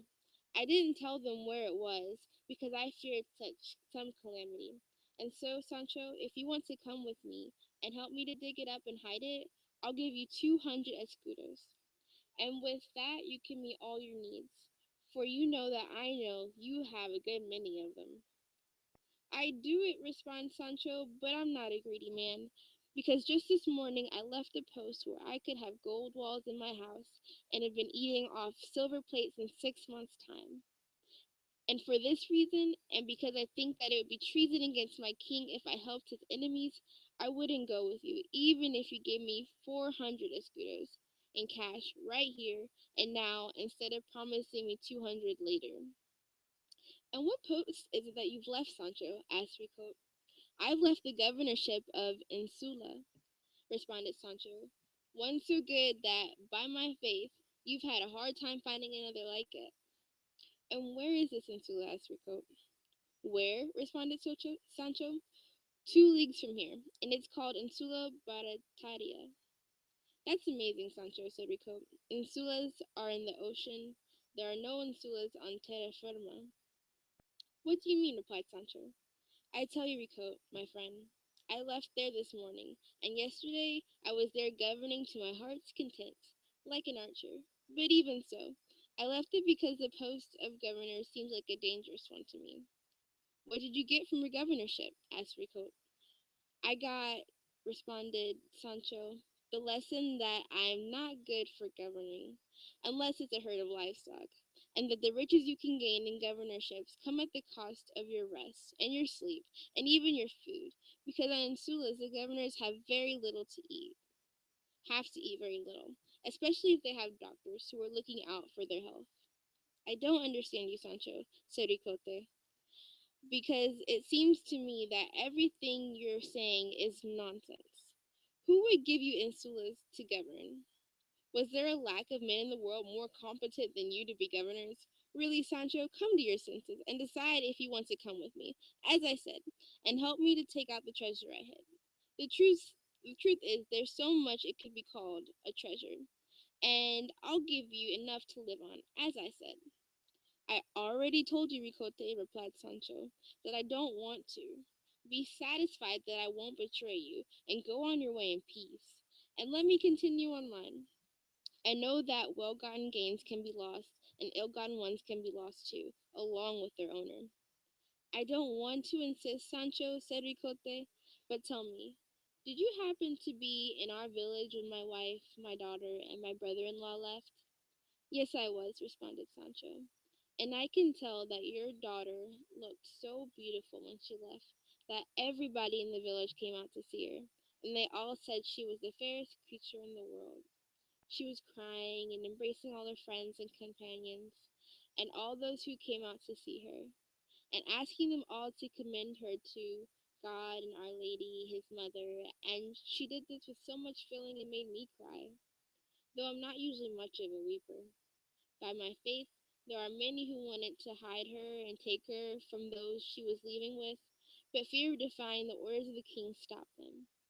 The one who seemed most affected was Don Pedro Gregorio, that rich young man who's going to inherit his father's estate.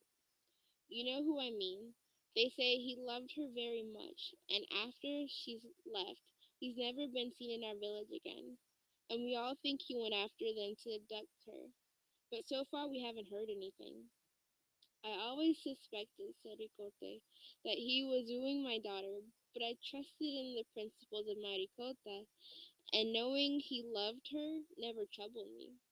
Because you must have heard, Sancho, that Moriscas rarely, if ever, become involved with old Christians, and my daughter, who I believe cared more for being a better Christian than for being in love, would not pay attention to that young gentleman's entreaties. May it be God's will, replied Sancho, because that would not be good for either one of them. And now, let me leave here, Ricote, my friend. Tonight, I want to reach the place where my master, Don Quixote, is. God go with you. Sancho, my friend. My companions are beginning to stir. It's time for us to leave too. Then the two of them embraced, and Sancho mounted his donkey, and Ricote grasped his staff, and they went their separate ways.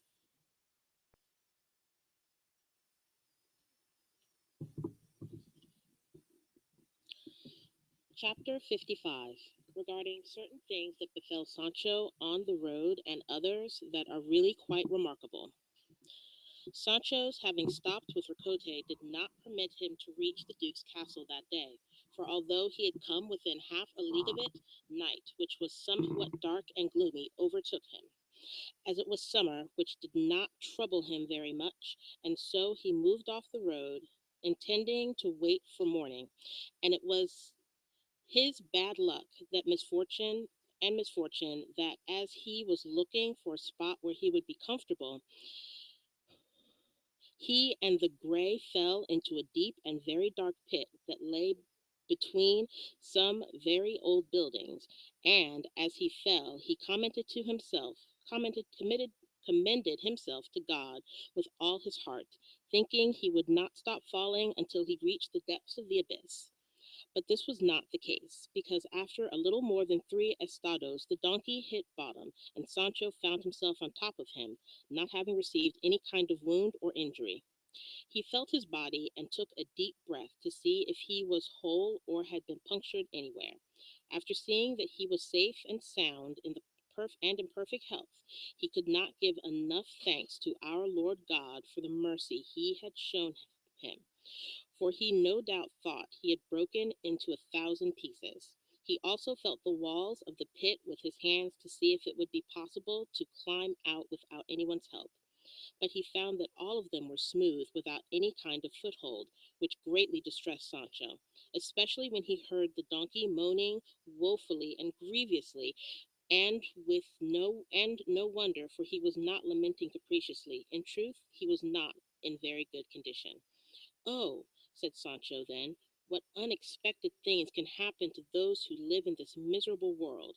Who could have said that the person who only yesterday sat on the governor's throne on an insula, giving orders to his servants and vassals, today would find himself buried in a pit with no one to comfort him and no servant or vassal to come and help him? Here, my donkey and I will starve to death, for if we don't die first, he because he's bruised and broken, and me because I'm full of grief, at least I won't be as lucky as my master, Don Quixote of La Mancha, when we went down and descended into the cave of the enchanted Monstentos, where he found somebody who treated him better than they do in his own house, because it seems he found the table laid and the bed made. There he saw the beautiful and peaceful visions, and here it seems I'll see frogs and snakes. Woe is me, just look where my madness and fantasy have brought me. They'll take my bones out of here, smooth, white, and scraped bare, and those of my good donkey with them, and maybe then, at least, we'll let them know who we are if they're here, and Sancho Panza was never parted from his donkey, or his donkey from Sancho Panza. I'll say it again, how wretched we are, for our bad luck hasn't allowed us to die in our own land, with our own people, so that even if there wasn't a remedy for our misfortune, there'd be no lack of people to grieve over it, and to close our eyes at the final hour of our passing. Oh, my companion and friend, how badly I've paid for your good service. Forgive me and ask fortune in the best way you know how to take care of us, to take us out of this terrible trouble. And I promise to crown your head with laurel so you'll look exactly like a poet laureate and to give you double rations. Sancho lamented in this fashion, and his donkey listened without saying a single word of response. Such was the distress and anguish in which the poor creature found himself. Finally, after an entire night spent in wretched complaints and lamentations, day broke, and in its clear, bright light, Sancho saw that it was utterly impossible to get out of the pit without any help. And he began to lament and cry out to see if anyone heard him, but all his shouts and cries in the wilderness, because there was no one to hear him anywhere in the vicinity, and then he began to think himself as dead. The gray was laying on his back, and Sancho Panza moved him around until he had him on his feet. Though he could barely stand, he took a piece of bread out of his saddlebags, which had experienced the same unfortunate fall, and gave it to his donkey, who thought it did not taste bad. And Sancho said to him, as if he could understand, "Griefs are better with bread." And then Sancho discovered that on one side of the pit there was a hole big enough for a person to fit into, and if he stooped and bent over. Sancho Panza went over and crouched down, went in, and saw that on the other side, it was spacious and long, and he could see this because though what could be called the roof, a ray of sunlight came in and illuminated everything. He also saw that the space widened and lengthened into another large concavity. When he saw this, he returned to the donkey and with a stone began to dig the earth away from the hole. And in short, while he made it large enough for the donkey to pass through, which he did, and taking him by a halter, Sancho began to walk through the cave and see if he could find another way out. At times he walked in darkness, and at times without light. But there was no time without fear. "May Almighty God save me," he murmured to himself. "What from me is a misadventure would seem like an adventure to my master Don Quixote. He'd think these caverns and dungeons were gardens and flowers and palaces of Galenia, and I would expect to come out of this dark, narrow place into a flowering meadow. But I'm so unlucky, so in need of advice, and so lacking in courage that at each step I think another pit deeper than the first one is suddenly going to open beneath my feet and swallow me up. Evil is welcome if it comes alone." In this manner, and with these thoughts, it seemed to him he must have walked more than half a league when he saw a dim illumination that he thought was daylight, shining in somewhere and indicating an opening at the end of what seemed to him like the road to the next world. Here, Cide Hamete Bengali leaves him and returns to Don Quixote, who, with joy and happiness, waited for the appointed time of the battle that he was to fight with the thief of the honor of the Doña Rodriguez's daughter, for he intended to right the wrong and correct the outrage so wickedly committed against her. It so happened that he rode out in the morning to practice and rehearse what he was to do during the combat he would soon be engaged in, and after spurring Rocinante into a charge or short gallop, the horse's feet came so close to a cave that if he had not pulled hard on the reins, it would have been impossible not to fall in.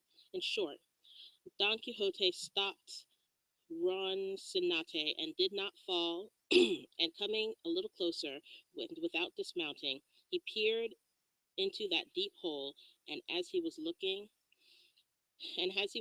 in, he heard someone shouting inside. He listened carefully and could understand and ascertain what was being said.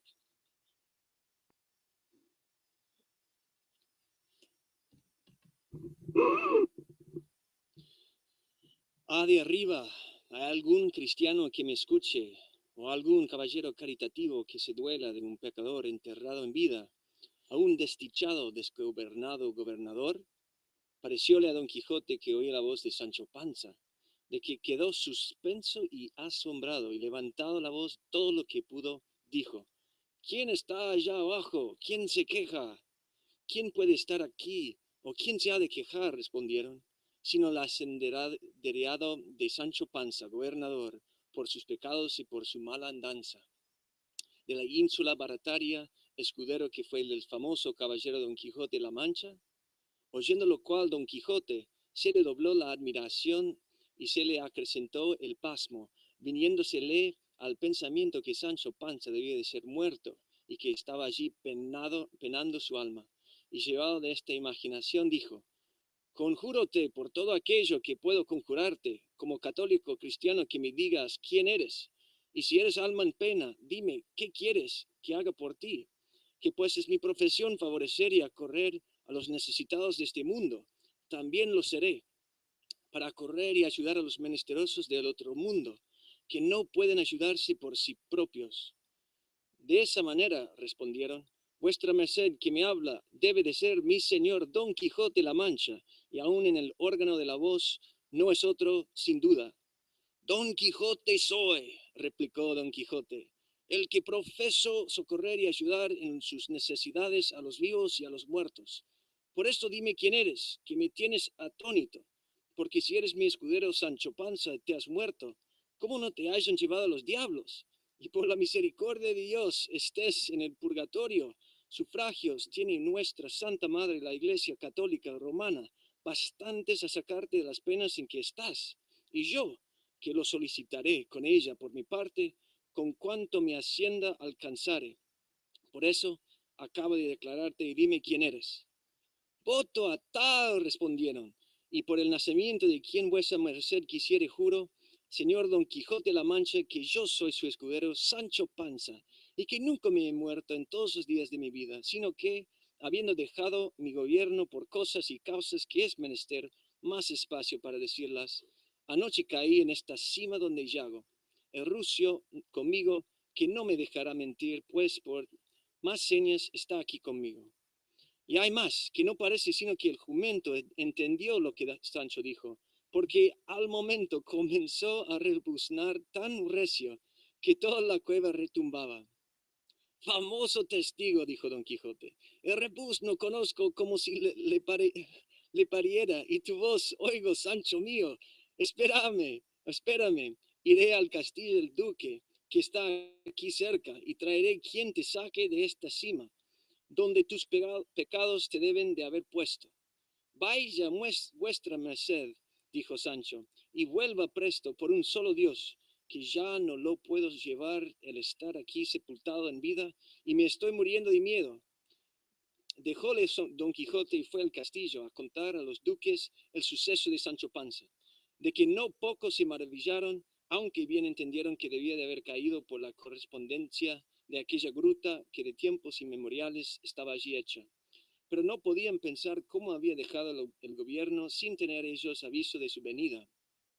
Finalmente, como dicen, llevaron sogas y maromas, y a costa de mucha gente y de mucho trabajo sacaron al rucio y a Sancho Panza de aquellas tinieblas a la luz del sol. Viole un estudiante y dijo, de esta manera habían de salir de sus gobiernos todos los malos gobernadores, como sale este pecador del profundo del abismo, muerto de hambre, descolorido y sin blanca, a lo que yo creo. Oyólo Sancho y dijo, 8 días o 10 hermano murmurador, que entré a gobernar la ínsula que me dieron, en los cuales no me vi harto de pan siquiera una hora. En ellos me han perseguido médicos y enemigos, me han brumado los huesos, ni he tenido lugar de hacer cohechos, ni de cobrar derechos. Y siendo esto así como lo es, no merecía yo, a mi parecer, salir de esta manera. Pero el hombre pone y Dios dispone. Y Dios sabe lo mejor y lo que le está bien a cada uno. Y cuál el tiempo, tal el tiento, y nadie diga, de esta agua no beberé, que a donde se piense que hay tocinos, no hay estacas. Y Dios me entiende, y basta, y no digo más, aunque pudiera. No te enojes, Sancho, ni recibes pesadumbre de lo que oyeres, que será nunca acabar. Ven tú con segura conciencia, y digan lo que dijeren, y es querer atar las lenguas de las maldicientes lo mismo que querer poner puertas del campo. Si el gobernador sale rico de su gobierno, dicen de él que ha sido un ladrón, y si sale pobre, que ha sido un parapoco y un mentecato. A buen seguro, respondió Sancho, que por esta vez antes me han de tener por tonto que por ladrón. En estas pláticas llegaron rodeados de muchachos y de otra mucha gente al castillo, a donde en unos corredores estaban ya el duque y la duquesa esperando a Don Quijote y a Sancho, el cual no quiso subir a ver al duque sin que primero no hubiese acomodado al rucio en la caballeriza, porque decía que había pasado muy mala noche en la posada, y luego subió a ver a sus señores, antes los cuales, puesto de rodillas, dijo: yo, señores, ¿por qué lo quiso así vuestra grandeza? Sin ningún merecimiento mío, fui a gobernar vuestra ínsula barataria, en la cual entré desnudo, y desnudo me hallo, ni pierdo ni gano. Si he gobernado bien o mal, testigos he tenido delante, que dirán lo que quisieren. He declarado dudas, sentenciado pleitos, y siempre muerto de hambre, por haberlo querido así el doctor Pedro Recio, natural de Tirte afuera, médico insulano y gobernadoresco.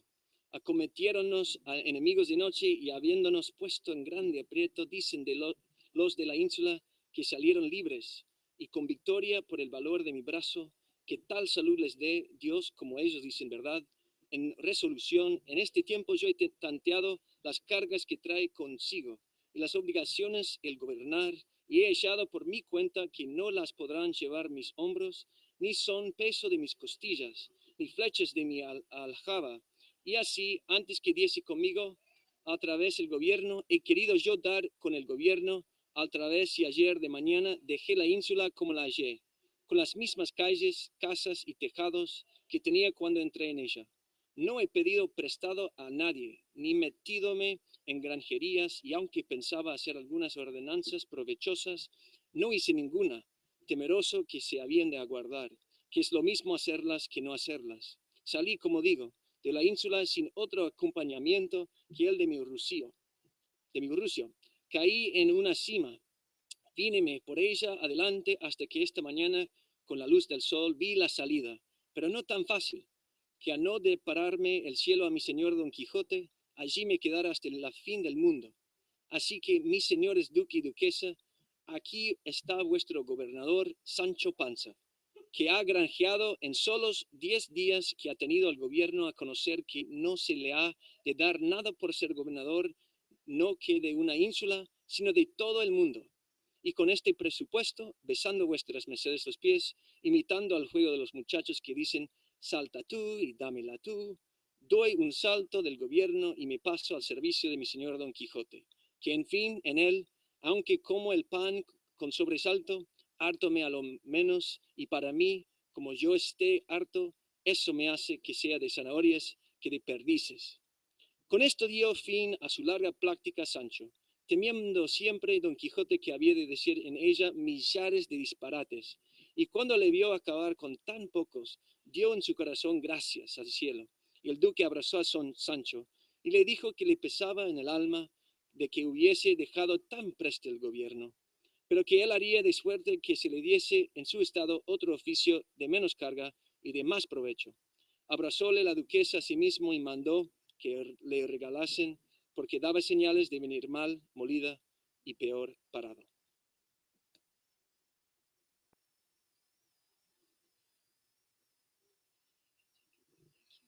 Capítulo 56 de la descomunal y nunca vista batalla que pasó entre Don Quijote de la Mancha y el lacayo Tosilos en la defensa de la hija de la dueña doña Rodríguez.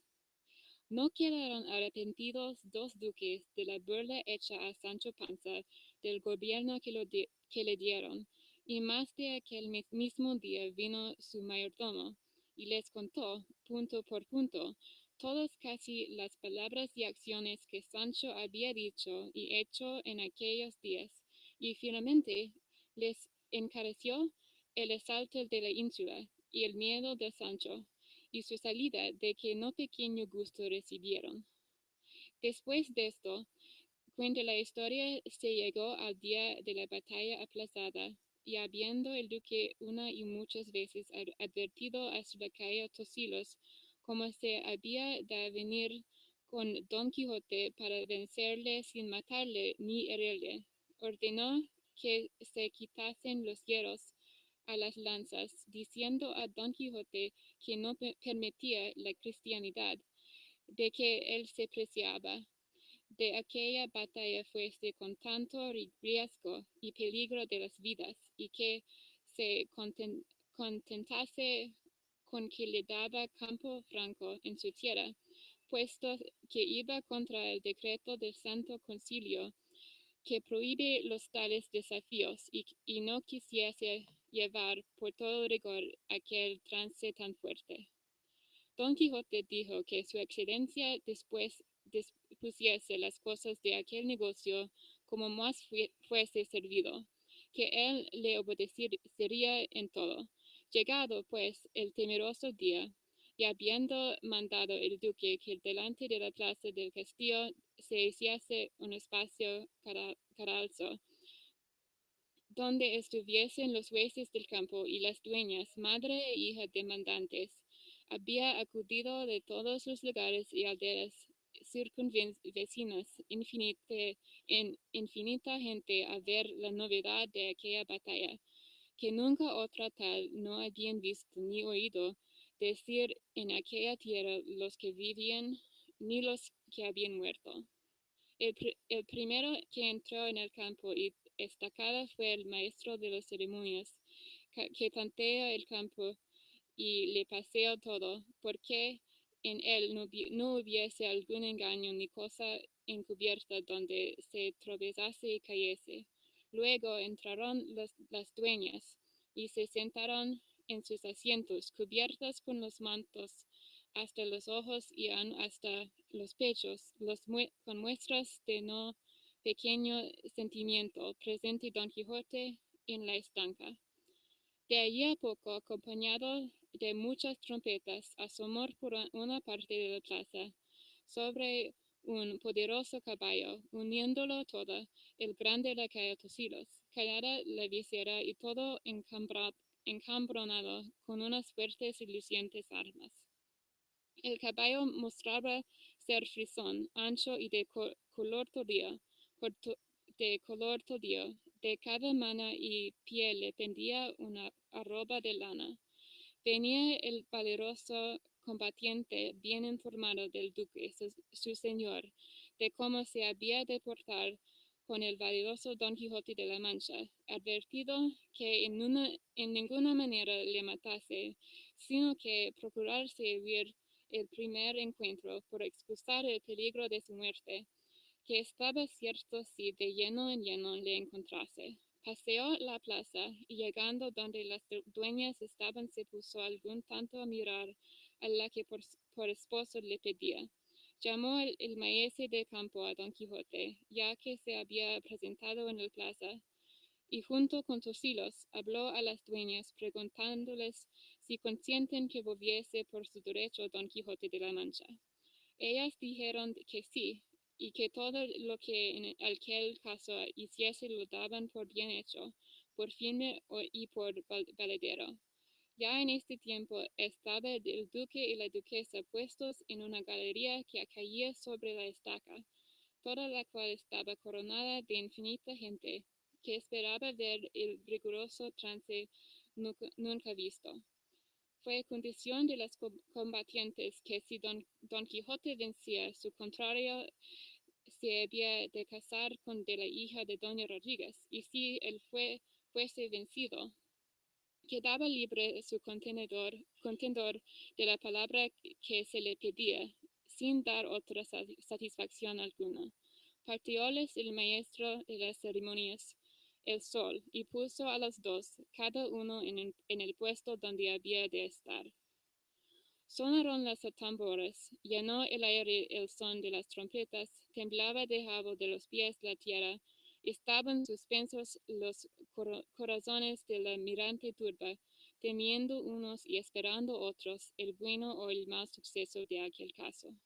Finalmente, Don Quijote, encomendándose de todo su corazón al Dios nuestro Señor y a la señora Dulcinea del Toboso, estaba aguardando que se le diese señal precisa de la arremetida, empero nuestro lacayo tenía diferentes pensamientos.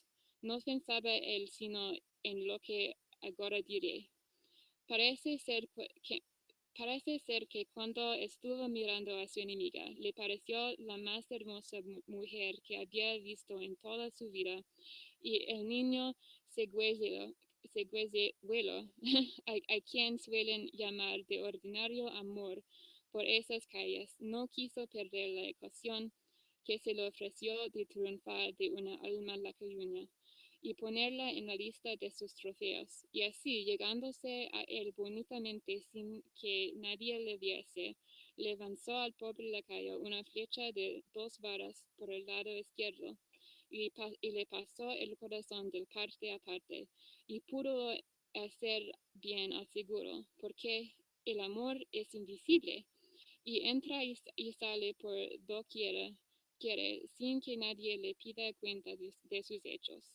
Digo, pues, que cuando dieron la señal de la arremetida, estaba nuestro lacayo transportado, pensado en la hermosura de la que ya había hecho señora de su libertad, y así no atendió al son de la trompeta, como hizo Don Quijote, que apenas la hubo oído, cuando arremetió, y a todo el correr que pendecía Rocinante, partió contra su enemigo, y viéndole partir su buen escudero Sancho, dijo a grandes voces: Dios te guíe, nata y flor de los andantes caballeros.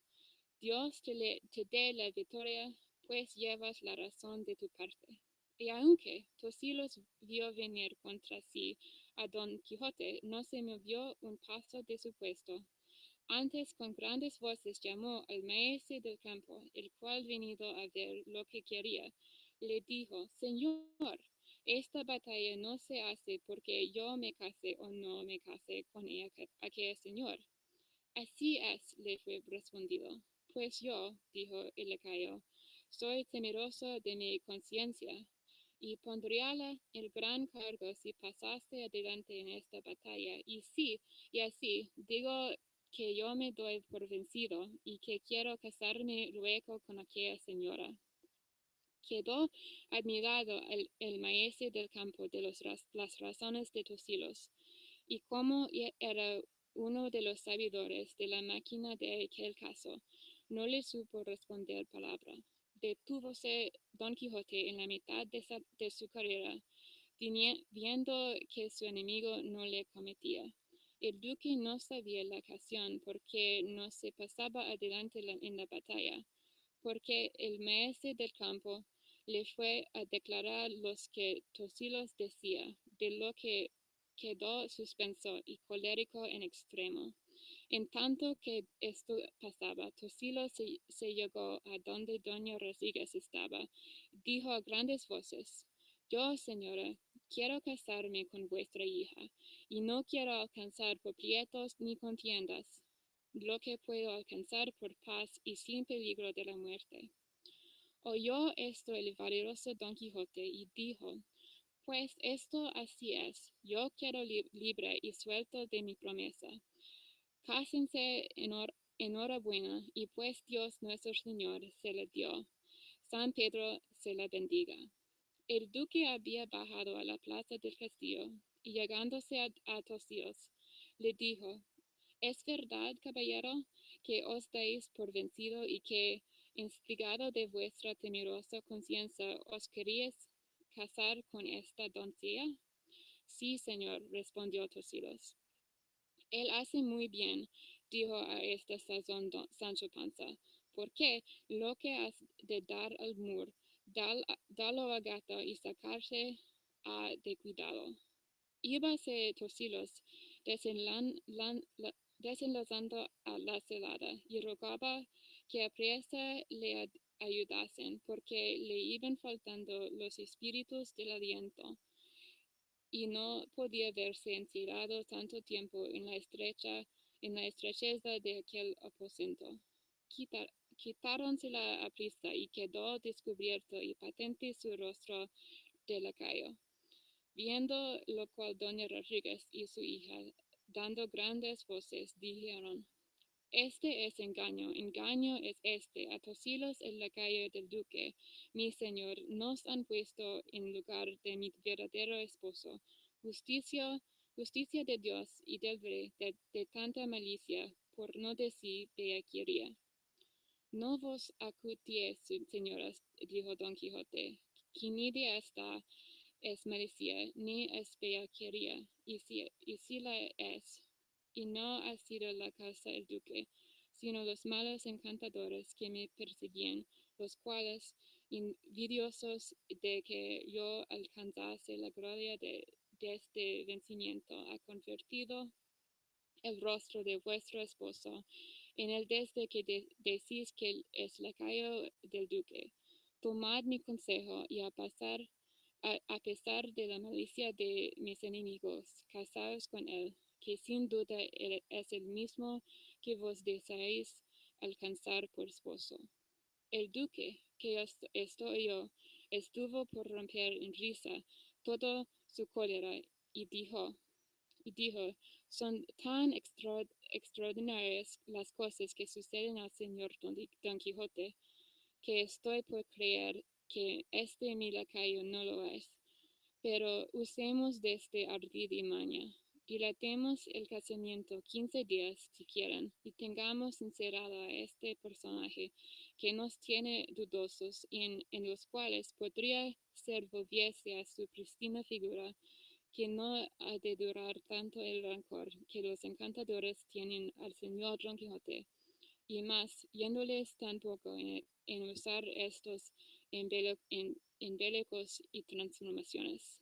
Oh señor, dijo Sancho, que ya tienen estos malandrines por uso y costumbre de mudar las cosas de unas de otras, que tocan a mi amo. Un caballero que venció los días pasados, llamado el de los espejos, le volvieron en la figura de bachiller Sansón Caracazo, natural de nuestro pueblo y grande amigo nuestro, y a mi señora Dulcinea de Toboso la han vuelto en una rústica laboradora, y así imagino que este lacayo ha de morir y vivir lacayo todos los días de su vida. A lo que dijo la hija de la Rodríguez, séanse que fuere me que pide por esposa, que yo se le agradezco. ¿Qué más quiero ser mujer legítima de un lacayo, que no amiga y burlada de un caballero, puesto que el que a mí me burló no lo es? En resolución, todos estos cuentos y sucesos pararon en que Tosilos se recogiese hasta ver en qué paraba su transformación. Aclamaron todos la victoria por Don Quijote, y los más quedaron tristes y melancólicos de ver que no se habían hecho pedazos los tan esperados combatientes, bien así como los muchachos quedan tristes cuando no sale el ahorcado que esperan, pero le ha perdonado o la parte o la justicia. Fuese la gente, volviéronse el duque y el Don Quijote al castillo, encerraron a Tosilos, quedaron doña Rodríguez y su hija contentísimas de ver que, por una vía o por otra, aquel caso había de parar en casamiento, y Tosilos no esperaba menos.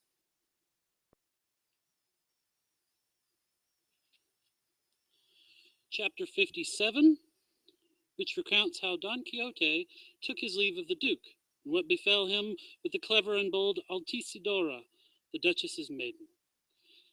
Now it seemed to Don Quixote that it would be good for him to abandon the extreme idleness in which he had been living in the castle, for he imagined it would be a great mistake for him to remain confined and inactive among the infinite luxuries and pleasures offered to him as a knight-errant by the Duke and Duchess.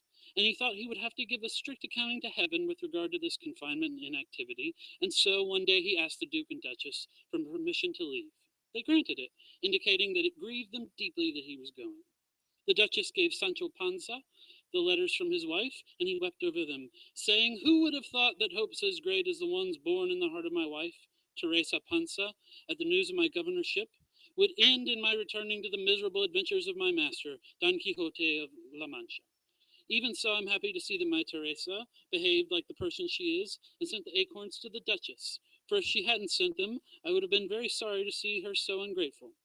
What comforts me is that the gift can't be called a bribe, because I already had the governorship when she sent them, and it's only right that people who receive a benefit should show that they are grateful, even if it's with trifles.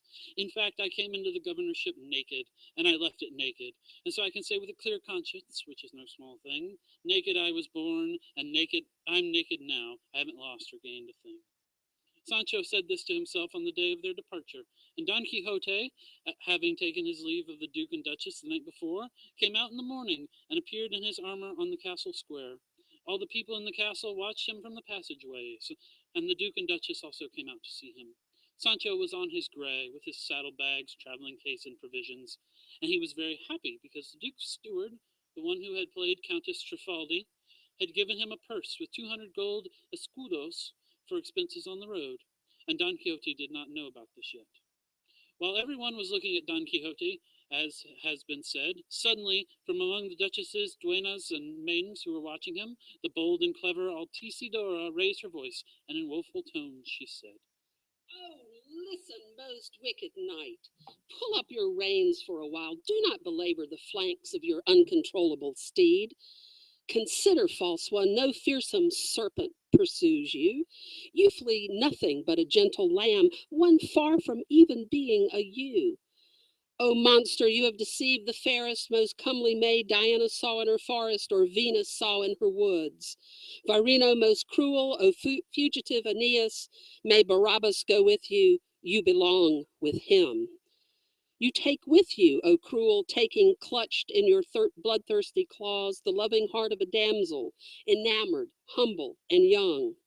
You have taken her 3 nightcaps and garters, both black and white, from legs that rival the purest marble in their smooth whiteness.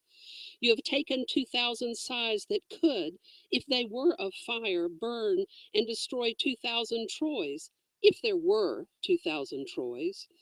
Virino, most cruel, O fugitive Aeneas, may Barabbas go with you, you belong with him. As for your squire named Sancho, may his heart be as hard as stone, as cold as ice. Then Dulcinea will ne'er be freed of enchantment. The fault is no one's but yours, but let her pay for your crime. Perhaps in my land the just must pay and suffer for sinners. May your most noble adventures be nothing but misadventures, your pleasures nothing but dreams, your courage gone and forgotten. Cruel Virino, fugitive Aeneas, may Barabbas go with you, you belong with him. May you be known as the false-hearted from Sevilla to Marchena, from Granada to Farloja, from fair London throughout England. If you ever play Renato Los Cientos or La Primera, may all the kings fly from you, as well as aces and sevens. If you ever trim your corns, may the blood spurt from the wounds, and if you have your molars proved, may they break off at the roots.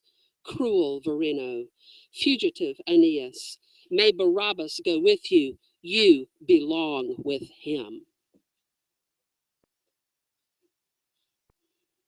While the piteous Altisidora lamented her aforementioned fate, Don Quixote stared fixedly at her, not saying a word, and then he turned to Sancho and said, "By all the years of your forebears, Sancho, my friend, I implore you to tell me the truth.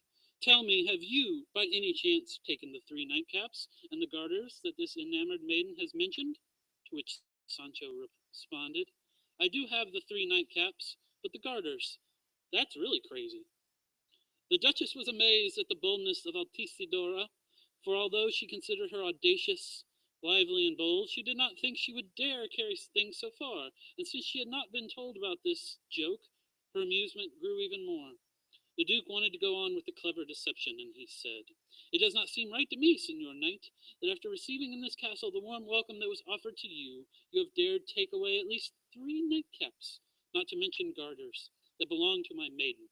These are indications of an ungrateful heart, signs that do not correspond to your fame. Return the garters to her. If not, I challenge you to mortal combat, with no fear that your roguish enchanters will challenge or alter my face, as they did to Torsillos, my footman, who entered into battle with you." God forbid, responded Don Quixote, that I unsheath my sword against your most illustrious person, for whom I have received so many kindnesses. I shall return the nightcaps, because Sancho says he has them. As for the garters, that is impossible, because I do not have them, and neither does he. If this maiden of yours would look through her hiding places, I am sure she would find them. I, Señor Duke, have never been a thief, nor do I intend to be one for the rest of my life, unless God abandons me. This maiden speaks, as she has said, as one enamored, and for that I am not to blame, and so I have no reason to beg her pardon, or yours, although I implore your excellency to have a better opinion of me, and to once again give me your permission to continue on my way. May God so favor you there, said the Duchess, Señor Don Quixote, that we always hear good reports of your deeds. And go with God, for the longer you tarry, the more you fan the flames in the heart of the maidens who look upon you. As for this maiden, I shall punish her so that from now on she will not be insolent in her glances or her words. I want you to hear only one more word of mine, O valiant Don Quixote, said Altisidora. I beg your pardon for saying you stole my garters, because by God and my soul I am wearing them, and I have fallen into the careless error of the man who went looking for the donkey he was riding on. Didn't I say so, said Sancho. I'm the right one to go around hiding stolen things. If I wanted to do that, I could have done it to my heart's content in my governorship. Don Quixote bowed his head in deference to the Duke and Duchess, and all the onlookers, and turning Rocinante's reins, and with Sancho riding after him on the gray, he left the castle and followed the road to Zaragoza.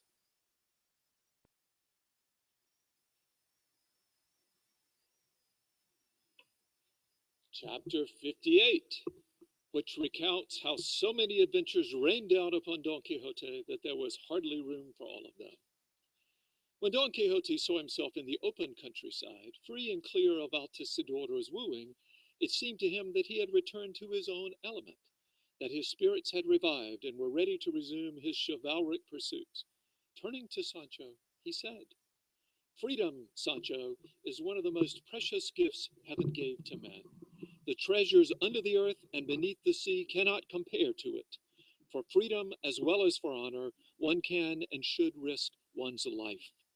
While captivity, on the other hand, is the greatest evil that can befall men.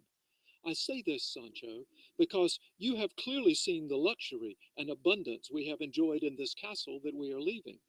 But in the midst of those flavorful banquets and those drinks as cool as snow, it seemed as if I were suffering the pangs of hunger, because I could not enjoy them with the freedom I would have had if they had been mine. The obligations to repay the benefits and kindnesses we have received are bonds that hobble a free spirit.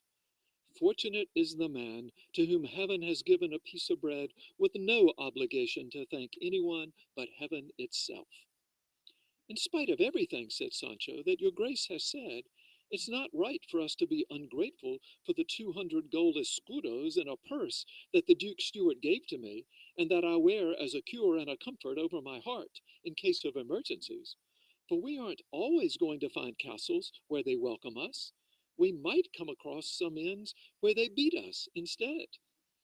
The two errants, knight and squire, were engaged in conversations like these, when, having traveled a little more than a league, they saw a small green meadow, where approximately a dozen men, dressed as farmers, were sitting and eating on their cloaks, which were spread out on the grass. Next to them were what looked like white sheets, covering several objects that were placed at intervals, either standing up straight or lying flat. Don Quixote approached the men who were eating, and after first greeting them courteously, he asked what they had under those cloths. One of them responded, "Señor, under those cloths are wooden images carved in relief for an altarpiece that we're erecting in our village. We carry them covered so they won't be damaged, and on our shoulders so they won't break." "If you would be so kind," responded Don Quixote, "I should like very much to see them. For images that are carried with so much care undoubtedly are good." "Well, of course they are," said another. "They cost enough. The truth is that every one of them costs more than 50 ducados. So that your grace can see the truth of this, just wait, and your grace will see with your own eyes." And he stood up, stopped eating, and went to remove the covering of the first image, which turned out to be St. George mounted on a horse. a serpent lying coiled at his feet, its mouth run through by a lance, all of it depicted with the customary ferocity. The entire image seemed to glitter like gold, as they say. When he saw it, Don Quixote said, "This was one of the best knights errant the divine militia ever had. His name was Don St. George, and he was also a protector of damsels. Let me see the next one." The man uncovered it, and it seemed to be St. Martin, astride a horse, as he divided his cape with the poor man. And as soon as he saw it, Don Quixote said, "This knight was another Christian seeker of adventures, and I believe he was more generous than brave, as you can see, Sancho, for he is dividing his cape with a poor man and giving him half, and no doubt it must have been winter then. Otherwise, he was so charitable, he would have given him the entire cape." "That couldn't have been the reason," said Sancho. "He must have been paying attention to the proverb that says, 'For giving and keeping, you need some brains.'" Don Quixote laughed and asked them to remove another cloth, and beneath it was revealed the image of the patron saint of Spain on horseback, his sword stained with blood, riding down Moors and trampling on their heads. And when he saw it, Don Quixote said, "This one certainly is a knight, a member of the squadrons of Christ. His name is St. James Iago, the Moor killer, one of the most valiant saints and knights the world has ever had, and that heaven has now." Then they removed another cloth, and it covered the fall of St. Paul from his horse, with all the details that are usually depicted in images of his conversion. It looked so lifelike that one would say that Christ was speaking and Paul responding. "This," said Don Quixote, "was the greatest enemy the Church of God our Lord had at the time, and the greatest defender it will ever have. A knight-errant in life and a steadfast saint in death, a tireless worker in the vineyard of the Lord, a teacher of peoples whose school was heaven, and whose professor and master was Jesus Christ himself." There were no more images, and so Don Quixote said that they should be covered again, and he told the men who were carrying them, "Brothers, I take it as a good omen that I have seen what I have seen here, because these saints and knights professed what I profess, which is the practice of arms. The difference, however, between me and them is that they were saints and fought in the divine manner, but I am a sinner and fight in the human manner. They conquered heaven by force of arms, for the kingdom of heaven suffereth violence. And so far, I do not know what I am conquering by the force of my labors. But if my Dulcinea of Toboso were to be free of the ills she is suffering, thereby improving my fortune and strengthening my judgment, it might be that my feet would travel a better road than the one I follow now." "May God hear and sin be deaf," said Sancho. The men were as baffled by Don Quixote's appearance as they were by his words, for they did not understand half of what he said. They finished their meal, picked up their images, taking their leave of Don Quixote, continued on their way. Sancho once again was so amazed that his master knew. It was as if he had never known him, for it seemed there was no history or event in the world that Don Quixote did not have clearly in mind and fixed in his memory. Sancho said, "The truth is, Señor Master, that if what happened to us today can be called an adventure, it has been one of the gentlest and sweetest that has happened to us in the course of our wanderings.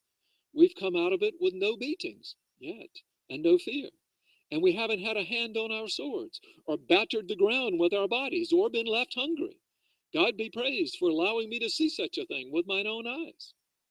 "What you say is correct, Sancho," said Don Quixote, "but you must realize that not all times are the same, nor do they always follow the same course, and what common people generally call omens, which are not founded on any natural cause, the wise man must consider and judge to be happy events. One of these superstitious men gets up in the morning, leaves his house, happens to meet a friar of the order of Blessed St. Francis, and as if he had met a griffon, he turns around and returns home. Another Mendoza spills salt on the table, and melancholy spills in his heart, as if nature were obliged to give signs of impending misfortunes with things as trivial as these we have mentioned. A wise Christian should not try to guess what heaven intends to do. When Scipio arrived in Africa, He stumbled as he leaped ashore, and his soldiers considered it an evil omen. But he embraced the ground and said, "You cannot escape me, Africa, because I am holding you tight in my arms." And so, Sancho, having come across these images, has been a very happy event for me. "I believe that too," responded Sancho, "and I'd like your grace to tell me why it is that Spaniards, when they're about to go into battle, invoke that St. James the Moor-killer and say, 'St. James, and close Spain.' By some chance, is Spain open, so that it's necessary to close her? Or what ceremony is that?" "You are very simple, Sancho," responded Don Quixote. "Remember that God gave this great knight of the Scarlet Cross to Spain to be her patron and protector, especially in the harsh conflicts that the Spaniards have had with the Moors. And so they invoke and call on him as their defender in every battle they fight. And they often have seen him throwing down, trampling, destroying, and killing the squadrons of Hagar. And I could give you many examples of this truth that are recounted in truthful Spanish histories." Sancho changed the subject and said to his master, "I'm amazed, senor, at the boldness of Altisidora, the Duchess's maiden. She must have been badly wounded and run through by the one they call a Moor. They say he is a blind little boy, and his vision is dim. Or I should say, he's sightless. But if he takes aim at a heart, no matter how small, he hits it with his arrows and runs it through. I've also heard that a maiden's modesty and reserve can make those amorous arrows blunt and dull. But in Altisidora, they seem to grow sharper, not duller." "You should know, Sancho," said Don Quixote, "that love shows no restraint, and does not keep within the bounds of reason as it proceeds, and has the same character as death. It attacks the noble palaces of kings as well as the poor huts of shepherds. And when it takes full possession of a heart, the first thing it does is to take away fear and shame. Lacking them, Altisidora declared her desires, which gave rise in my bosom to more confusion than compassion." "What notable cruelty," said Sancho. "What glaring ingratitude!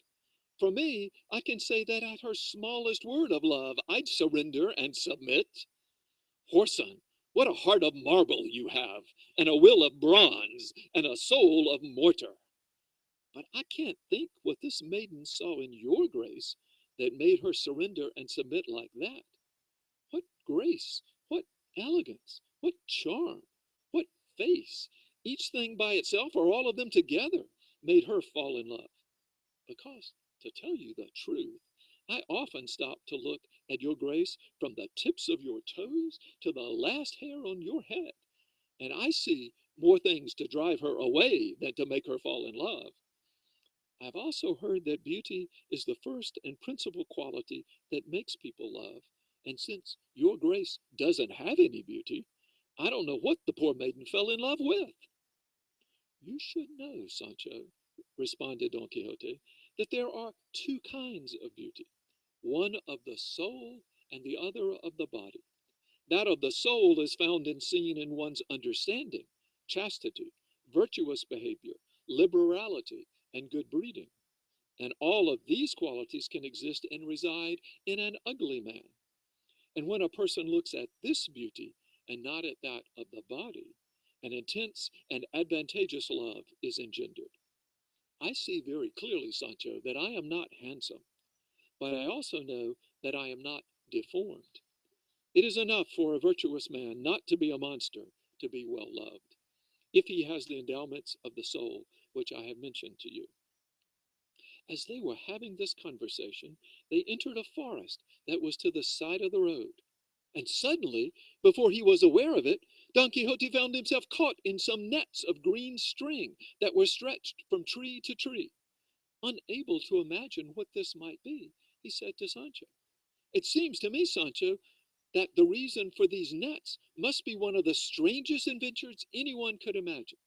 By my soul, the enchanters who pursue me must want to tangle me in them and stop my journey in order to avenge the severity that I showed Altisidora. Well, I can assure them that even if these nets were not made of green string, but of the hardest diamonds, or were stronger than the net with which the jealous god of blacksmiths tripped Venus and Mars. I would break them as if they were made of reeds or cotton threads. When he attempted to step forward and break the nets, suddenly there appeared before him, coming out from among the trees, two extremely beautiful shepherdesses. At least they were dressed as shepherdesses, except that their jackets and skirts were made of fine brocade. I mean, the skirts were made of rich moire shot with gold. Their hair, so blonde it rivaled the rays of the sun, hung down loose from their backs, and was crowned with garlands woven of green laurel and red amaranth. Their age, apparently, was no less than 15, and no more than 18. This was a sight that amazed Sancho. Astounded Don Quixote made the sun stop in its course to see them, and held all four of them in stunned silence. Finally, the person who spoke first was one of the two shepherdesses, who said to Don Quixote, "Step back, Señor Knight, and do not break the nets that are stretched there, not to harm you, but for our entertainment. And because I know you will ask why they are hung there and who we are, I want to tell you briefly. In a village about 2 leagues from here, where there are many well-born people and many rich nobles, it was agreed among a good number of friends and relatives that their sons, wives, daughters, neighbors, friends, and relatives would come to enjoy this spot, which is one of the most pleasant in the entire region, and that all of us would create a second pastoral Arcadia, the girls dressing as shepherdesses and the boys as shepherds. We've studied 2 eclogues, one of the famous poet Garcilaso and the other by the excellent Camões, in his own Portuguese language, neither of which we have performed yet. Yesterday was the first day we spent here. We put up some tents. They say they're called field tents along the banks of a large stream that waters all these meadows. Last night we stretched these nets between the trees to deceive the simple little birds that we frightened deliberately with our noise, so they would fly into them. If, Senor, you would like to be our guest, you will be treated generously and courteously, for now no sorrow or melancholy must enter this place." She stopped speaking and said no more, and Don Quixote responded, "Certainly, most beautiful lady, Actaeon could not have been more astonished or amazed when he suddenly saw Diana bathing in the waters than I am at the sight of your beauty. I praise the subject of your entertainments, and I'm grateful for your offer. And if I can serve both of you with the certainty that you will be obeyed, you can command me, because my profession is none other than to show that I'm grateful and a benefactor to all manner of people, especially the well-born, which your persons represent. And if these nets, which occupy only a small space, were to occupy the entire globe, I would seek new worlds where I could pass through without breaking them, so that you will give some credence to my exaggeration. You should know that the promise, at least, is made by Don Quixote of La Mancha, in the event this name has reached your ears." "Oh, my dear friend," the other shepherdess said then, "what good fortune for us! Do you see this gentleman in front of us? Well, let me tell you that he is the most valiant and most enamored and most courteous knight in the world. If a history of his deeds, which is in print and which I have read, does not lie to us and deceive us, I'll wager that this man with him is a certain Sancho Panza, his squire, whose comical remarks no one can equal." "It's true," said Sancho. "I'm the comical fellow and the squire, just as your grace has said, and this gentleman is my master, the historied Don Quixote of La Mancha you've mentioned." "Oh," said the other girl, "dear friend, let's ask him to stay, for our parents and brothers and sisters will enjoy that so much. I've heard about his courage and grace too, just as you've described them, and they say especially that he's the most steadfast and loyal lover who ever lived, and that his lady is a certain Dulcinea of Toboso, known to be the most beautiful woman in all of Spain." "And with reason," said Don Quixote, "unless your peerless beauty calls that into question. Do not weary yourselves, señoras, in trying to detain me, because the obligatory demands of my profession do not allow me to rest very long in one place." Just then a brother of one of the shepherdesses came to the spot where the 4 of them were, and he too was dressed as a shepherd, as richly and elegantly as the 2 girls, who told them that the man with them was the valiant Don Quixote of La Mancha, and the other was his squire, Sancho, both of whom he already knew about because he had read their history. The charming shepherd paid his compliments and asked the knight to accompany him to his tents, and Don Quixote finally had to agree. At this point, the beaters arrived, and the nets were filled with a variety of small birds that were deceived by the color of the nets and fell into the very danger they were fleeing. More than 30 people gathered in that place, all of them splendidly dressed as shepherds and shepherdesses, and in a moment all of them knew who Don Quixote and his squire were, which pleased them a great deal because they already knew about the two of them from their history. They went to the tents and found the tables richly, abundantly, and immaculately laid. They honored Don Quixote by seating him at the head, and everyone looked at him and was amazed to see him. Finally, when the tables had been cleared, Don Quixote very calmly raised his voice and said, "Although some may say pride is the greatest sin men commit, I say it is ingratitude, for I am guided by the adage that says hell is filled with the ungrateful. This sin is one I have attempted to flee, as much as it is possible for me to do so, since I first reached the age of reason. If I cannot repay the good deeds done for me with other deeds, in their place I put the desire I have to perform them, and if that is not enough, I proclaim those good deeds far and wide, because the person who tells about and proclaims the good deeds that have been performed on his behalf would also recompense them with other deeds if he could, because most of the time those who receive are subordinate to those who give. Therefore, God is above us all, because he gives to us all, and the gifts of man cannot be compared to those of God, for they are separated by an infinite distance, this paucity and dearth, in a certain sense, can be made up for by gratitude. And I, grateful for the kindness shown to me here, and not being able to correspond in kind, for I am restrained by the narrow limitations of my means, offer what little I can and am able to do.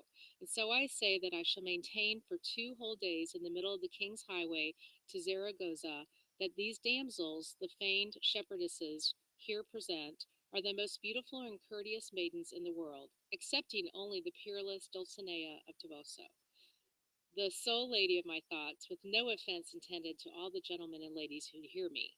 Upon hearing this, Sancho, who had been listening very attentively, gave a great shout, saying, "Is it possible that there are persons in the world who dare to say and swear that my master is crazy? Your graces, senors shepherds, tell me, is there a village priest, no matter how intelligent and educated, who can say what my master has said, or a knight errant, no matter how famous for courage, who can offer what my master has offered here?" Don Quixote turned to Sancho, his face ablaze with anger, and said, "Is it possible, O Sancho, that there is anyone in the whole wide world who can say you are not a dolt, lined with doltishness, and trimmed with a certain wickedness and malice? Who has asked you to mind my business, or determine if I am intelligent or a fool? Be quiet, and do not answer me, but saddle Rocinante if he is unsaddled, and let us go to put my offer into effect, for with the rightness of my cause you can consider all who might wish to contradict it as already vanquished." And with great fury and signs of anger, he rose from his seat, leaving the onlookers perplexed, wondering if they should consider him as mad or sane. Finally, they attempted to persuade him not to issue the challenge, for they considered his gratitude well known, and there is no need for further proofs of his valiant spirit, since the ones alluded to in the history of his deeds were more than enough. Yet despite all this, Don Quixote carried out his intention, and sitting on Rocinante, his shield on his arm and his lance in his hand, he placed himself in the middle of a king's highway, not far from the green meadow. Sancho followed him on his gray, along with all the people in the pastoral flock, for they wished to see how far his arrogant and unparalleled offer would go. When Don Quixote was situated in the middle of the road, as I have already told you, he pierced the air with these words: "Oh, you travelers and wayfarers, knights and squires, those on foot and those on horseback who pass or will pass along this road during the next 2 days, know that Don Quixote of La Mancha, knight errant, is here to maintain that all the beauty and courtesy in the world, none is greater than that found in the nymphs who inhabit these meadows and forests, putting to one side the lady of my soul, Dulcinea of Toboso. Therefore, whoever holds a contrary opinion, let him come forward. I wait for him here." Twice he repeated these same words, and twice they were not heard by any seeker of adventures. But Fortune, who was directing his affairs from one success to another, ordained that in a little while there would appear on the road a crowd of men on horseback. many of them with lances in their hands, riding very close together, in some confusion and in great haste. As soon as those who were with Don Quixote saw them, they turned and moved a great distance from the road, knowing that if they waited, they could be in danger. Only Don Quixote, with an intrepid heart, staying where he was, and Sancho Panza took cover behind Rocinte's hindquarters. A troop of lancers approached, and one of them, who was riding at their head, began to shout at Don Quixote, saying, "Move aside, you devil, or those bulls will trample you to death." "Ah, you rabble," responded Don Quixote, "what do I care for bulls, even if they are the fiercest bred on the banks of the Jarama? Confess, you villains, that what I have proclaimed here is true, without knowing what it is, and if you do not, you will have to contend with me." The herder had no time to respond, and Don Quixote had no time to move away, even if he had wanted to, and the crowd of fierce bulls and tame led oxen, and the multitude of herders and other people who were taking them to a town where they could fight the next day, passed over Don Quixote and over Sancho, Rocinante, and the Grey, knocking them all down and sending them rolling along the ground. Sancho was left bruised, Don Quixote stunned, the donkey battered, and Rocinante none too sound. But finally they all got to their feet, and Don Quixote, stumbling here and falling there, began to run as fast as he could after the herd of bulls, shouting, "Stop! Wait, you villainous rabble! A single knight awaits you, one who does not concur or agree with those who say that one should build a silver bridge for the enemy who flees."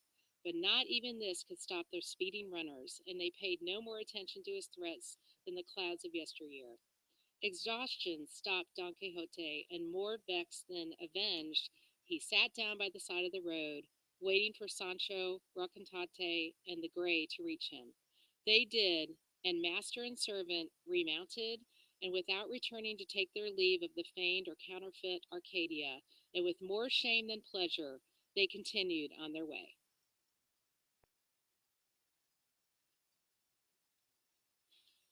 Chapter 59, which recounts an extraordinary incident that befell Don Quixote and can be considered an adventure.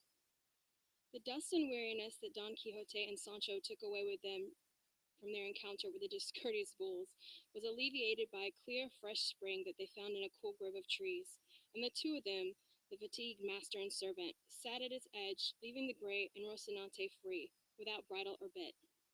Sancho turned to the provisions in his saddlebag and took out what he liked to call his feed. He rinsed his mouth, and Don Quixote washed his face, and this refreshment helped to revive their discouraged spirits. Don Quixote did not eat out of pure sorrow, and Sancho did not dare to touch the food before him out of pure courtesy, for he was waiting for his master to take the first mouthful. But seeing him so lost in thought that he forgot to raise the bread to his mouth, Sancho did not open his to speak, and violating every rule of good manners, he began to pack his stomach with the bread and cheese that were in front of him. "Eat, Sancho, my friend," said Don Quixote. "Sustain life, which matters to you more than to me, and let me die at the hands of my thoughts and by means of my misfortunes. I, Sancho, was born to live by dying, and you to die by eating. So you can see that I am telling you the truth in this regard. Consider me, printed in histories, famous in the practice of arms, courteous in my actions, respected by princes, wooed by maidens. And when I expected the palms, triumphs, and crowns that were earned and deserved by my valorous deeds, I have seen myself this morning trampled and kicked and bruised by the feet of filthy and unclean animals. This thought dulls my teeth, blunts my molars, numbs my hands, and completely takes away my desire for food. And so I think that I shall let myself die of hunger, the cruelest of all deaths."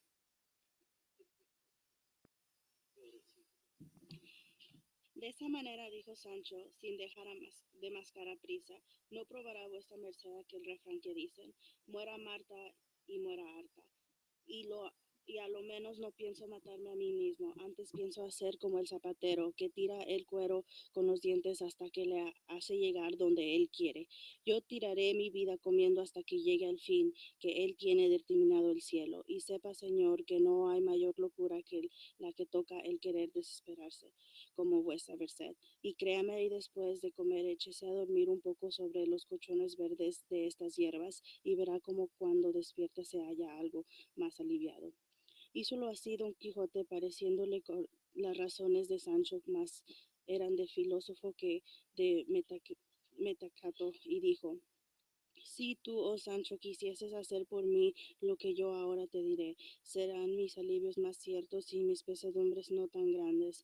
Y es que mientras yo duermo obedeciendo tus consejos, tú te desvíes un poco lejos de aquí con las riendas de Rocinante, echando al aire tus carnes, te dices 300 o 400 azotes a buena cuenta de los 3000 y tantos que te has de dar por el descanto de Dulcinea, que es lástima que pequeña, que no pequeña, que aquella pobre señora está encantada por tu descuido y negligencia. Hay mucho que decir en eso, dijo Sancho. Dormamos por ahora entre ambos y después Dios dijo lo que será. Sepa vuestra merced que esto de azotarse un hombre a sangre fría es cosa ricia, y más si caen los azotes sobre un cuerpo mal sustentado y peor comido. Tenga paciencia mi señora Dulcinea, que cuando menos se Cate me verá hecho una criba de azotes, y hasta la muerte todo es vida. Quiero decir que aún yo la tengo hasta la muerte, la tengo junto con el deseo de cumplir con lo que he prometido. Agradeciéndoselo, don Quijote comió algo y Sancho mucho, y echándose a dormir entre ambos, dejaron a su brío y sin orden alguna parecer de abundosa hierba, de que aquel parado estaba lleno a los continuos compañeros y amigos de Rocinante y el rucio. Despertaron algo tarde, volvieron a subir y a seguir su camino, dándose prisa para llegar a una venta que al parecer una legua de ahí se descubría. Dijo que era venta porque don Quijote la llamó así, fuera del uso que tenía de llamar a todas las ventas castillos. Llegaron pues a ella, preguntaron al huésped si había posada, les respondió que sí, con toda la comunidad y regalo que pudiera hallarse en Zaragoza. Apareciéndose y recogiendo Sancho a su reposa en un aposento de aquí, el huésped le dio la llave, llevó las bestias de la caballeriza, hecholes su piezo, salió a ver lo que don Quijote, que estaba sentado sobre un pollo, le mandaba, dando particulares gracias al cielo de que a su amo no le hubiese parecido castillo aquella venta. Llegóse la hora de cenar. Recogiéndose a su estancia, preguntó Sancho al huésped que qué tenía para darles de cenar, a lo que el huésped respondió que su boca sería medida, y así que pidiese lo que quisiese, que de pajarquías del aire, de las aves de la tierra y de los pescados del mar estaba prohibida aquella venta. No es menester tanto, señor, respondió Sancho, que con un par de pollos que nos hacen tendremos lo suficiente, porque mi señor es delicado y come poco, y yo no soy tragantón en demasía. Respondiéndole el huésped que no tenía pollos porque los milanos le tenían asolados. Pues manda el señor huésped, dijo Sancho, asar una polla, que sí tendrá. Polla, mi padre, respondió el huésped, en verdad que envié ayer a la ciudad a vender más de 50, pero fuera de pollas pedía vuestra merced en lo que quisiese. De esa manera, dijo Sancho, no faltará tenerla ternera o cabrito. En esa casa por ahora, respondió el huésped, no lo hay porque se ha acabado, pero la semana que viene lo habrá de sobra. Medreados estamos con eso, respondió Sancho. Yo podré que si vienen a resumirse todas esas faltas en las obras que debe de haber de tuncia y huevos. Por Dios, respondió el huésped, que es gentil relente el que mi huésped tiene, pues ya le he hecho que ni tengo pollas ni gallinas, ni quiere que tenga huevos. Discurra que si quiese por otras deliquesas y déjese de pedir gulliras. Resolvámonos, cuerpo de mí, dijo Sancho, y dígame finalmente lo que tiene y déjese de descubrimiento, señor huésped. Dijo el ventero, lo que real y verdaderamente tengo son unas de vaca que parecen manos de ternera y 2 manos de ternera que parecen unas de vaca. Están cocidas con sus garbanzos, cebollas y tocino. Y a la hora de ahora están diciendo, cómeme, cómeme. Por mías del marco, por mías las marco desde aquí, dijo Sancho, y nadie las toque, que yo las pagaré mejor que otro, porque para mí ninguna otra cosa pudiera esperar de más gusto, y no se me daría nada de fuesen manos como fuesen unas. Nadie las tocará, dijo el ventero, porque otros huéspedes que tengo de puros principales traen consigo cocinero, despensero y repostería. Si por principales van, dijo Sancho, ninguno más que mi amo, pero el oficio que él trae no permite despensas ni botilleras. Ahí nos tendemos en mitad de un prado y nos hartamos de bellotas y de nísperos. Esta fue la plática que Sancho tuvo con el ventero, sin querer Sancho pasar adelante en responderle, que ya le había preguntado qué oficio o qué ejército era el de su amo. Llegóse pues la hora de cenar, recogióse a su instancia don Quijote, trujo el huésped la olla, así como estaba, y sentóse a cenar muy de propósito. Parece ser que en otro aposento que junto al de don Quijote estaba, que no le dividía más que un sutil tabique, oyó decir don Quijote: por vida de nuestra merced, señor don Jerónimo, que en tanto que trae la cena leamos otro capítulo de la segunda parte de Don Quijote de la Mancha.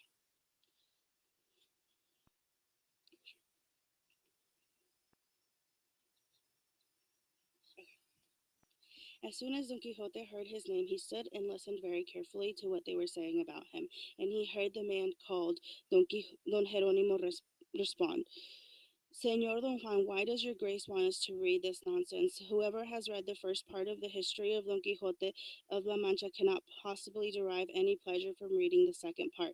Even so, said Don Juan, it would be nice to read it because there's no book so bad that it doesn't have something good in it. What I dislike the most in this one is that it depicts Don Quixote as having fallen out of love with Dulcinea of Toboso.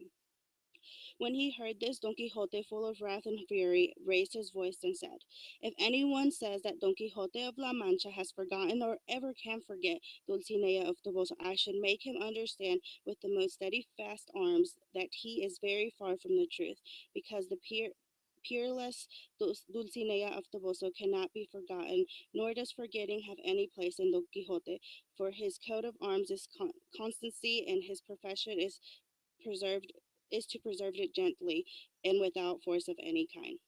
Who is answering us? Came the response from the next room. Who can it be? Responded Sancho, but Don Quixote of La Mancha himself, who'll carry out everything he said and even what he might say.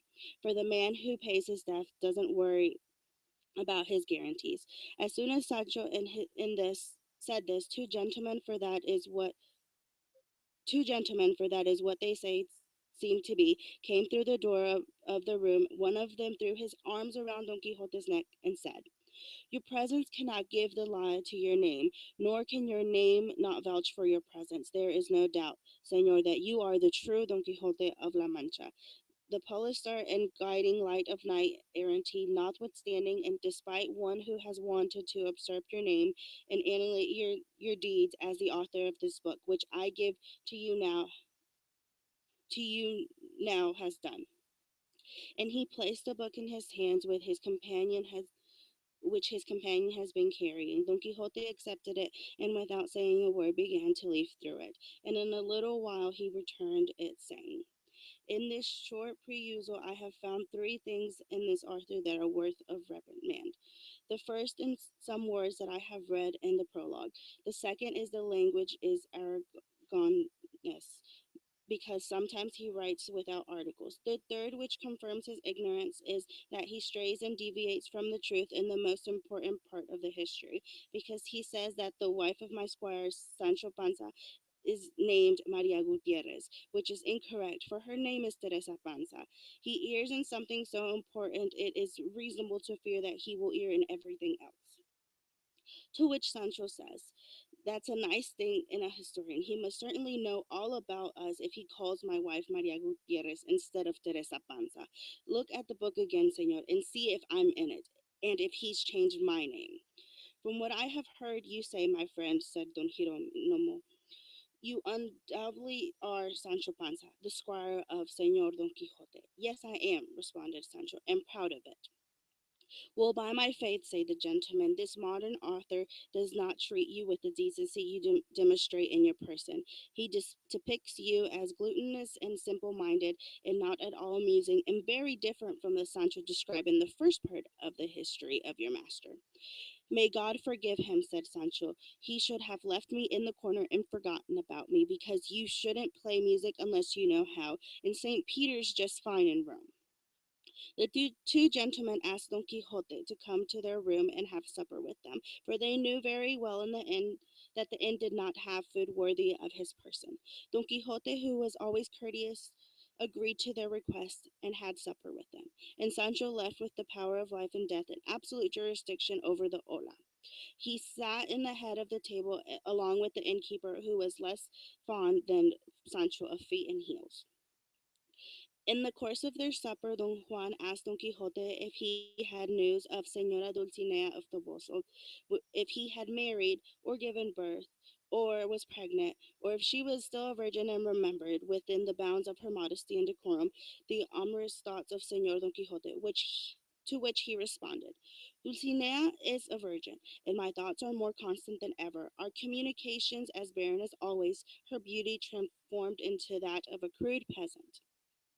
And then he recounted point by point the enchantment of Senora Dulcinea and what had happened to him in the cave of Mostincinos, along with the instructions of the wise Merlin had given him on how to disenchant her, which had to do with Sancho's lashes.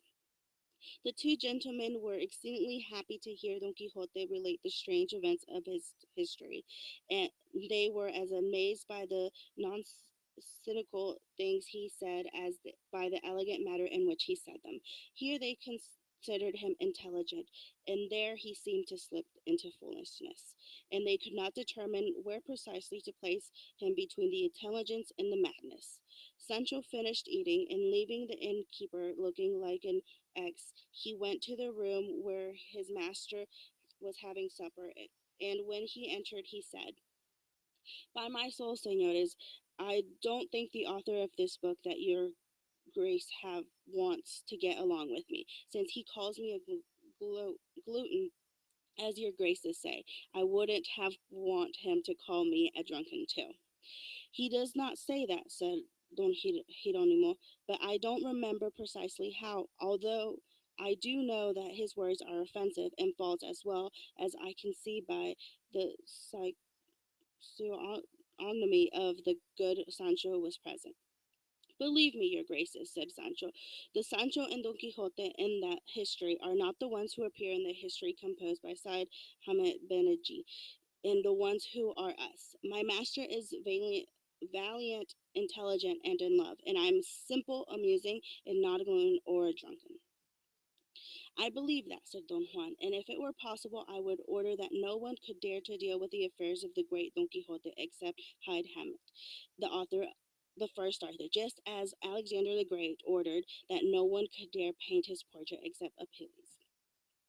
Let anyone who wishes to, said Don Quixote, portray me, but not mistreat me, for patience often flatters with its loaded down in the injuries. No injury, said Don Juan, can be done to Señor Don Quixote that he cannot avenge, if he does not ward it off with the shield of his patience, which, in my opinion, is strong and great.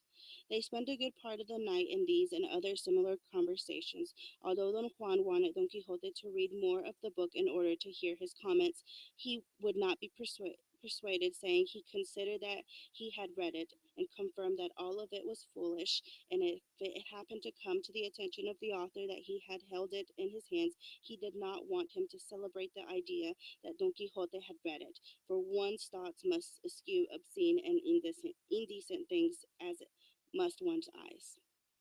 They asked him where he had decided to travel. He responded to Zaragoza to take part in the just of the suit of armor that are held in the city every year.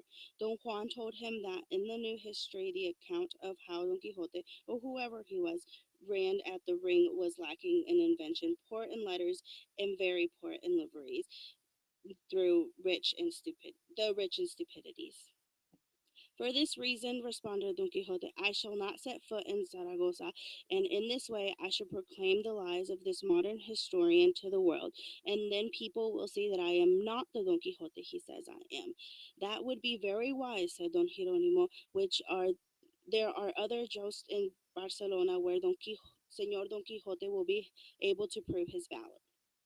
I intend to do that, said Don Quixote, and if your graces will permit me, it is time for me to go to bed, and if I hope you will consider and count me among your greatest friends and servants. And me too, said Sancho, maybe I'll be good for something. With this, they took their leave, and Don Quixote and Sancho withdrew to their room, leaving Don Juan and Don Jeronimo astonished by the mixture of intelligence and madness they had seen, and convinced that these were the true Don Quixote and Sancho, not the ones inscribed in the Aragonese author. Don Quixote awoke at dawn, knocking on the wall of their room. He said goodbye to his supper host. Sancho paid the innkeeper very generously and advised him to praise the provisions in his inns a little less and to keep it a little better supplied.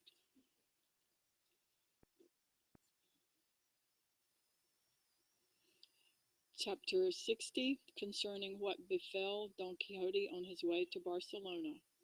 The morning was cool, and it showed signs of remaining cool for the rest of the day when Don Quixote left the inn, first having learned the most direct road to Barcelona that avoided Zaragoza. So great was his desire to prove that the new historian, who they said had maligned him, was a liar.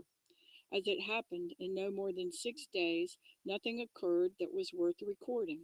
But then, at the end of that time, when he had wandered away from the road, night overtook him in a thick stand of oak or cork trees. In this instant, Cide Hamete does not honor the exactitude he usually observes in such matters. Master and servant climbed down from their mounts, and leaning against the tree trunks, Sancho, who had eaten that afternoon, allowed himself to rush headlong through the doors of sleep. But Don Quixote, whose imagination kept him awake much more than hunger did, could not close his eyes. Instead, his thoughts wandered back and forth through 1,000 different places. Now he seemed to find himself in the cave of Montesinos. Then he saw Dulcinea transformed into a peasant, leaping onto the back of her donkey. Next, the words of the wise Merlins resounded in his ears, telling him the conditions that had to be met and the task that had to be completed in order to disenchant Dulcinea. He despaired to see the carelessness and lack of charity in Sancho his squire, who he believed had given himself only 5 lashes, a painfully small quantity, considering the infinite number he still had to administer. And this caused him so much grief and anger that he reasoned in this fashion. If Alexander the Great cut the Gordian knot, saying, it does not matter if it is cut or untied, and that did not keep him from being the universal lord of all Asia, then in the disenchantment of Dulcinea it might not matter if I whipped Sancho against his will, for if the condition of this remedy is that Sancho receives some 3,000 lashes, what difference does it make to me if he administers them himself, or if another does? Since the essence of the matter is that he received them regardless of where they come from. With this thought in mind, he approached Sancho, having first taken Rocinante's reins and arranged them so that he could see them as a whip, and began to move the cords that held up Sancho's breeches, although it is believed he had only them in front. But no sooner had Don Quixote come up to him than Sancho started, fully awake, and said, what is it? Who's touching me and untying my cords? I am, responded Don Quixote. I have come to make up for your failings and to put an end to my travails. I have come to whip you, Sancho, and to discharge in part the debt you have assumed. Dulcinea perishes, you live in negligence, I die of desire, and so expose yourself of your own free will, for mine is to give you at least 2,000 lashes in this solitary place. Oh no, said Pancho, your grace had better stand still. If not, by the true God, even the deaf will hear us. The lashes I promised to give myself must be voluntary, not given by force. And now I don't feel like lashing myself. It's enough for me to give your grace my word to flog and thrash myself as soon as I feel that desire. It must not be left to your courtesy, Sancho, said Don Quixote, because you have a hard heart, and although you are a peasant, your flesh is tender. And so he attempted and struggled to untie the cords, seeing which Sancho Panza got to his feet, rushed at his master in a fury, and tripped him so that he fell to the ground and lay there face up. Sancho placed his right knee on his chest, and with his hands he held down his master's hands, not allowing him to move and barely permitting him to breathe. Don Quixote said to him, "What, you traitor! You dare to raise your hand against your natural lord and master. You presume to defy the person who gives you your bread." "I depose no king, I depose no king," responded Sancho, "but I'll help myself, for I'm my own lord. Promise me, your grace, that you'll stay where you are and won't try to whip me now, and I'll let you go and set you free. If not, oh, here you will die, you traitor, enemy of Dona Sancha." Don Quixote promised and swore by his life and thoughts not to touch a thread of Sancho's clothing, and to leave the administering of the lashes entirely to his free will and desire. Sancho got up and moved a good distance away. As he was about to lean against another tree, he felt something graze his head, and he raised his hands and touched 2 feet in shoes and stockings. He trembled with fear and hurried to another tree, where the same thing happened. He shouted, calling for Don Quixote to help him. Don Quixote approached, asking what had happened and why he was afraid. Sancho responded that all the trees were filled with human feet and legs. Don Quixote touched them and soon realized what they might be. And he said to Sancho, "There is no need for you to be afraid, because these feet and legs that you touch but do not see undoubtedly belong to the outlaws and bandits who have been hanged from these trees. For in this region the law usually hangs them when it catches them, and in groups of 20 or 30, which leads me to think I must be close to Barcelona." And the truth was just as he had imagined it. They looked up, apparently, and saw the bodies of bandits hanging from the branches of those trees. Just then dawn broke, and if the dead men had startled them, they were no less distressed by the more than 40 live bandits who suddenly surrounded them, telling them in Catalan to stand still and be quiet until their captain arrived. Don Quixote found himself on foot, his horse unbridled, his lance leaning against a tree, in short, with no defences at all. And so he considered it the wisest course to fold his hands, bow his head, and wait for a better occasion and opportunity.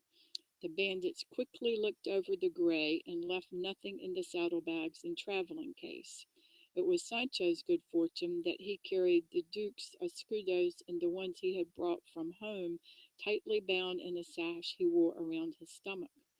And even so, those good people would have searched and dug down to what he had hidden between his skin and his flesh if their captain had not arrived at that point. He seemed to be about 34 years old and was robust, of more than medium height, with a solemn gaze and dark complexion. He was riding a powerful horse, wearing a hauberk, and carrying 4 pistols, which in that country are called pedrones, at his side. He saw that his squires, the name given to those who engage in this practice, were about to strip Sancho Panza. He ordered them to stop, and was obeyed instantly, and so the sash escaped. He was surprised to see a lance leaning against a tree, a shield on the ground, and a pensive Don Quixote in armor, with a face sadder and more melancholy than anything sadness itself could fashion. He went up to him, saying, "Do not be so sad, my good man, for you have not fallen into hands of some cruel Osiris, but into those of Roquenart, and his are more compassionate than severe." "My sadness," responded Don Quixote, "is not that I have fallen into your hands, O valorous Roque, whose fame reaches far beyond the borders of your land, but because my negligence was so great that your soldiers found me unprepared, when I am obliged, according to the order of knight errantry which I profess, to be constantly on the alert, and at all hours to serve as my own sentinel. Because I assure you, O great Roque, that had they found me on my horse with my lance and shield, it would not have been very easy for them to defeat me. For I am Don Quixote of La Mancha, he whose exploits are known all over the world." Then Roquenart realized that Don Quixote's infirmity was closer to madness than to valor, and although he had heard about him on occasion, he never considered his deeds to be true, for he could not convince himself that this kind of humor could control the heart of a man. He was extremely pleased to have encountered him, and therefore touched in proximity what he had heard about at a distance. And so he said, "Valorous knight, do not be indignant or consider the circumstance in which you find yourself sinister. It may be that by means of these difficulties your tortuous fortunes will be set right. For heaven, by strange, inconceivable turnings which men cannot imagine, tends to raise the fallen and enrich the poor." Don Quixote was about to thank him, when at their backs they heard a noise that sounded like a troop of horses, but it was only one, ridden in a fury by a young man who seemed to be about 20 years old, and was dressed in green damask breeches and coat, both trimmed in gold, a plumed hat worn at an angle, close-fitting waxed boots, spurs, a golden dagger and a sword, a small flintock in his hand, and 2 pistols at his sides. At this sound, Roque turned his head and saw this beautiful figure, who rode up to him and said, "I have come looking for you, O valiant Roque, to find in you, if not a remedy, at least relief for my misfortune. And so as not to keep you in suspense, because I know you have not recognized me, I want to tell you who I am. I am Claudia Heronia, daughter of Simon Fort, your dear friend and the particular enemy of Clauquel Torela, who is also your enemy, because he belongs to a faction that opposes you. And you already know that the Tortelas has a son named Don Vincent Tortelas, or at least that was his name 2 hours ago. To make the story of my misfortunes short, I shall tell you briefly the grief he has caused me.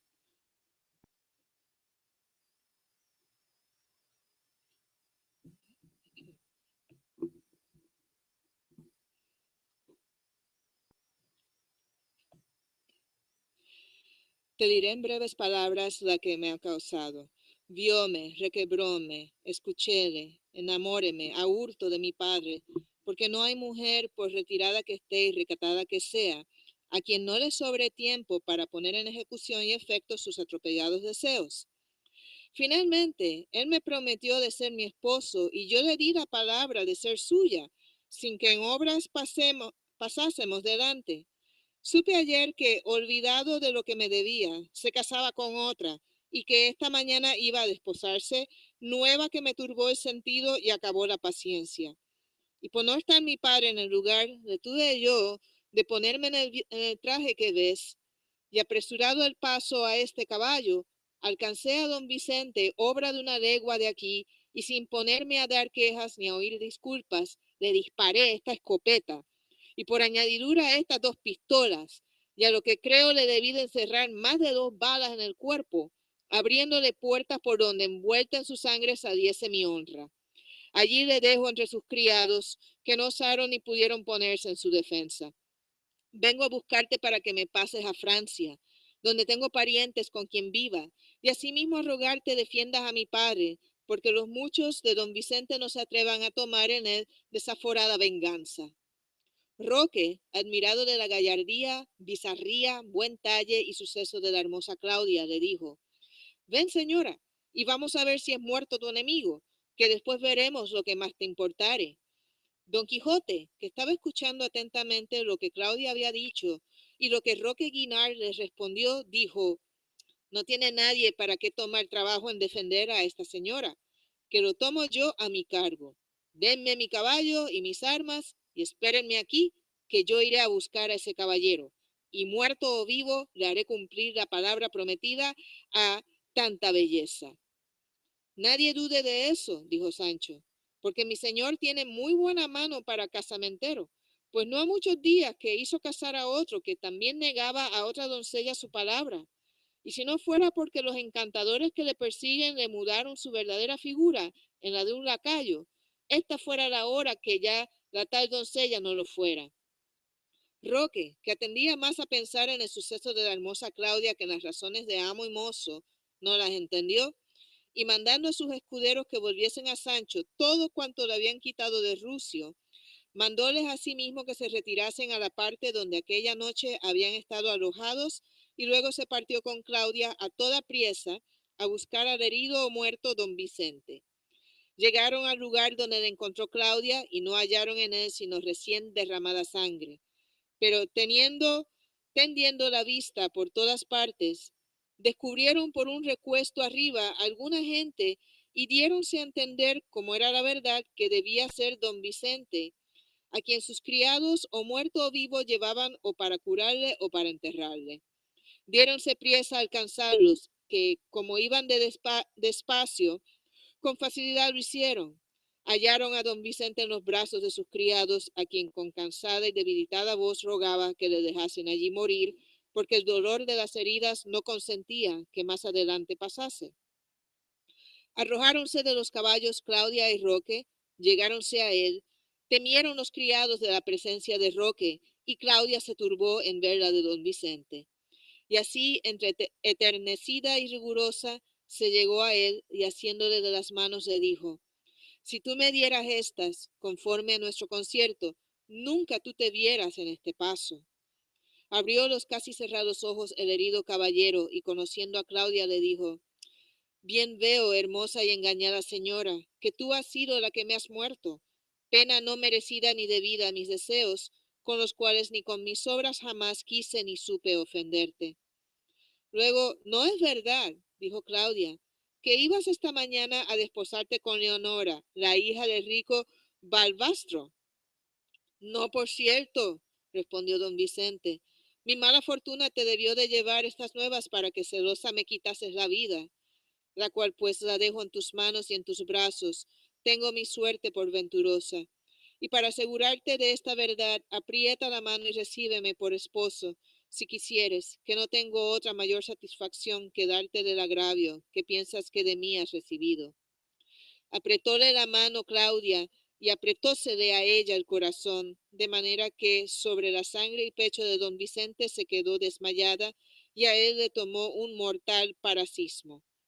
Confuso estaba Roque y no sabía qué hacerse. Acudieron los criados a buscar agua que echarles en los rostros y trujéronla, con que se los bañaron. Volvió de su desmayo Claudia, pero no de su parasismo don Vicente, porque se le acabó la vida. Visto lo cual de Claudia, habiéndose enterado que ya su dulce esposo no vivía, rompió los aires con suspiros, hirió los cielos con quejas, maltrató sus cabellos, entregándolos al viento, afeó su rostro con sus propias manos, con todas las muestras de dolor y sentimiento que de un lastimado pecho pudieran imaginarse. Oh cruel e inconsiderada mujer, decía, ¿con qué facilidad te moviste a poner en ejecución tan mal pensamiento? Oh fuerza rabiosa de los celos, ¿a qué desesperado fin conducís a quien os da acogida en su pecho? Oh esposo mío, cuya desdichada suerte, por ser prenda mía, te has llevado del tálamo a la sepultura. Tales y tan tristes eran las quejas de Claudia, que sacaron las lágrimas de los ojos de Roque, no acostumbrados a verterlas en ninguna ocasión. Lloraban los criados, desmayábanse a cada paso Claudia, y todo aquel circuito parecía campo de tristeza y lugar de desgracia.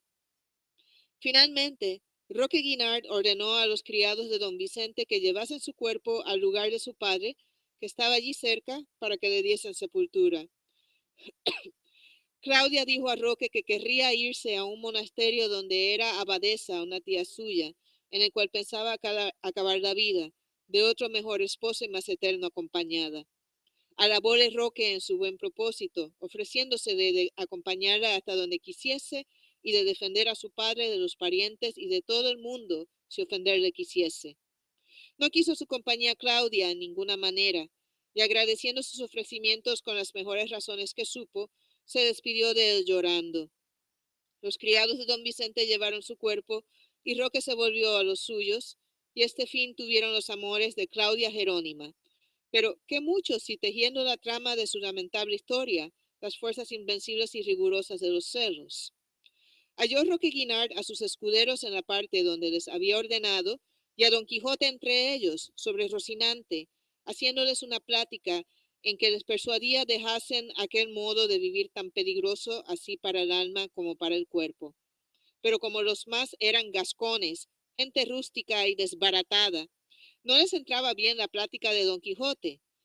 Llegado que fue Roque, preguntó a Sancho Panza si le habían vuelto y restituido las alhajas y preseas que los suyos de Rucio le habían quitado. Sancho respondió que sí, sino que le faltaban tres tocadores que valían 3 ciudades. ¿Qué es lo que dices, hombre?, dijo uno de los presentes. Que yo los tengo y no valen 3 reales. Así es, dijo don Quijote, pero estímalos mi escudero en lo que ha dicho por habérmelos dado quien me los dio. Mandóselos volver al punto Roque Guinart, y mandando poner los suyos en ala, mandó traer allí delante de todos los vestidos, joyas y dineros y todo aquello que desde la última repartición habían robado. Y habiendo brevemente el tanteo, volviendo lo no repartible y reduciéndolo a dineros, lo repartió por toda su compañía, con tanta legalidad y prudencia, que no pasó un punto ni defraudó nada de la justicia distributiva. Hecho esto, con lo cual todos quedaron contentos, satisfechos y pagados, dijo Roque a don Quijote. Si no se guardase esta puntualidad con estos, no se podría vivir con ellos. A lo que dijo Sancho. Según lo que aquí he visto, es tan buena la justicia, que es necesaria que se use aún entre los mismos ladrones. Oyólo un escudero y enarboló el mocho de un arcabuz, con el cual sin duda le abriera la cabeza a Sancho, si Roque Guinart no le diera voces a que se detuviese. Pasmóse Sancho y propuso de no descoser los labios en tanto que entre aquella gente estuviese. Llegó en esto uno de aquellos escuderos que estaban puestos por centinelas por los caminos, para ver la gente que por ellos venía y dar aviso a su mayor de lo que pasaba, y éste dijo: Señor, no lejos de aquí, por el camino que va a Barcelona, viene un gran tropel de gente. A lo que respondió Roque: ¿Has echado de ver si son de los que nos buscan o de los que nosotros buscamos? No, sino de los que buscamos, respondió el escudero. Pues salid todos, replicó Roque, y traédmelos aquí luego, sin que se os escape ninguno. Hiciéronlo así, y quedándose solos don Quijote, Sancho y Roque, aguardaron a ver lo que los escuderos traían, y en este entretanto dijo Roque a don Quijote: Nueva manera de vida le debe de parecer al señor don Quijote la nuestra, nuevas aventuras, nuevos sucesos y todos peligrosos. Y no me maravillo que así le parezca, porque realmente le confieso que no hay modo de vivir más inquieto ni más sobresaltado que el nuestro. A mí me han puesto en él no sé qué deseos de venganza, que tienen fuerza de turbar a los más sosegados corazones. Yo de mi natural soy compasivo y bien intencionado, pero como tengo dicho, el querer vengarme de un agravio que se me hizo, así da con todas mis buenas inclinaciones, que es tierra, que persevero en este estado, a despecho y pesar de lo que entiendo. Y como un abismo llama a otro, un pecado a otro pecado, hanse deslabonado las venganzas, de manera que no solo las mías, pero las ajenas tomo a mi cargo. Pero Dios ha servido de que, aunque me veo en la mitad del laberinto de mis confusiones, no pierdo la esperanza de salir de él a puerto seguro. Admirado quedó don Quijote de oír hablar a Roque tan buenas y concertadas razones, porque él se pensaba que entre los de oficios semejantes de robar, matar y saltear, no podía haber alguno que tuviese buen discurso, y respondióle: Señor Roque, el principio de la salud está en conocer la enfermedad y en querer tomar el enfermo las medicinas que el médico le ordena. Vuestra merced está enfermo, conoce su dolencia, y el cielo, oh Dios, por mejor decir, que es nuestro médico, le aplicará medicinas que le sanen, las cuales suelen sanar poco a poco, y no de repente y por milagro. Y más, que los pecadores discretos están más de enmendarse que los simples, y pues vuestra merced ha mostrado en sus razones su prudencia, no hay sino tener buen ánimo y esperar mejoría de la enfermedad de su conciencia.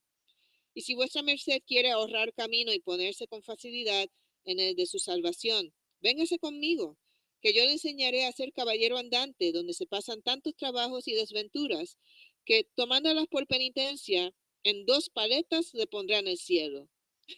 Rióse Roque del consejo de Don Quijote, a quien, mudando plática, contó el trágico suceso de Claudia Jerónima, de que le pesó en extremo a Sancho, que no le había parecido mal la belleza, desenvoltura y brío de la moza. Llegaron en esto los escuderos de la presa, trayendo consigo 2 caballeros a caballo y 2 peregrinos a pie, y un coche de mujeres con hasta 6 criados, que a pie y a caballo las acompañaban, con otros 2 mozos de mulas que los caballeros traían. Cogiéronlos los escuderos en medio, guardando vencidos y vencedores gran silencio, esperando a que el gran Roque Guinart hablase, el cual preguntó a los caballeros que quién eran y a dónde iban y qué dinero llevaban. Uno de ellos les respondió: Señor, nosotros somos 2 capitanes de infantería española. Tenemos nuestras compañías en Nápoles y vamos a embarcarnos en 4 galeras que dicen están en Barcelona, con orden de pasar a Sicilia. Llevamos hasta 200 o 300 escudos, con que a nuestro parecer vamos ricos y contentos, pues la estrecheza ordinaria de los soldados no permite mayores tesoros. Preguntó Roque a los peregrinos lo mismo que a los capitanes. Fueles respondido que iban a embarcarse para pasar a Roma y que entre ambos podían llevar hasta 60 reales. Quiso saber también quién iba en el coche y a dónde, y el dinero que llevaban, y uno de los de a caballo dijo: mi señora doña Guioma de Quiñones, mujer del regente de la vicaría de Nápoles, con una hija pequeña, una doncella y una dueña, son las que van en el coche. Acompañámosla 6 criados y los dineros son 600 escudos. De modo, dijo Roque Guinart, que ya tenemos aquí 900 escudos y 60 reales. Mis soldados deben de ser hasta 60. Mírese a cómo le cabe a cada uno, porque yo soy mal contador. Oyendo decir esto, los salteadores levantaron la voz diciendo: ¡Viva Roque Guinart muchos años, a pesar de los yadres que su perdición procuran! Mostraron afligirse los capitanes, entristecióse la señora regenta y no se holgaron nada los peregrinos, viendo la confiscación de sus bienes.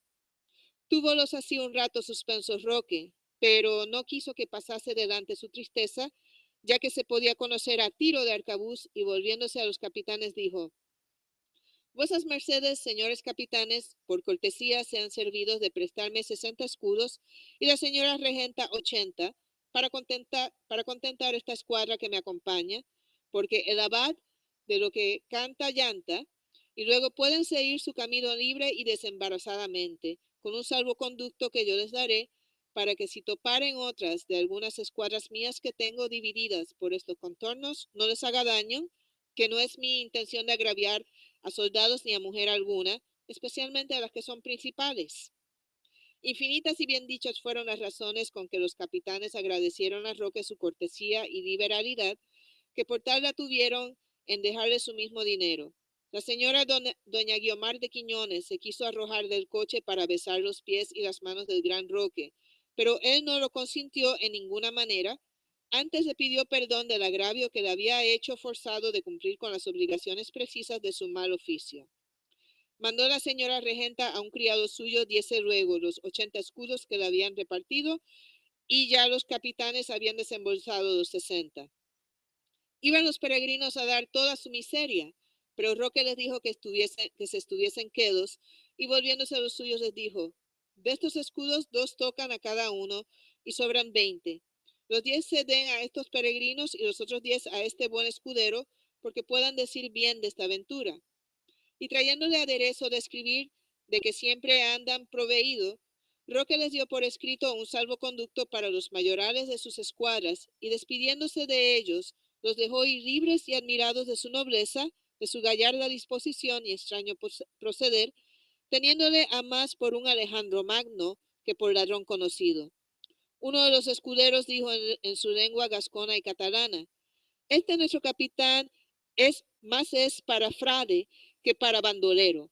Si de aquí adelante quisiere mostrarse liberal, séalo con su hacienda y no con la nuestra. No lo dijo tan paso el desventurado que dejase de oírlo Roque, el cual, echando mano a la espada, le abrió la cabeza casi en dos partes, diciéndole: de esta manera castigo yo a los deslenguados y atrevidos. Pasmáronse todos y ninguno le osó decir palabra. Tanta era la obediencia que le tenían.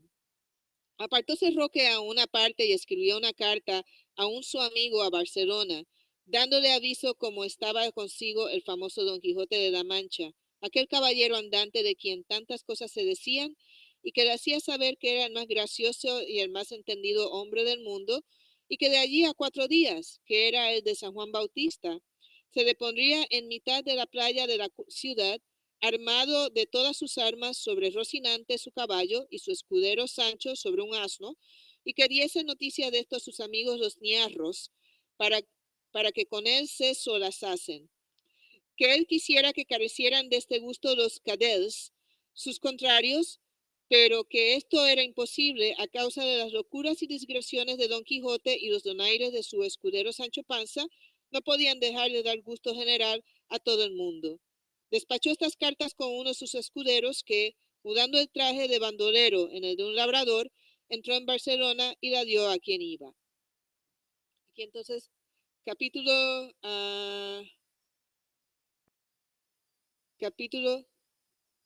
61, ¿ok? De lo que sucedió a Don Quijote en la entrada de Barcelona, con otras cosas que tienen más de lo verdadero que de lo discreto. Chapitre 61. De ce qui arriva à Don Quichotte à son entrée dans Barcelone, et d'autres choses qui ont plus de vérité que de sens commun. Don Quichotte demeura 3 jours et 3 nuits avec Roqueguinard, et quand même il y fut resté 300 ans, il n'aurait pas manqué de quoi regarder et de quoi s'étonner sur sa façon de vivre. On s'éveillait ici, on dînait là-bas, quelquefois on fuyait sans savoir pourquoi, d'autres fois on attendait sans savoir qui. Ces hommes dormaient tout debout, interrompant leur sommeil et changeant de place à toute heure. Ils ne s'occupaient qu'à poser des sentinelles, à écouter le cri des guides, à souffler les mèches des arquebuses, bien qu'ils en eussent peu, car presque tous portaient des mousquets à pierre. Roque passait les nuits éloigné des siens, dans des endroits où ceux-ci ne pouvaient deviner qu'il fût, car les nombreux bancs du vice-roi de Barcelone, qui mettait sa tête à prix, le tenaient dans une perpétuelle inquiétude. Il n'osait se fier à personne, pas même à ses gens, craignant d'être tué ou livré par eux à la justice. Vie assurément pénible et misérable. Enfin, par des chemins détournés et des sentiers couverts, Roque, Don Quichotte et Sancho partirent pour Barcelone avec 6 autres écuyers. Ils arrivèrent sur la plage, la veille de la Saint-Jean, pendant la nuit. Et Roque, après avoir embrassé Don Quichotte et Sancho, auxquels il donna les 10 écus promis, qu'il ne lui avait pas encore donnés, se sépara d'eux, après avoir échangé 1000 compliments et 1000 offres de service. Roque partit, Don Quichotte attendit le jour à cheval, comme il se trouvait, et ne tarda pas à découvrir sur les balcons de l'Orient la face riante de la blanche aurore, réjouissant par sa venue les plantes et les fleurs. Presque au même instant, l'oreille fut aussi réjouie par le son des fifres et des tambours, le bruit des grelots et les cris des coureurs qui semblaient sortir de la ville. L'aurore fit place au soleil, dont le visage plus large que celui d'une rondache s'élevait peu à peu sur l'horizon. Don Quichotte et Sancho étendirent la vue de tous côtés. Ils aperçurent la mer qu'ils n'avaient point encore vue. Elle leur parut spacieuse, immense, bien plus que les lagunes de Ruidera qu'ils avaient vues dans leur province. Ils virent aussi les galères qui étaient amarrées à la plage, lesquelles, abattant leurs tentes, se découvrirent toutes pavoisées de banderoles et de bannières qui se déployaient au vent, ou baisaient et balayaient l'eau. On entendait au-dedans résonner les clairons et les trompettes, qui de près et au loin remplissaient l'air de suaves et belliqueux accents. Elles commencèrent à s'agiter et à faire entre elles comme une sorte d'escarmouche sur les flots tranquilles, tandis qu'une infinité de gentilshommes qui sortaient de la ville, montés sur de beaux chevaux et portant de brillantes livrées, se livraient au même jeu. Les soldats des galères faisaient une longue fusillade, à laquelle répondaient ceux qui garnissaient les murailles et les forts de la ville, et la grosse artillerie déchirait l'air d'un bruit épouvantable, auquel répondaient aussi les canons du pont des galères.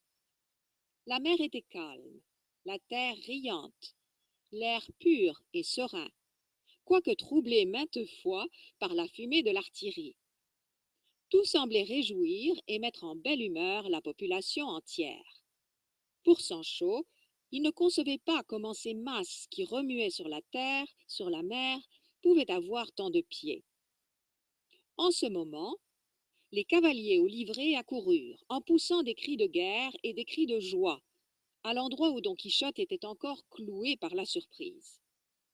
L'un d'eux, qui était celui que Roch avait prévenu, dit à haute voix à Don Quichotte: « Qu'il soit le bienvenu dans notre ville, le miroir, le fanal, l'étoile polaire de toute la chevalerie errante. Qu'il soit le bienvenu, dis-je, le valeureux Don Quichotte de la Manche. Non pas le faux, le factice, l'apocryphe, qu'on nous a montré ces jours-ci dans de menteuses histoires, mais le véritable, le loyal et le fidèle que nous a dépeint Cid Hamed Ben Engeli, fleur des historiens. » Don Quichotte ne répondit pas un mot, et les cavaliers n'attendirent pas qu'il leur répondît. Mais, faisant caracoler en rond leurs chevaux, ainsi que tous ceux qui les suivaient, ils tracèrent comme un cercle mouvant autour de Don Quichotte, qui se tourna vers Sancho et lui dit: « Ces gens-là nous ont fort bien reconnus. Je parierais qu'ils ont lu notre histoire, et même celle de l'Aragonais récemment publiée. » Le cavalier, qui avait parlé d'abord à Don Quichotte, revint auprès de lui. « Que votre grâce, Seigneur Don Quichotte, lui dit-il, veuille bien venir avec nous, car nous sommes tous vos serviteurs et grands amis de Roqueguinard. » « Si les courtoisies, répondit Don Quichotte, engendrent les courtoisies, la vôtre, Seigneur chevalier, est fille ou proche parente de celle du grand Roch.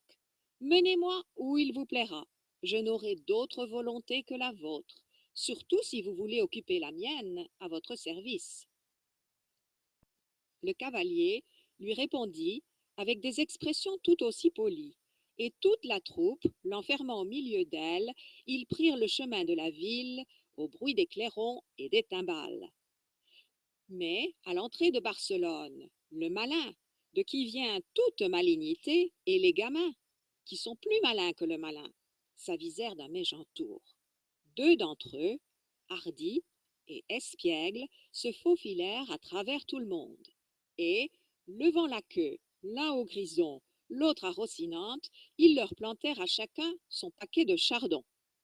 Les pauvres bêtes, sentant ces éperons de nouvelle espèce, serrèrent la queue et augmentèrent si bien leur malaise que, faisant 1000 sauts et 1000 ruades, ils jetèrent leurs cavaliers par terre. Don Quichotte, honteux et mortifié, se hâta d'ôter le panache de la queue de son bidet, et Sancho rendit le même service au grison. Les cavaliers qui conduisaient Don Quichotte auraient bien voulu châtier l'impertinence de ces polissons, mais c'était impossible, car ils se furent bientôt perdus au milieu de plus de 1000 autres qui les suivaient. Don Quichotte et Sancho remontèrent à cheval, et toujours accompagnés de la musique et des vivats, ils arrivèrent à la maison de leur guide, qui était grande et belle, comme appartenant à un riche gentilhomme. Et nous y laisserons à présent notre chevalier, parce qu'ainsi le veut Cid Hamed Ben Engeli.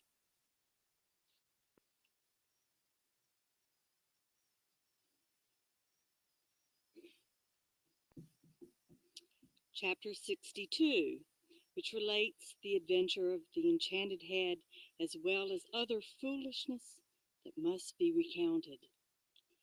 Don Antonio Moreno was the name of Don Quixote's host, a wealthy and discerning gentleman very fond of seemly and benign amusements, who, finding Don Quixote in his house, sought ways to make his madness public without harming him. For jests that cause pain are not jests, and entertainments are not worthwhile if they injure another. The first thing he did was to have Don Quixote remove his armor and to take him, dressed in the right-fitting chamois clothes we have already described and depicted, out to a balcony that overlooked one of the principal streets in the city, in plain view of passers-by and boys who looked at him as if he were a monkey. Once again the horsemen in livery galloped before him, as if they had put on finery for him alone and not to celebrate the feast day. And Sancho was extremely happy, because it seemed to him that without knowing how or why, he found himself at another Camacho's wedding, another house like Don Diego de Miranda's, another castle like the Duke's. Some of Don Antonio's friends ate dinner with him that day, and they all honored Don Quixote and treated him as if he were a knight, and which so filled him with pride and vanity that he could hardly contain his joy. Sancho made so many comical remarks that all the servants in the house and everyone else who heard him hung on his every word. When they were at the table, Don Antonio said to Sancho, "We have heard, good Sancho, that you are so fond of white morsels and of rissoles, and if any are left over, you keep them in your shirt for the next day." "No, senor, that isn't so," responded Sancho, "because I'm more clean than gluttonous, and my master Don Quixote, here before you, knows very well that we both can go a week on a handful of acorns or nuts. It's true that if somebody happens to give me a calf, I come running with the rope. I eat what I'm given, and take advantage of the opportunities I find. And anybody who says I'm dirty and stuff myself when I eat doesn't know what he's talking about. And I'd say it another way if I didn't see so many honorable beards at this table." "There is no doubt," said Don Quixote, "that the moderation and cleanliness with which Sancho eats could be written and engraved on bronze plates and remembered forever in times to come. True, when he is hungry, he seems something of a glutton, because he eats quickly and chews voraciously, but he's always perfectly clean, and during the time he was governor, he learned to eat so fastidiously that he ate grapes and even the seeds of pomegranate with a fork." "What?" said Don Antonio. "Sancho was a governor?" "Yes," responded Sancho, "of an insula called Meratón. For 10 days I governed it as nicely as you please, and during that time I lost my peace of mind and learned to look down on all the governorships in the world. I left there in a hurry and fell into a pit where I thought I was going to die, and by a miracle I came out of it alive." Don Quixote recounted in detail the story of Sancho's governorship, affording great pleasure to those who heard him. When the table had been cleared, Don Antonio took Don Quixote by the hand and led into a side room, where the only furnishing was a table, apparently of jasper, on a base of the same material, and on it there was a head made in the fashion of the busts of Roman emperors, which seemed to be of bronze. Don Antonio walked with Don Quixote around the chamber, circling the table many times, and then he said, "Now that I am certain, Señor Don Quixote, that no one is listening and no one can hear us, and the door is closed, I want to tell your grace about one of the strangest adventures, or should I say marvels, that anyone could imagine, on the condition that whatever I tell your grace must be buried in the deepest recesses of secrecy." "I swear to that," responded Don Quixote, "and I shall even place a stone over it for greater security, because I want your grace to know, Señor Don Antonio," for by now Don Quixote knew his name, "that you are speaking to one who has ears to hear but no tongue with which to speak. Therefore, your grace can safely transfer what it is in your heart to mine, and be certain it has been thrown into the abysses of silence. Trusting in that promise, responded Don Antonio, I'm going to astound your grace with what you will see and hear, and alleviate some of the sorrow I feel at not having anyone to whom I can communicate my secrets, for they are not the sort that can be entrusted to everyone. Don Quixote was perplexed, waiting to see where so many precautions would lead. At this point, Don Antonio took his hand and passed it over the bronze head and around the entire table and along the jasper base on which it rested, and then he said, This head, Señor Don Quixote, has been fabricated and made by one of the greatest enchanters and wizards the world has ever seen, a Pole, I believe, and a disciple of the famous Quixote, about whom so many marvels are told. He was here in my house, and for 1,000 escudos, which I paid him, he fashioned this head, which has the property and virtue of responding to any question spoken into its ear.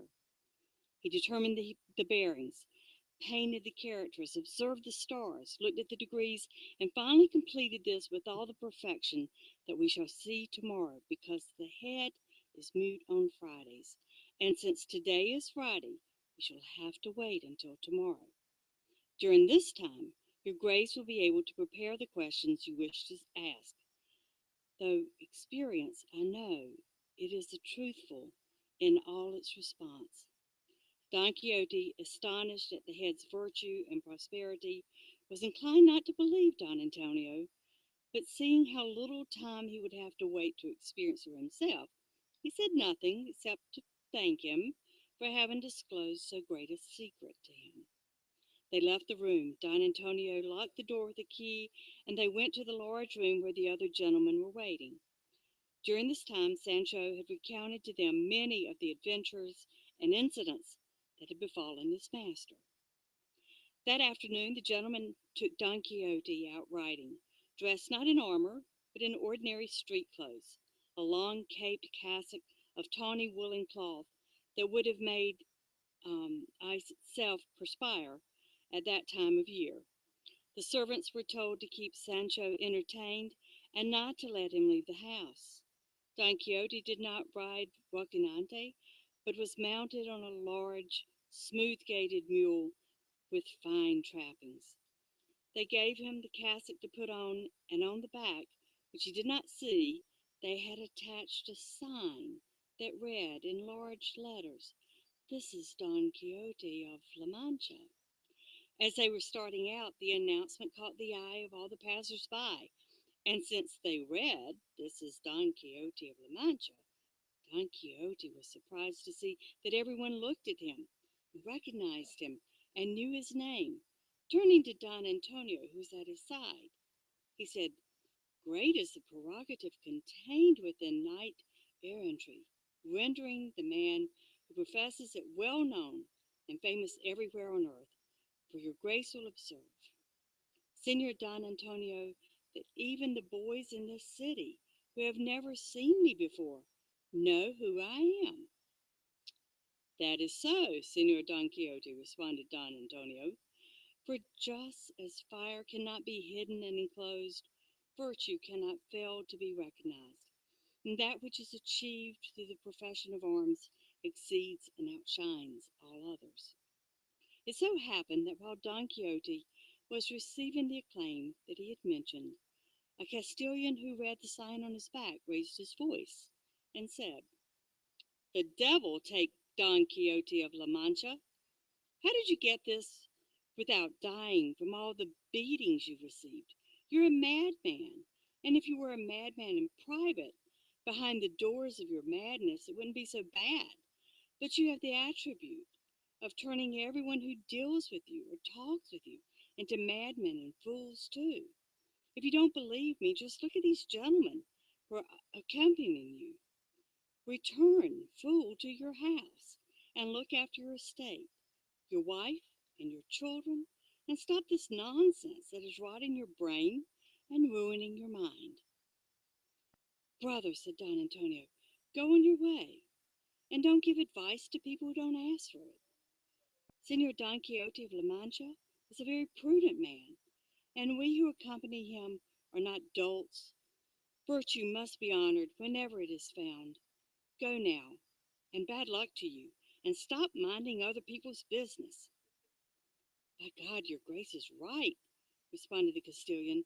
Giving this good man advice is like kicking at thorns. Even so, it makes me very sad that the good sense everyone says this fool has in other matters should run out in the gutter of his knight errantry. As for the bad luck your grace mentioned, let it be for me and all my descendants, if after today, though I live longer than Methuselah, I ever give advice to anybody again, even if he asks for it. The dispenser of advice left, and the excursion continued. But there was such a crush of boys and other people reading the sign that Don Antonio had to remove it, under the pretext that he was removing something else.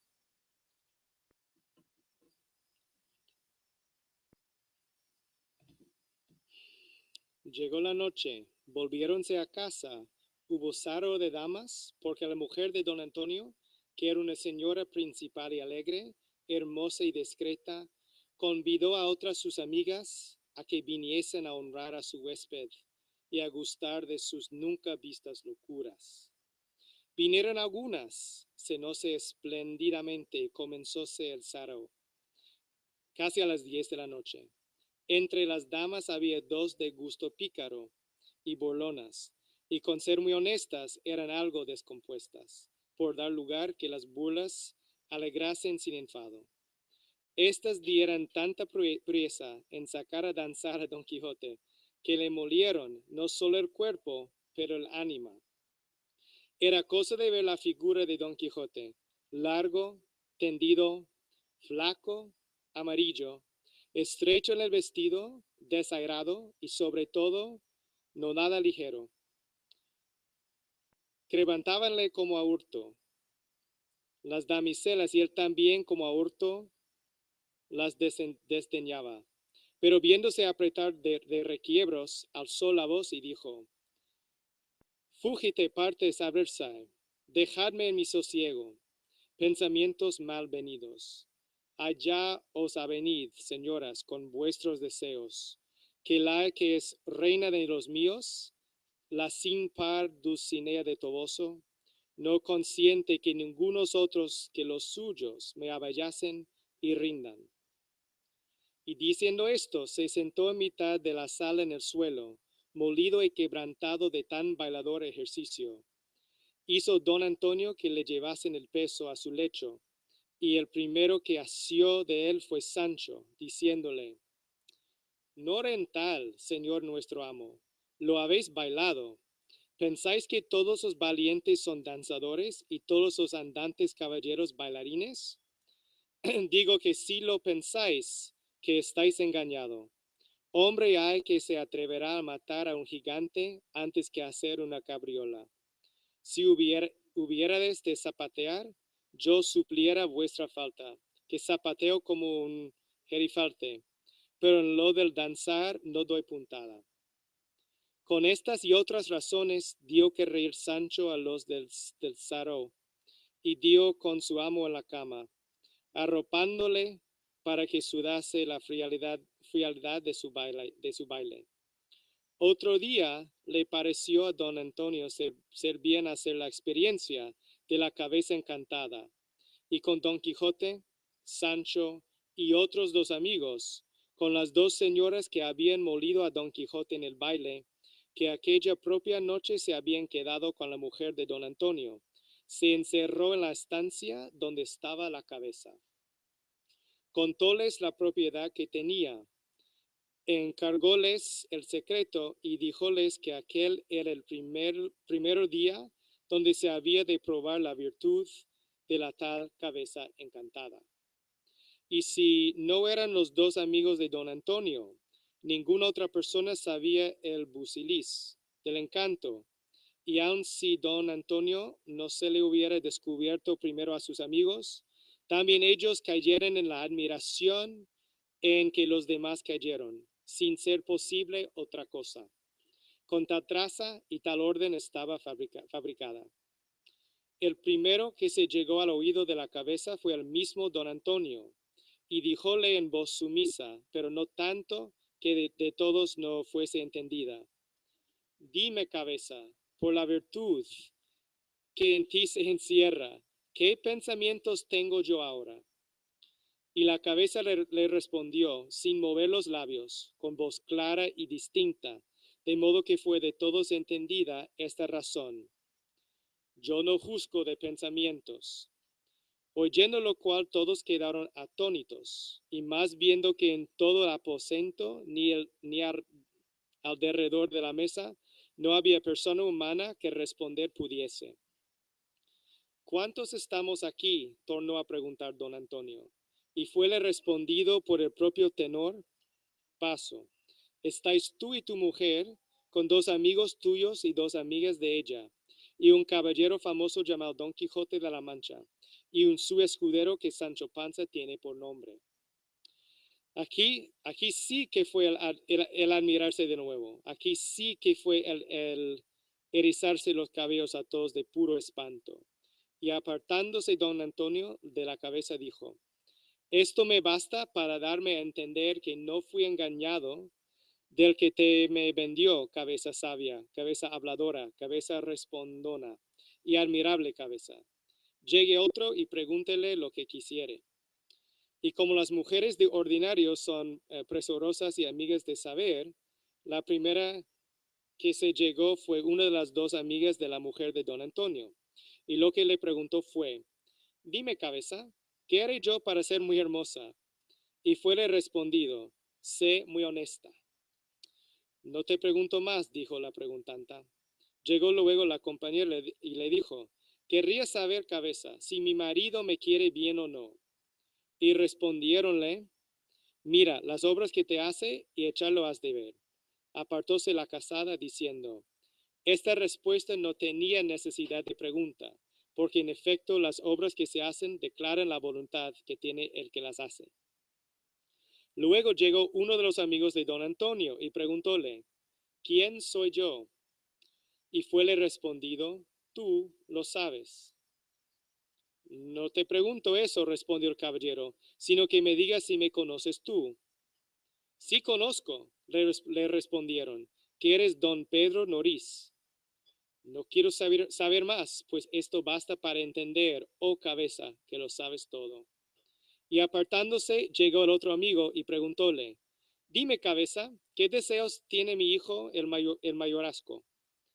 Ya yo he dicho, le respondieron, que yo no juzgo de deseos, pero con todo eso te sé decir que los que tu hijo tiene son de enterrarte. Eso es, dijo el caballero, lo que veo por los ojos, con el dedo lo señalo. Y no pregunto más. Llegóse la mujer de don Antonio y dijo, yo no sé, cabeza, qué preguntarte. Solo querría saber de ti si gozare muchos años de buen marido. Y respondiéronle, sí gozarás, porque su salud y su templanza en el vivir prometen muchos años de vida, la cual muchos suelen acortar por su destemplanza. Llegóse luego don Quijote y dijo, dime tú el que respondes, ¿fue verdad o fue sueño lo que yo cuento que me pasó en la cueva de Montesinos? ¿Serán ciertos los azotes de Sancho mi escudero? ¿Tendrá efecto el desencanto de Dulcinea? A lo de la cueva respondieron, hay mucho que decir. De todo tiene. Los azotes de Sancho irán despacio. El desencanto de Dulcinea llegará a debida ejecución. No quiero saber más, dijo don Quijote, que como yo vea a Dulcinea desencantada, haré cuenta que vienen de golpe todas las venturas que acertare a desear. El último preguntante fue Sancho, y lo que preguntó fue,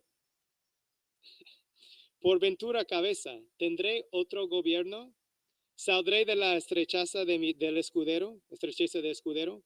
¿Volveré a ver a mi mujer y a mis hijos? A lo que le respondieron, gobernarás en tu casa y si vuelves a ella, verás a tu mujer y a tus hijos, y dejando de servir, dejarás de ser escudero. Bueno, par Dios, dijo Sancho Panza, esto yo me lo dijera, no dijera más el profeta Perogrullo. Bestia, dijo Don Quijote, ¿qué quieres que te respondan? No basta que las respuestas que esta cabeza ha dado correspondan a lo que se le pregunta. Sí basta, respondió Sancho, pero quisiera yo que se declarara más y me dijera más. Con esto se acabaron las preguntas y las respuestas, pero no se acabó la admiración en que todos quedaron, excepto los dos amigos de don Antonio, que el caso sabían. El cual quiso Cide Hamete Benengeli declarar luego, por no tener suspenso al mundo creyendo que algún hechicero extraordinario misterio en la tal cabeza se encerraba, y así dice que don Antonio Moreno, a imitación de otra cabeza que vio en Madrid, fabricaba por el estampero, hizo esta en su casa para entretenerse y suspender a los ignorantes. Y la fábrica era de esta suerte. La tabla de la mesa era de palo, pintada y barnizada como jaspe, y el pie sobre que se sostenía era de lo mismo, con 4 garras de águila que de él salían para mayor firmeza el peso. La cabeza, que parecía medalla y figura del emperador romano y de color de bronce, estaba toda hueca, y ni más ni menos la tabla de la mesa, en que se encajaba tan justamente que ninguna señal de juntura se parecía.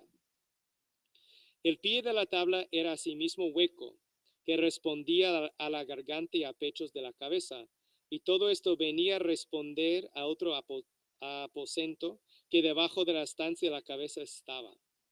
Por todo este hueco de pie, mesa, garganta y pechos de la medalla y figura referida se encaminaba un cañón de hoja de lata muy justo, que de nadie podía ser visto. En el aposento de abajo, correspondiente al de arriba, se ponía el que había de responder, pegada a la boca con el mismo cañón, de modo que, a modo de cerbatana, iba la voz de arriba abajo y de abajo arriba, en palabras articuladas y claras, y de esta manera no era posible conocer el embuste.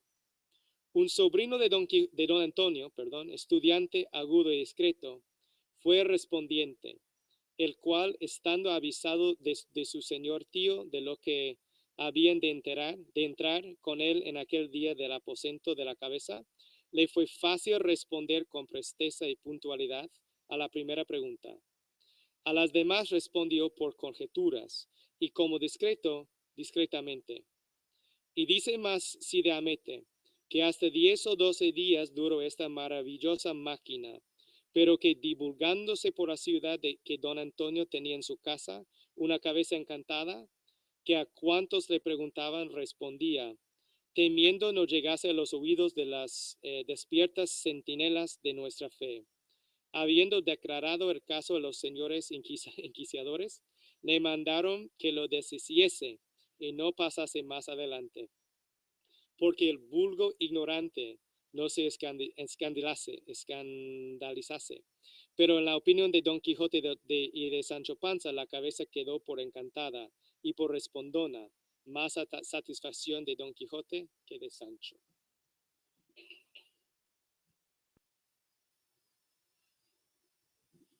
Los caballeros de la ciudad, por complacer a don Antonio y por agazar a don Quijote y dar lugar a que descubriese sus sandeces, ordenaron de correr sortija de allí a 6 días, que no tuvo efecto por la ocasión que se dirá adelante.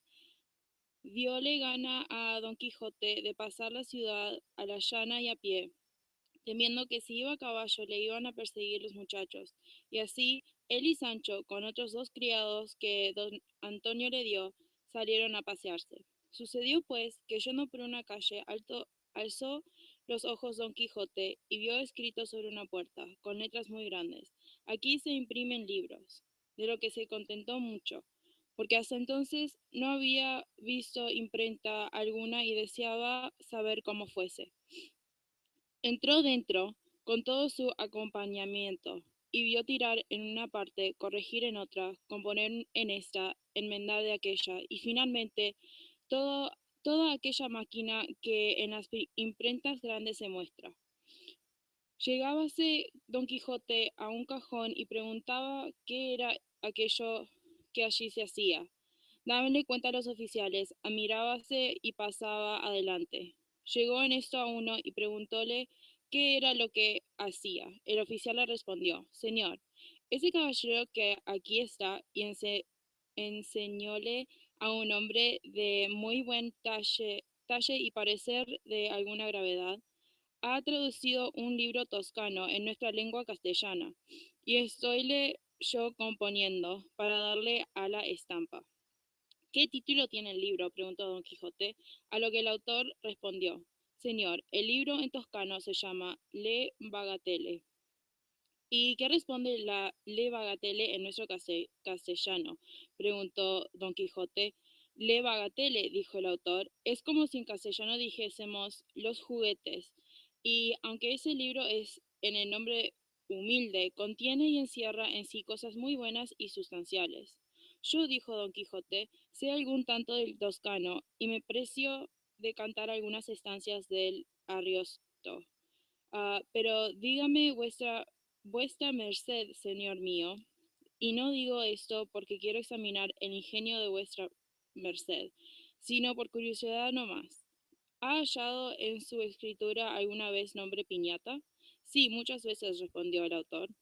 ¿Y cómo la traduce vuestra merced en castellano?, preguntó don Quijote.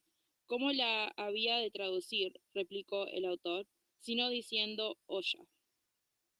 Cuerpo de tal, dijo don Quijote, y que adelante esta vuestra merced en el toscano idioma. Yo apostaré una buena apuesta que a donde digan el toscano piace, dice vuesa merced en el castellano place, y a donde diga piu dice más, y el su declara con arriba y el iu con abajo. Sí declaro, por cierto, dijo el autor, porque esas son sus propias correspondencias. Os haré yo jurar, dijo don Quijote, que no es vuesa merced conocido en el mundo, enemigo siempre de premiar los floridos ingenios ni los loables trabajos, que de habilidades hay perdidas por ahí, que de ingenios arrinconados, que de virtudes menospreciadas. Pero con todo esto, me parece que el traducir de una lengua en otra, como no sea de las reinas de las lenguas, griega y latina, es como quien mira las tapices flamencos por el revés, que aunque se ven las figuras son llenas de hilos y las escurecen y no se ven con la lisura y desde la haz.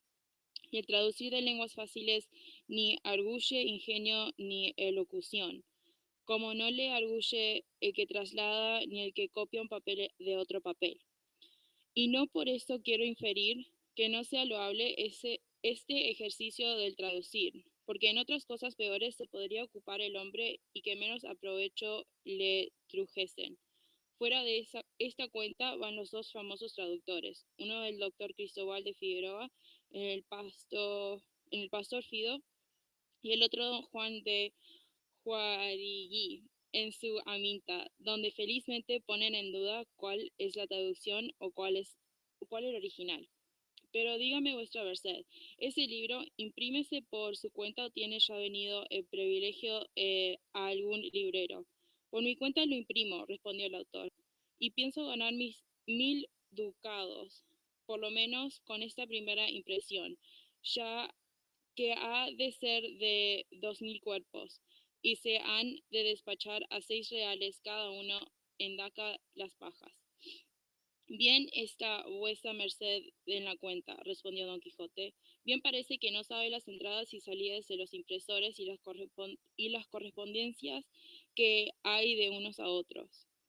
Yo le prometo que cuando se vea cargado de 2000 cuerpos de libros, vea tan molido su cuerpo que se espante, y más si el libro es un poco avieso y no nada picante. Pues, ¿qué? Dijo el autor. ¿Quiere vuesa merced que se lo dé a un librero que me dé por el privilegio tres maravedís y aún piensa que me hace merced en dármelos.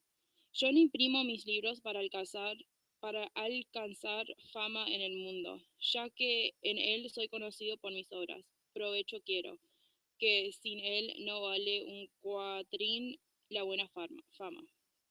Dios le dé a vuestra merced buena manderecha, respondió don Quijote, y pasó adelante a otro cajón, donde vio que estaban corrigiendo un pliego de un libro que se intitulaba Luz del Alma, y en viéndole dijo, esos tales libros, aunque hay muchos de ese género, son los que se deben imprimir, porque son muchos los pecadores que se usan, y son menester infinitas luces para tantos desilumbrados. Pasó adelante y vio que asimismo estaban corrigiendo otro libro, y preguntando su título, le respondieron que se llamaba La segunda parte del ingenioso hidalgo Don Quijote de la Mancha, compuesta por un tal vecino de Tordesillas. Yo ya tengo noticia de ese libro, dijo Don Quijote, y en verdad en mi conciencia que pensé que ya estaba quemado y hecho polvos por impertinente, pero su San Martín se le llegará como a cada puerco, que las historias fingidas tanto tienen de buenas y de deleitables cuanto se llegan a la verdad o la semejanza de ella, y las verdaderas tanto son mejores cuanto son verdaderas. Y diciendo esto, con muestras de algún despecho, se salió de la imprenta, y aquel mismo día ordenó don Antonio de llevarle a ver las galeras que en la playa estaban, de que Sancho se regocijó mucho, a causa que en su vida las habían visto. Avisó don Antonio al cuatralbo de las galeras como aquella tarde había que llevar a verlas a su huésped el famoso Don Quijote de la Mancha, de quien ya el cuatralbo y todos los vecinos de la ciudad tenían noticia, y lo que le sucedió en ellas se dirá en el siguiente capítulo. Capítulo 63.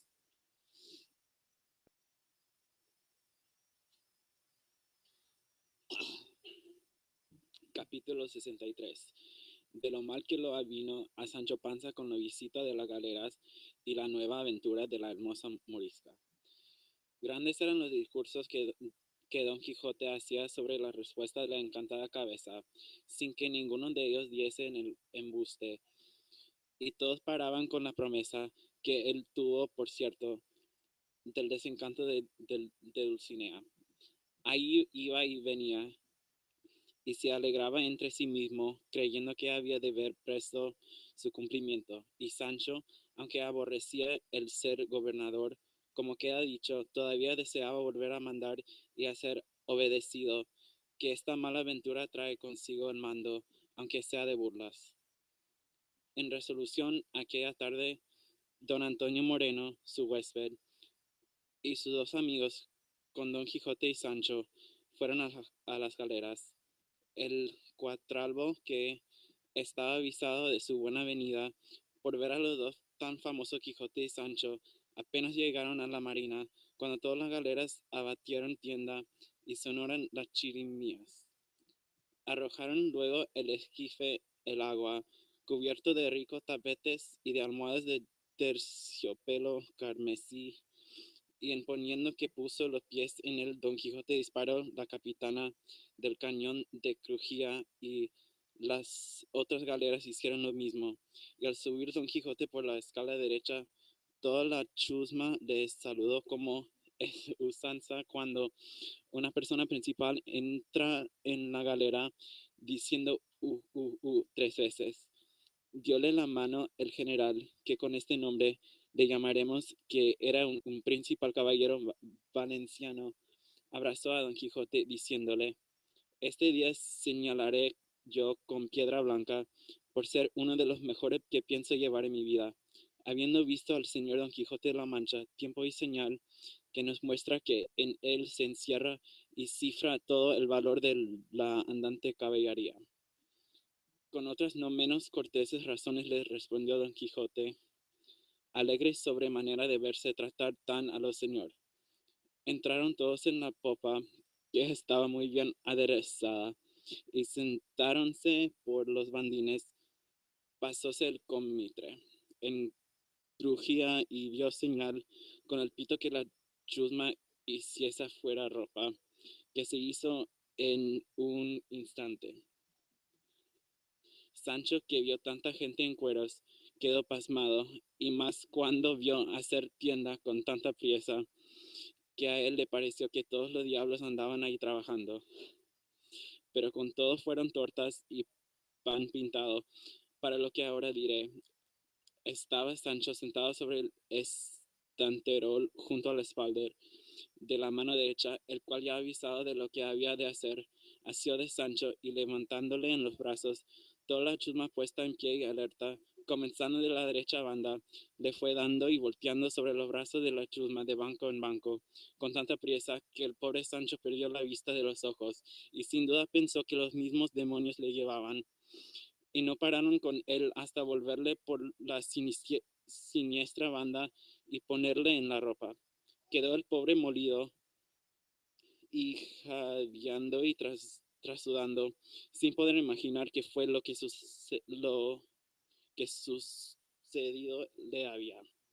Don Quijote, que vio el vuelo sin alas de Sancho, preguntó al general si eran ceremonias aquellas que se usaban con los primeros que entraban en las galeras, porque si acaso lo fuese, él, que no tenía intención de profesar en ellas, no quería hacer semejantes ejercicios, y que votaba a Dios que si alguno llegaba a asirle para voltearle, que le había de sacar el alma a puntillazos, y diciendo esto se levantó en pie y empuñó la espada. A este instante abatieron tienda y con grandísimo ruido dejaron caer la antena de alto a abajo. Pensó Sancho que el cielo se desencajaba de sus quicios y venía a dar sobre su cabeza, y agobiándola lleno de miedo, la puso entre las piernas. No las tuvo todo el consigo de Don Quijote, que también se estremeció y encogió 2 hombres y perdió la color del rostro. La chusma hizo la antena con la misma priesa y ruido que le habían amainado, y todo esto callando como si no tuvieran voz ni aliento. Hizo señal el cómitre que zarpasen el ferro, y saltando en mitad de la crujía con el corbacho o rebenque, comenzó a mosquear las espaldas de la chusma y a alargarse poco a poco a la mar. Cuando Sancho vio a una moverse tantos pies colorados, que tales pensó él que eran los remos, dijo entre sí: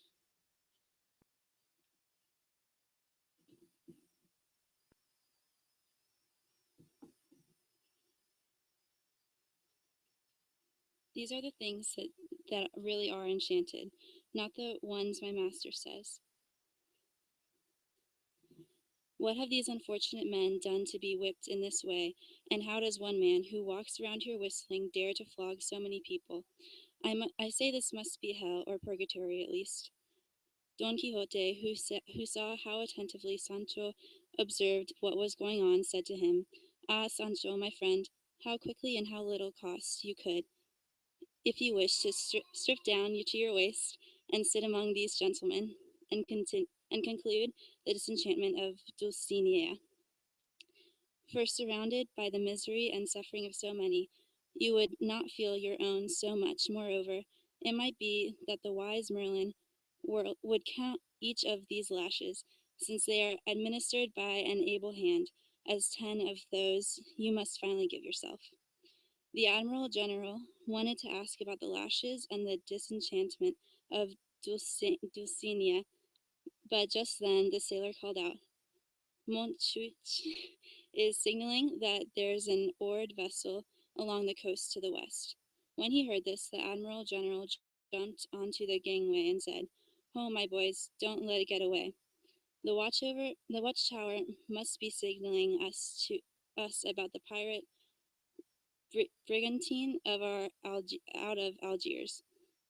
The other 3 galleys approached the flagship to learn their orders. The Admiral General commanded that 2 of them head out to sea, while he and the other ship sailed close to shore, and in this way the brigantine would not escape. The oarsmen pulled on their oars, propelling the galleys with so much fury that they seemed to fly. When the galleys heading out to sea had gone about 2 miles, they caught sight of the brigantine that they judged to have about 14 or 15 rowers' benches, which was true. The brigantine sighted the galleys. It tried to escape, intending and hoping to get away on account of its speed, but things went badly for her, because the flagship was one of the fastest vessels sailing the sea, and as it was overtaking the brigantine, it became clear to her captain that she could not escape, and he wanted the crew to lower her oars and surrender in order not to anger the captain in command of our galleys.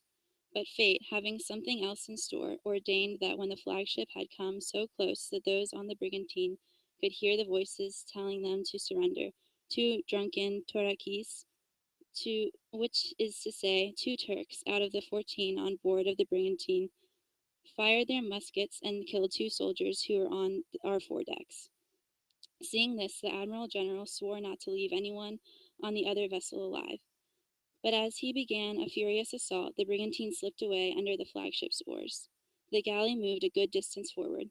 Those in the brigantine saw that they had escaped and set sail. The galley was turning, and again with sails and oars they attempted to flee, but their diligence did not help them, as their audacity had hurt them, because the flagship overtook them in little more than half a mile, then lowered its oars onto the brigantine and captured everyone on board alive.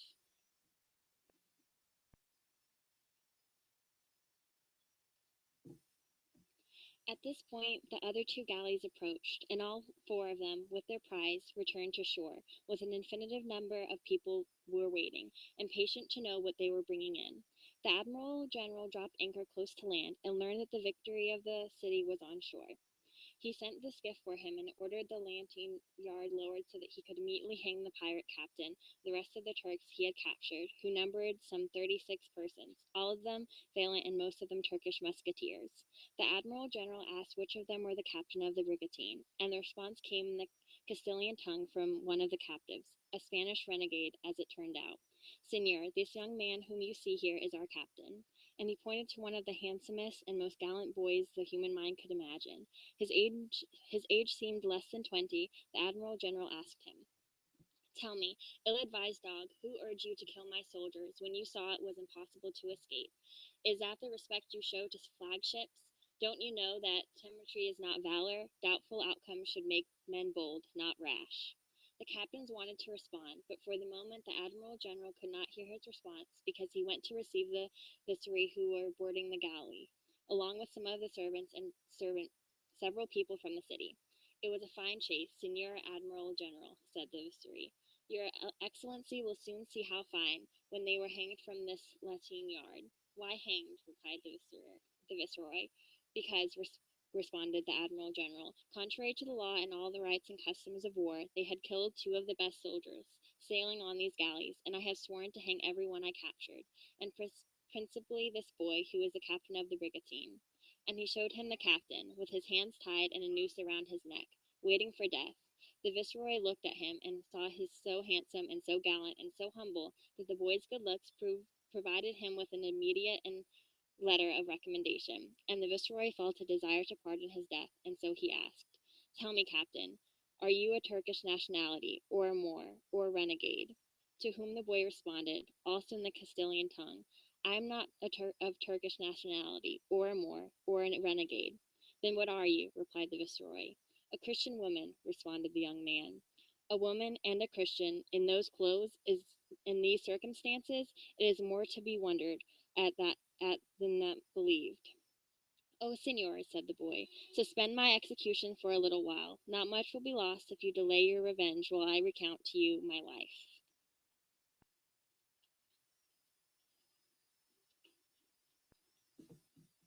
Whose heart was so hard that these words would not soften it, at least enough to hear those that this sad and sorrowful boy wished to say. The Admiral General told him to say whatever he wished, but not to expect a pardon for his infamous crime. Which this permission, the boy began to speak in this manner: "I was born to Morisco, parents, and am of the nation, more unhappy than wise, upon whom a sea of afflictions has lately poured down. In the current of their misfortunes, I was taken to Barbary by two of my uncles, and it did me no good to say that I was a Christian, and in fact I am, and not one of the false of apparent ones, but of true Catholic Christians. In vain did I tell this truth to those responsible for our wretched banishment, and my uncles did not wish to believe it either. Instead, they considered it a lie and an invention that I had devised in order to remain in the land where I had been born. So by force rather than my will, they took me with them. I had a Christian mother and a wise Christian father. I drank in the Catholic faith with my mother's milk. I was brought up with good morals. Neither in my speech nor in my behavior did I ever give a sign of being Morisca. Along with these virtues, which is what I think they are, grew whatsoever beauty I have. And although I lived in great modesty and seclusion, I could not have been enough good because a young gentleman had the opportunity to see me. His name was Don Gaspar Gregorio, the oldest son of a gentleman whose village is next to ours. How he saw me, how he spoke, how he lost his heart to me, I could not keep mine from him. Would be a long story, especially now when I fear that the merciless noose threatening me will tighten between my tongue and my throat, and so I shall say only that Don Gaspar Gregorio wanted to accompany me into exile. He mingled with the Moriscos who had come from our other villages, for he knew the language very well, and on the journey he became friends with the two uncles who were taking me with them. As soon as my prudent and far-sighted father heard the first proclamation of our banishment, he left our village to find a place in foreign kingdoms that he could take us in. He left many pearls and precious stones, along with coins of gold and silver and gold doubloons, buried and hidden in a place that I alone knew about. He told me that in the event we were banished before he returned under the circumstances that I too touched the treasure he had left behind. I did as he told me, and with my uncles, as I have said to other relatives and friends, we crossed the Barbary and the place where we settled with Algiers, and it was as if we had settled in it in hell itself. The king heard of my beauty and rumors of my wealth, and this was some ways to my advantage. He summoned me, asked me what part of Spain I came from, and what money and jewels I had brought with me. I told him the name of our village and said that my jewels and money were buried there, but could easily be recovered if I went back to get them. I said this, yet feared he would be blinded not by my beauty, but by my own greed. While we were having this conversation, he told that one of the most gallant and handsome young men imaginable had accompanied me. I realized immediately that he was speaking of Don Gaspar Gregorio, whose beauty far surpassed any other, no matter how praiseworthy. I had troubled when I considered the danger to him, because among those Barbars, Turks, a handsome boy of youth is more highly esteemed than a woman, no matter how beautiful she may be.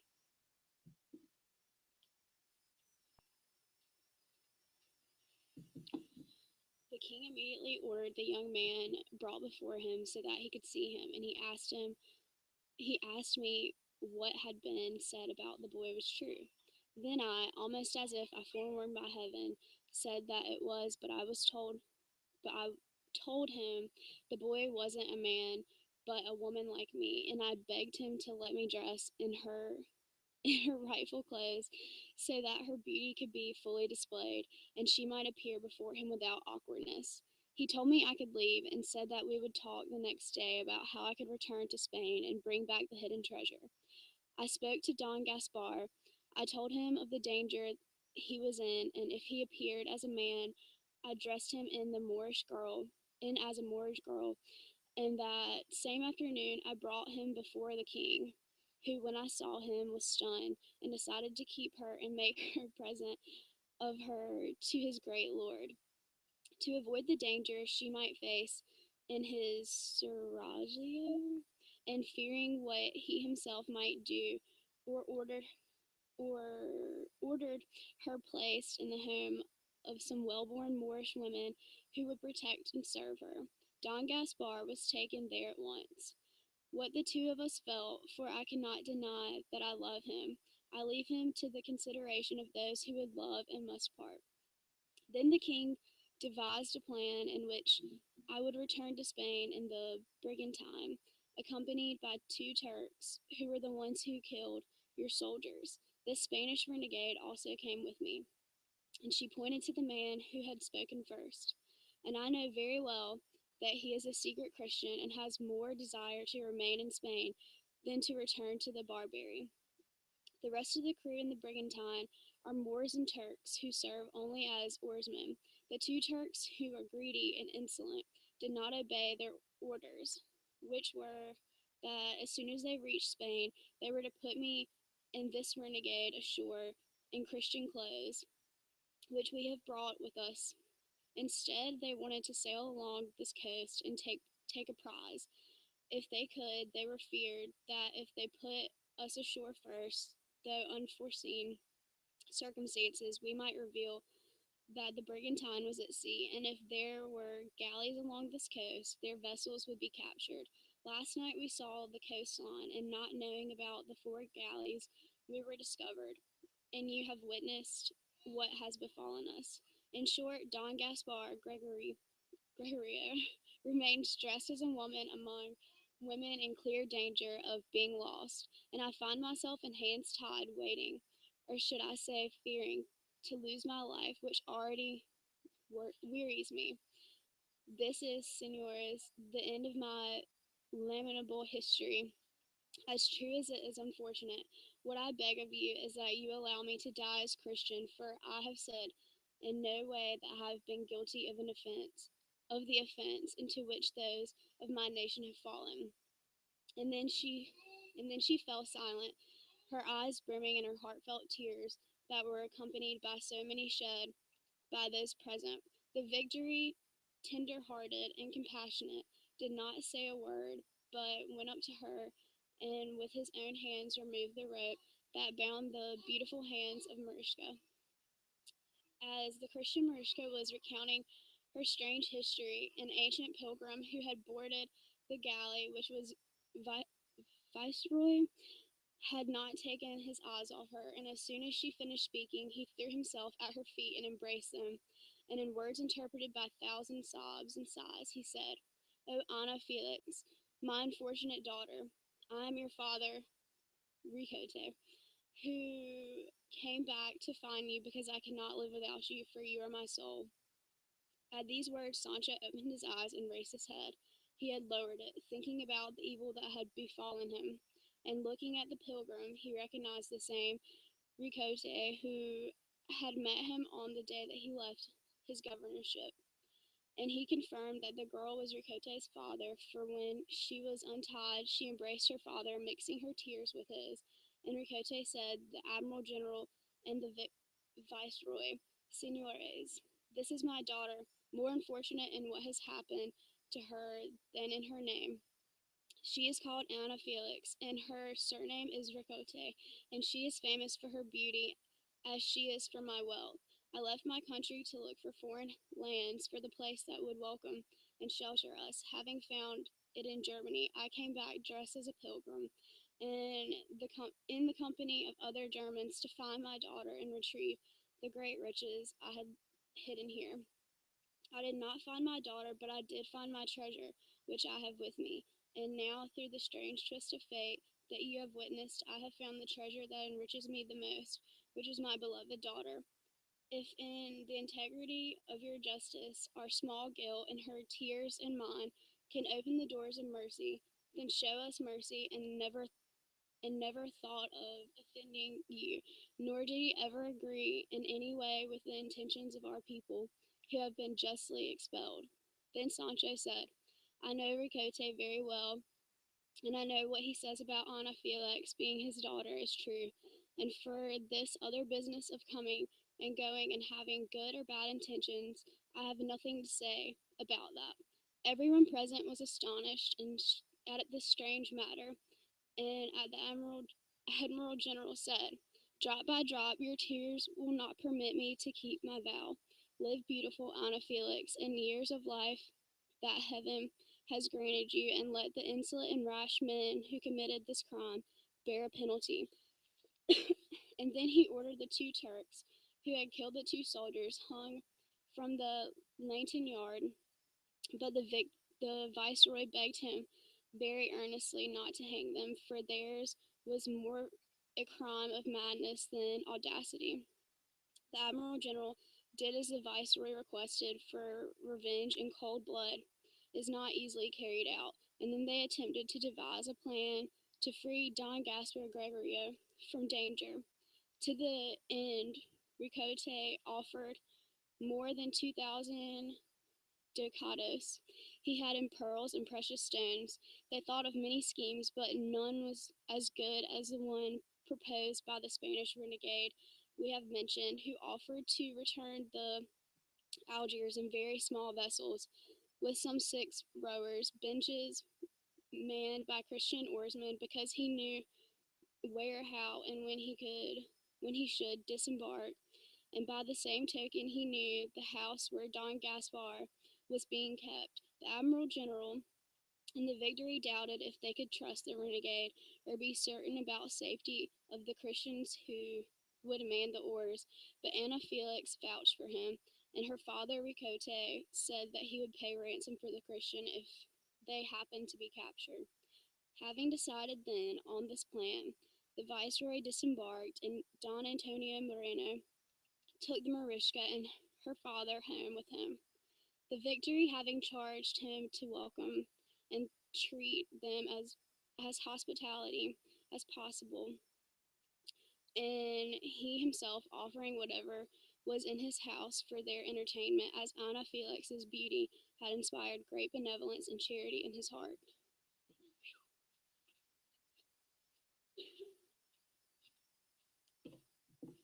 The history recounts the wife of Don Antonio Moreno, very pleased to see Anna Felix in her house. She welcomed her with great ambiguity, as charmed by her beauty as by her intelligence, for Miscano, as exceptionally endowed with both. And all the people in the city, as if summoned by a pealing bell, came to see her. Don Quixote told Don Antonio the plan they had deceived to free Don Gaspar Guerrero, who was not a good one, because they were more dangerous than feasible. It would be better to put him ashore at Barbary with the arms and his horse. He would get set a young man free despite the entire host of Moors, just as Don Griferos had done with his wife. Your Grace should remember, said Sancho, when he heard this. Then Senor Don Grifoto rescued his wife on dry land, and took her to France on dry land. But here we do release Don Guerrero. We have no way to bring him to Spain because there is an ocean in the middle. There is a remedy for nothing except death, responded Don Quixote. For if we have a ship along the coast, we can embark on that, even if the whole world attempts to prevent it. Your Grace paints a very nice picture and makes it seem very easy, but there is many to slip with cup and lip, and between the renegade, who looks at me with like an honest, good-hearted man. Don Antonio said to the renegade failed in the enterprise. He would arrange the great Don Quixote to go to Barbary. 2 days later, the renegade sailed in the light vessel of 6 oars. Each side manned a great violent crew of oarsmen. 2 days after the galley departed, the Admiral General, first having asked the Victory to please keep him informed regardless of the rescue, had a manner of Anna Felix, and the Victory had agreed. One morning Don Quixote went out on a ride along in the shore, armed in his armor, because he often said that there were abandonment and combat with ease. He was never without them. He saw a knight approaching his full armor, and the shield depicted a splendid moon. And coming close enough, he heard, and addressing his words, Don Quixote cried out a loud voice, saying, Renowned king, I never sufficiently praised Don Quixote, and I am the king of the White Moon, whose extraordinary deeds perhaps have come to your attention. I am here to do battle with you, to test the strength of your mighty arms, obliging you to recognize and confess that my lady, whoever she may be, is incomparably more beautiful than your Dulcinea of Toboso. And if you confess that this more truth clearly and plainly, you will save yourself from death and save me from the trouble of killing you. And if you do not battle, I conquer you. I want no other satisfaction than for you abandon your arms, abstain from seeking adventures, and withdraw and retire your house from periods of 1 year, where you must live without laying your hand on your sword, in peacefully tranquility, profitable sincerity. For such is required for the increase of your fortune and salvation of your soul. And if you should conquer me, my life will be your great mercy, and my arms and horse will be yours, and spoils and the fame of my deeds will be added to yours. Consider what you should do and respond immediately, for I have done this day to settle this matter.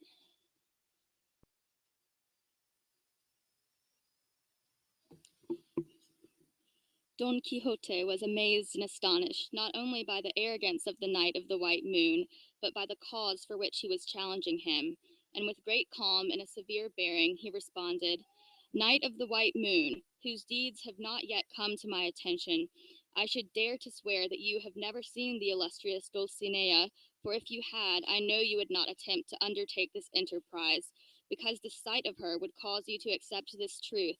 There never has been, nor can there ever be, a beauty that compares to hers. And so, not saying that you lie, but only that you are not correct in what you propound, I accept your challenge with the conditions you have mentioned, and I do so immediately, so that the 1 day you have set aside does not slip away. But I do not accept the condition that your deeds be added to my fame, because I do not know what they are or what kind they may be. I am content with mine, such as they are. Take then whichever part of the field you wish, and I shall do the same, and whomever God favors may St. Peter bless. People in the city who had not seen the Knight of the White Moon told the Viceroy that he was speaking with Don Quixote of La Mancha. The Viceroy, believing that it was probably a new adventure devised by Don Antonio Moreno or by some other gentleman of the city, immediately rode out to the shore with Don Antonio, accompanied by many other gentlemen, and they arrived just as Don Quixote was turning the reins of Rocinante in order to take the distance needed for his charge.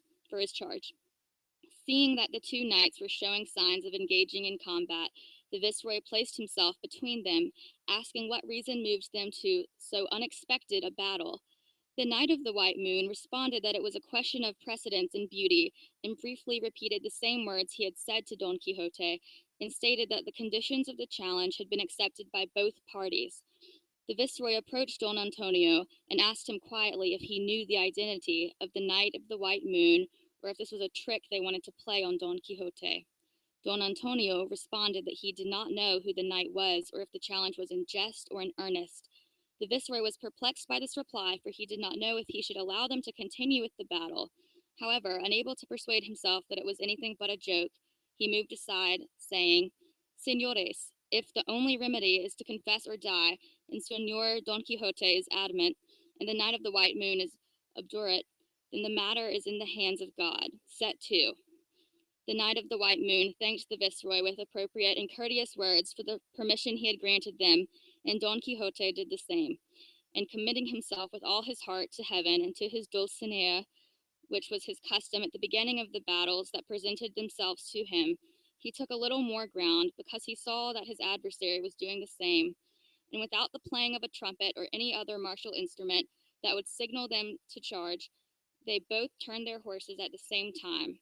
Since the mount of the Knight of the White Moon was faster, he reached Don Quixote when he had gone 2/3 of the way, meeting his adversary with such power and force that without touching him with his lance, which he had raised, it seemed, intentionally, he toppled both Rocinante and Don Quixote in a dangerous fall.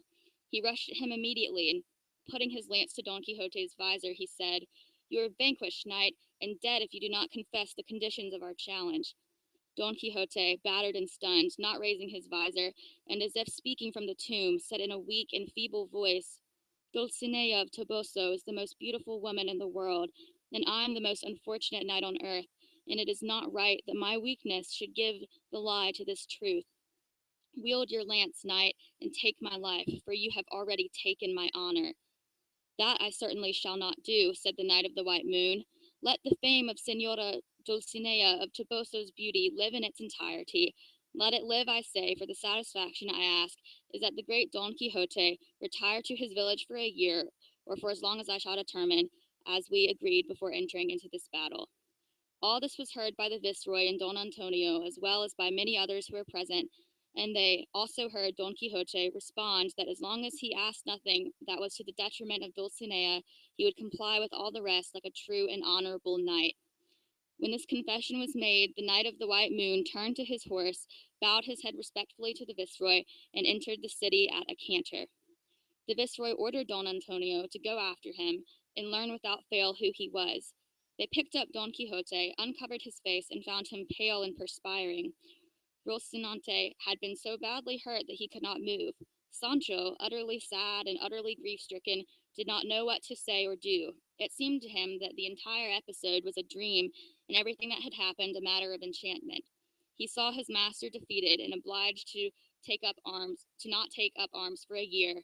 He imagined the light of his glorious deeds dimmed and the hopes of his latest promises to Sancho dissipated as the wind dissipates smoke. He feared that Rocinante would be left crippled and his master's bones dislocated, though it would be no misfortune if he had been made sane. Finally, the Viceroy sent for a sedan chair, and Don Quixote was carried back to the city, and the Viceroy returned as well, desiring to know the identity of the Knight of the White Moon who had left Don Quixote in so terrible a state.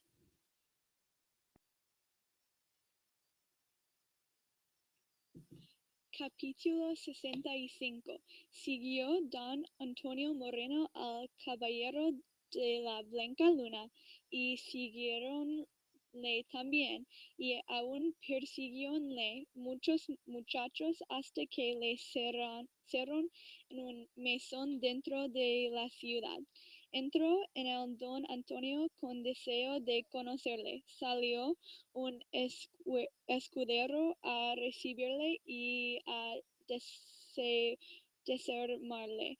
Encerróse en una sala baja y con el don Antonio que no se le cocía el pan, hasta saber quién fuese. Viendo pues el de la Blanca Luna que aquel caballero no le dejaba, le dijo: Bien sé, señor, a lo que venís, que es el saber quién soy, y por qué no hay para que negaroslo, en tanto que mi criado me desarma. Os lo diré sin faltar un punto a la verdad del caso. Sabed, señor, que a mí me llaman el bachiller Sansón Carrasco. Soy del mismo lugar de Don Quijote de la Mancha, cuya locura y sandez mueve a que le tengamos lástima todos cuantos le conocemos, y entre los que más se han tenido he sido yo. Y creyendo que está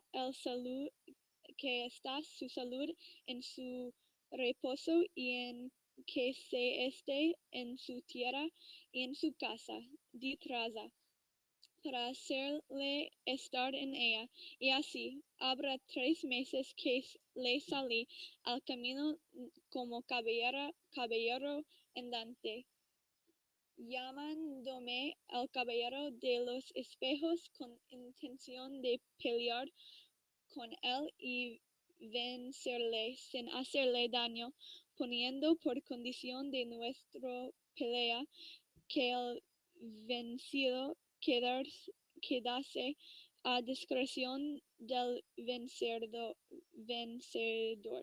y lo que pensaba perderle porque le juzgaba por vencido era que se volviese a su lugar y que no saliese de él en todo un año, y en el cual tiempo podría ser curado. pero la suerte lo ordenó de otra manera, porque él me venció a mí y me derribó de caballo, y así no tuvo efecto mi pensamiento. Él prosiguió su camino y yo me volví vencido, corrido y molido de la caída, que fue además peligroso, pero no por esto se me quitó el deseo de volver a buscarle y vencerle, como hoy se ha visto, y como él es tan puntual en guardar los órdenes de andante caballería. Sin duda alguna guardará la que le he dado en cumplimiento de su palabra. Esto es, Señor, que lo que pasa, sin que tenga que deciros otra cosa alguna. Suplicos no me descubrirás, ni le digáis a Don Quijote quién soy, porque tengan efecto los buenos pensamientos míos y vuelva a cobrar su juicio, y hombre que le tiene bonísimo, como le dejen las sandeces de la caballería. Oh Señor, dijo don Antonio, Dios os perdone el agravio que habías hecho a todo el mundo en querer volver cuerdo al más gracioso loco que hay en él. ¿Nos veis, Señor, que no podrá llegar a provecho que causa la cordura de Don Quijote a lo que llega el gusto que da con sus desvarios? Pero yo imagino que toda la industria que del señor bachiller no ha de ser parte para volver cuerdo a un hombre tan remanentemente loco. Y si no fuese contra caridad, diría que nunca sane Don Quijote, porque con su salud no solamente perdemos sus gracias, sino las de Sancho Panza, su escudo, que cualquiera de ellas puede volver a alegrar a la misma melancolía. Con todo esto, callaré y no le diré nada, por ver si salga verdadero es sospechar que no ha de tener efecto la diligencia hecha por el señor Carrasco, el cual respondió que ya una por una estaba un buena punta aquel negocio, de quien esperaba feliz suceso, y habiéndose ofrecido don Antonio de hacer lo que más le mandase, se despidió de él y echó liar con sus armas sobre un macho, luego al mismo punto sobre el caballo con que entró en la batalla, se salió de la ciudad aquel mismo día y se volvió a su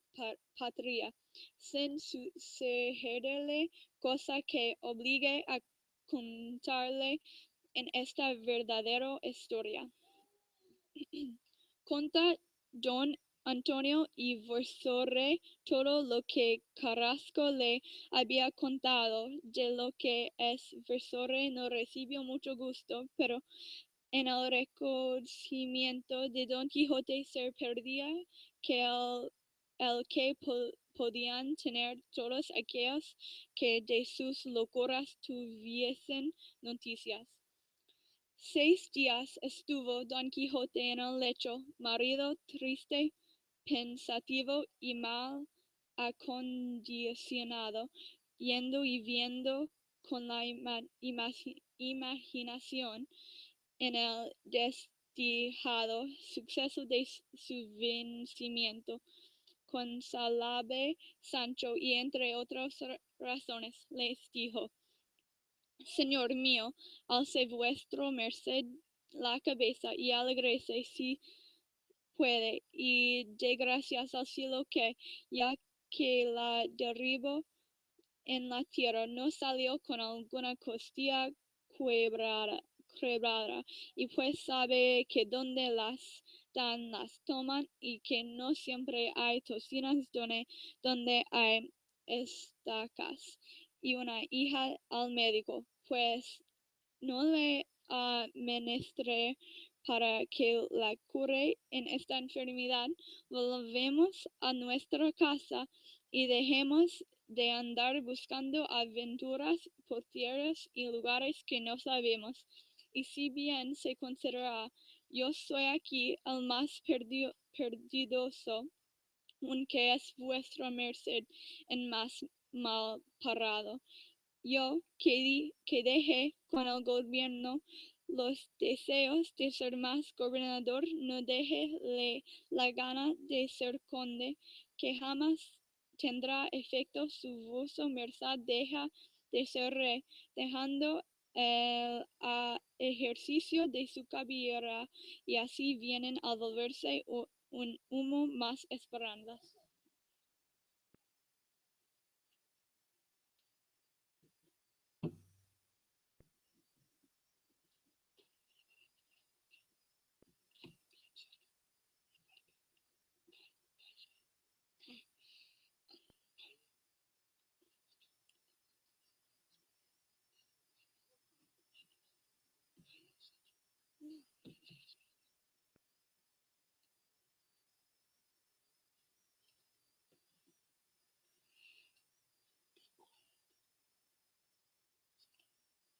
Be quiet, Sancho,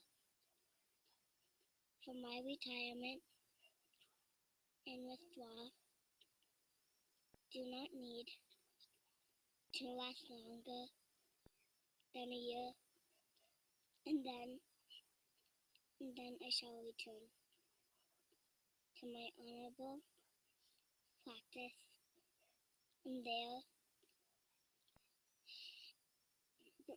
will be no lack of kingdoms for me to win, and countships to give to you.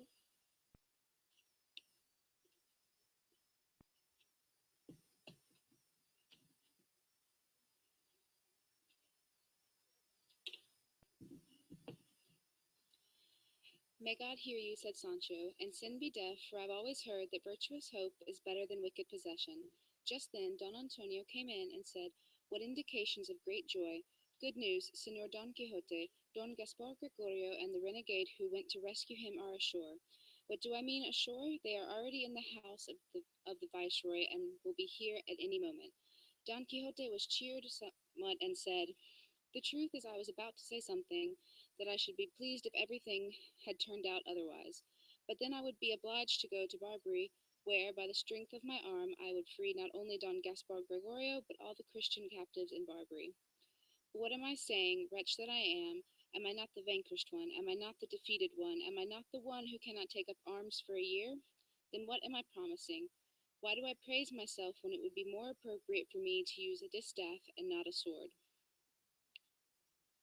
Enough of that, senor, said Sancho. Long live the hen, even with the pip. Today it's that your turn, and tomorrow it's mine. These matters of clashes and blows shouldn't be taken too seriously, because the man who calls today can pick himself up tomorrow, unless he decides to stay in bed. I mean, if he lets himself lose heart and doesn't find new spirit for new fights, and your grace should get up now to receive Don Gaspar Gregorio, because it seems to me that everybody's in an uproar, and he must be in the house by now. And this was true, because Don Gaspar Gregorio and the renegade had already given an account to the viceroy of the journey there and back, and since Don Gaspar Gregorio was longing to see Ana Felix, he came with the renegade to the house of Don Antonio, although he had been dressed in woman's clothes when they took him out of Algiers on the boat that he had exchanged them for the clothes of the captive who had been rescued along with him. But no matter what he wore, he would have been sought after, served, and esteemed because he was extraordinarily handsome, and his age apparently was 17 or 18 years old. Quixote and his daughter came out to receive him, the father with tears in his eyes, and the daughter with modesty. They did not embrace each other because Where there is great love, generally there is not excessive boldness. The beauty of Don Gaspar Gregorio and Ana Felix, seen together, astounded everyone present. Silence spoke for the two lovers, and their eyes were the tongues that revealed their chaste and joyful thoughts. The renegade recounted the ingenious means he had used to rescue Don Gaspar Gregorio. Don Gaspar Gregorio recounted the dangers and difficulties he had undergone with the women in whose house he had been living, not at length, but in a few words, showing that he had been intelligent far beyond his years. In the end, Ricote paid and liberally compensated the renegade as well as the oarsman. The renegade was reconciled with and reintegrated into the church, a rotting limb who became cleansed and healthy again through penance and repentance. 2 days later, the viceroy discussed with Don Antonio what means to employ so that Ana Felix and her father could stay in Spain, for it seemed to them that there was no good reason so Christian a daughter and apparently so well-intentioned a father should not remain. Don Antonio offered to go to court to negotiate the matter, for he had to go there in any event to tend to other affairs, letting it be known that by means of favors and gifts many difficult issues can be resolved. One must not place hope, said Ricote, who was present at this conversation, in favors or gifts, because with the great Don Bernardino de Velasco, Count of Salazar, whom His Majesty made responsible for our expulsion, prayers are in vain, as are promises, gifts, and lamentations. For although it is true that he mixes mercy with justice, he sees that the entire body of our nation is contaminated and rotten, and he burns it with cautery rather than soothing it with an ointment. And so with prudence, sagacity, diligence, and the fear he imposes, he has borne on his strong shoulders the weight of his great plan and put it into effect, and our schemes, strategies, pleas, and deceptions have not been able to blind his eyes of Argus, which are always alert so that none of our people can stay behind or be concealed, like a hidden root that in times to come will send out shoots and bear poisonous fruits in Spain, which is clean now and rid of fears caused by our numbers. What a heroic decision by the great Felipe III, and what unparalleled wisdom to have entrusted its execution to Don Bernardino de Velasco. When I am there at court, I shall undertake all possible measures, one by one, and may heaven's will be done, said Don Antonio. Don Gaspar Gregorio will come with me and alleviate the sorrow his parents must feel on account of his absence. And if Felix will stay with my wife in my house or in a convent, and I know the viceroy would like the good Ricote to stay with him until we see the outcome of my negotiations. The viceroy consented to everything that was proposed, but Don Gaspar Gregorio, when he learned their plans, said that under no circumstances could he or would he leave Dona Ana Felix, because he intended to see his parents and then arranged to come back for her. He finally agreed. Ana Felix stayed with Don Antonio's wife, and Ricote stayed with the viceroy. The day of Don Antonio's departure arrived, and 2 days later that of Don Quixote and Sancho, for his fall did not allow him to get out any sooner. There were tears, sighs, swoons, and sobs when Don Gaspar Gregorio took his leave of Ana Felix. Ricote offered him 1,000 escudos if he wanted them, but he would not take any, though he did borrow 5 escudos from Don Antonio, promising to repay them at court. With this they left, and subsequently Don Quixote and Sancho departed. As has been said, Don Quixote unarmed and in traveling clothes, and Sancho on foot, since the gray was carrying the armor.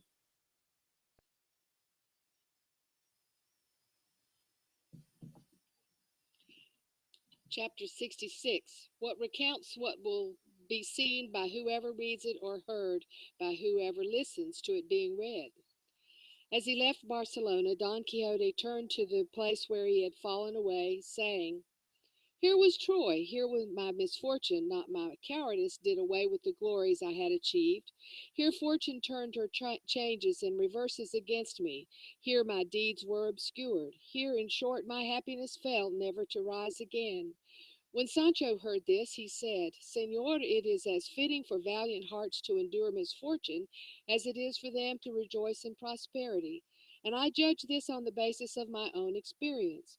For if I was happy when I was governor, now that I'm a squire on foot, I'm not sad, because I've heard that the woman they call Fortune is drunken and fickle, and most of all blind, so she doesn't see what she's doing and doesn't know who she's throwing down or raising up. You sound very philosophical, Sancho, responded Don Quixote, and you speak very wisely. I do not know who taught that to you. What I can say is that there is no fortune in the world, and the things that happen in it, whether good or bad, do not happen by chance, but by the particular providence of heaven, which is why people say that each man is the architect of his own fortune. I have done that with mine, but without the necessary prudence, and so my assumptions have turned out badly, for I should have realized that Rocinante's weakness could not resist the power and size of the horse belonging to the Knight of the White Moon. In short, I took a risk. I did what I could. I was toppled, and although I lost my honor, I did not lose, nor can I lose, the virtue of keeping my word. When I was a knight-errant, daring and brave, my axe in my hands brought credit to my deeds. And now that I'm an ordinary gentleman, I shall bring credit to my words by keeping the promise I made. Walk on, then, Sancho, my friend, and let us go home to spend the year of our novitiate, and in that seclusion we shall gather new strength to return to the practice of arms, which will never be forgotten by me. Señor, responded Sancho, traveling on foot is not so pleasant a thing that it leads or moves me to travel a great distance each day. Let's leave this armor hanging from some tree instead of a hanged man, and if I can sit on my gray, with my feet off the ground, we'll travel whatever distances your grace asks for and decides. But if you think I'll walk great distances on foot, you'd better think again. You've spoken well, Sancho, responded Don Quixote. Let my armor be hung as a trophy, and beneath it or all around it we shall carve on the trees what was written on the trophy of Roland's arms. Let no one move them who cannot test his own against Roland. That all seems like pearls to me, responded Sancho, and if we weren't going to need Rocinante on the road, it would be a good idea to leave him hanging too. Well, replied Don Quixote, I do not want either him or my arms hanged, so that no one can say this is a bad reward for good service. Your grace is right, responded Sancho, because according to wise men you shouldn't blame the pack saddle for the donkey's mistake.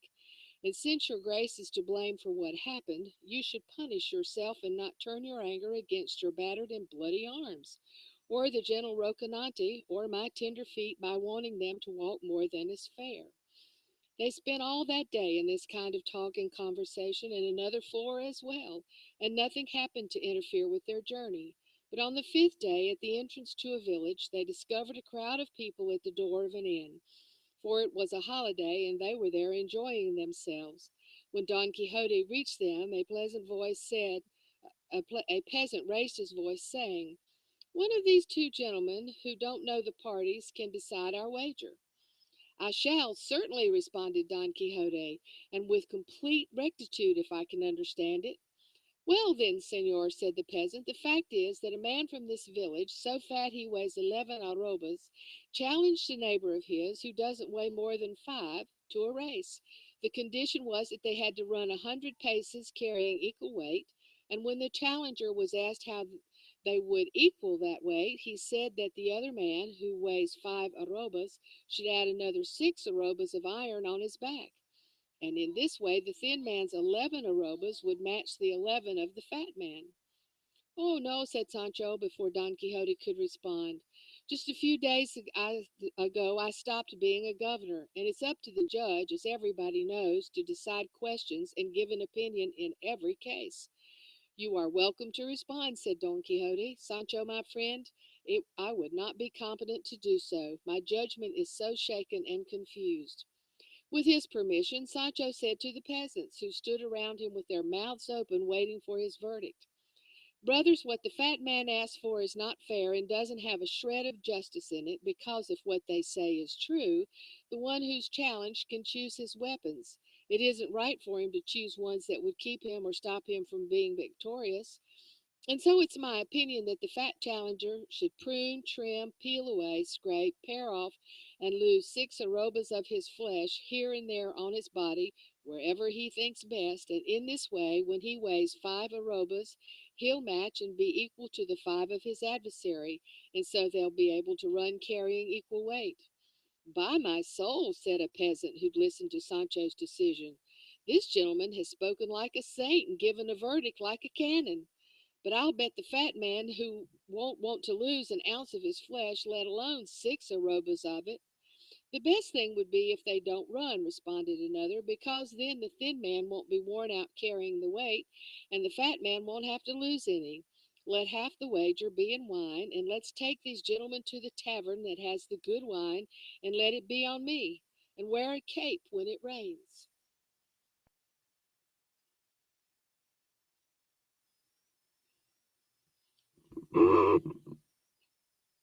We'll be right back. We have to end this particular stream and we'll restart it immediately. You'll need to access it, however, through YouTube using the following title: Don Quixote Marathon Reading, Meredith and NC State Extension 2. Tomorrow it will appear on the, tonight it will be on the website. Para la gente que está siguiendo en español, tenemos que cortar ahora el stream para reponerlo, y si quieren seguirlo tienen que usar YouTube y no la página de iamquijote.com, y el nombre que necesitan buscar es Don Quixote Marathon Reading, Meredith and NC State Extension 2, y esta noche aparecerá todo en la página de iamquijote.com. Nos vemos en un ratito.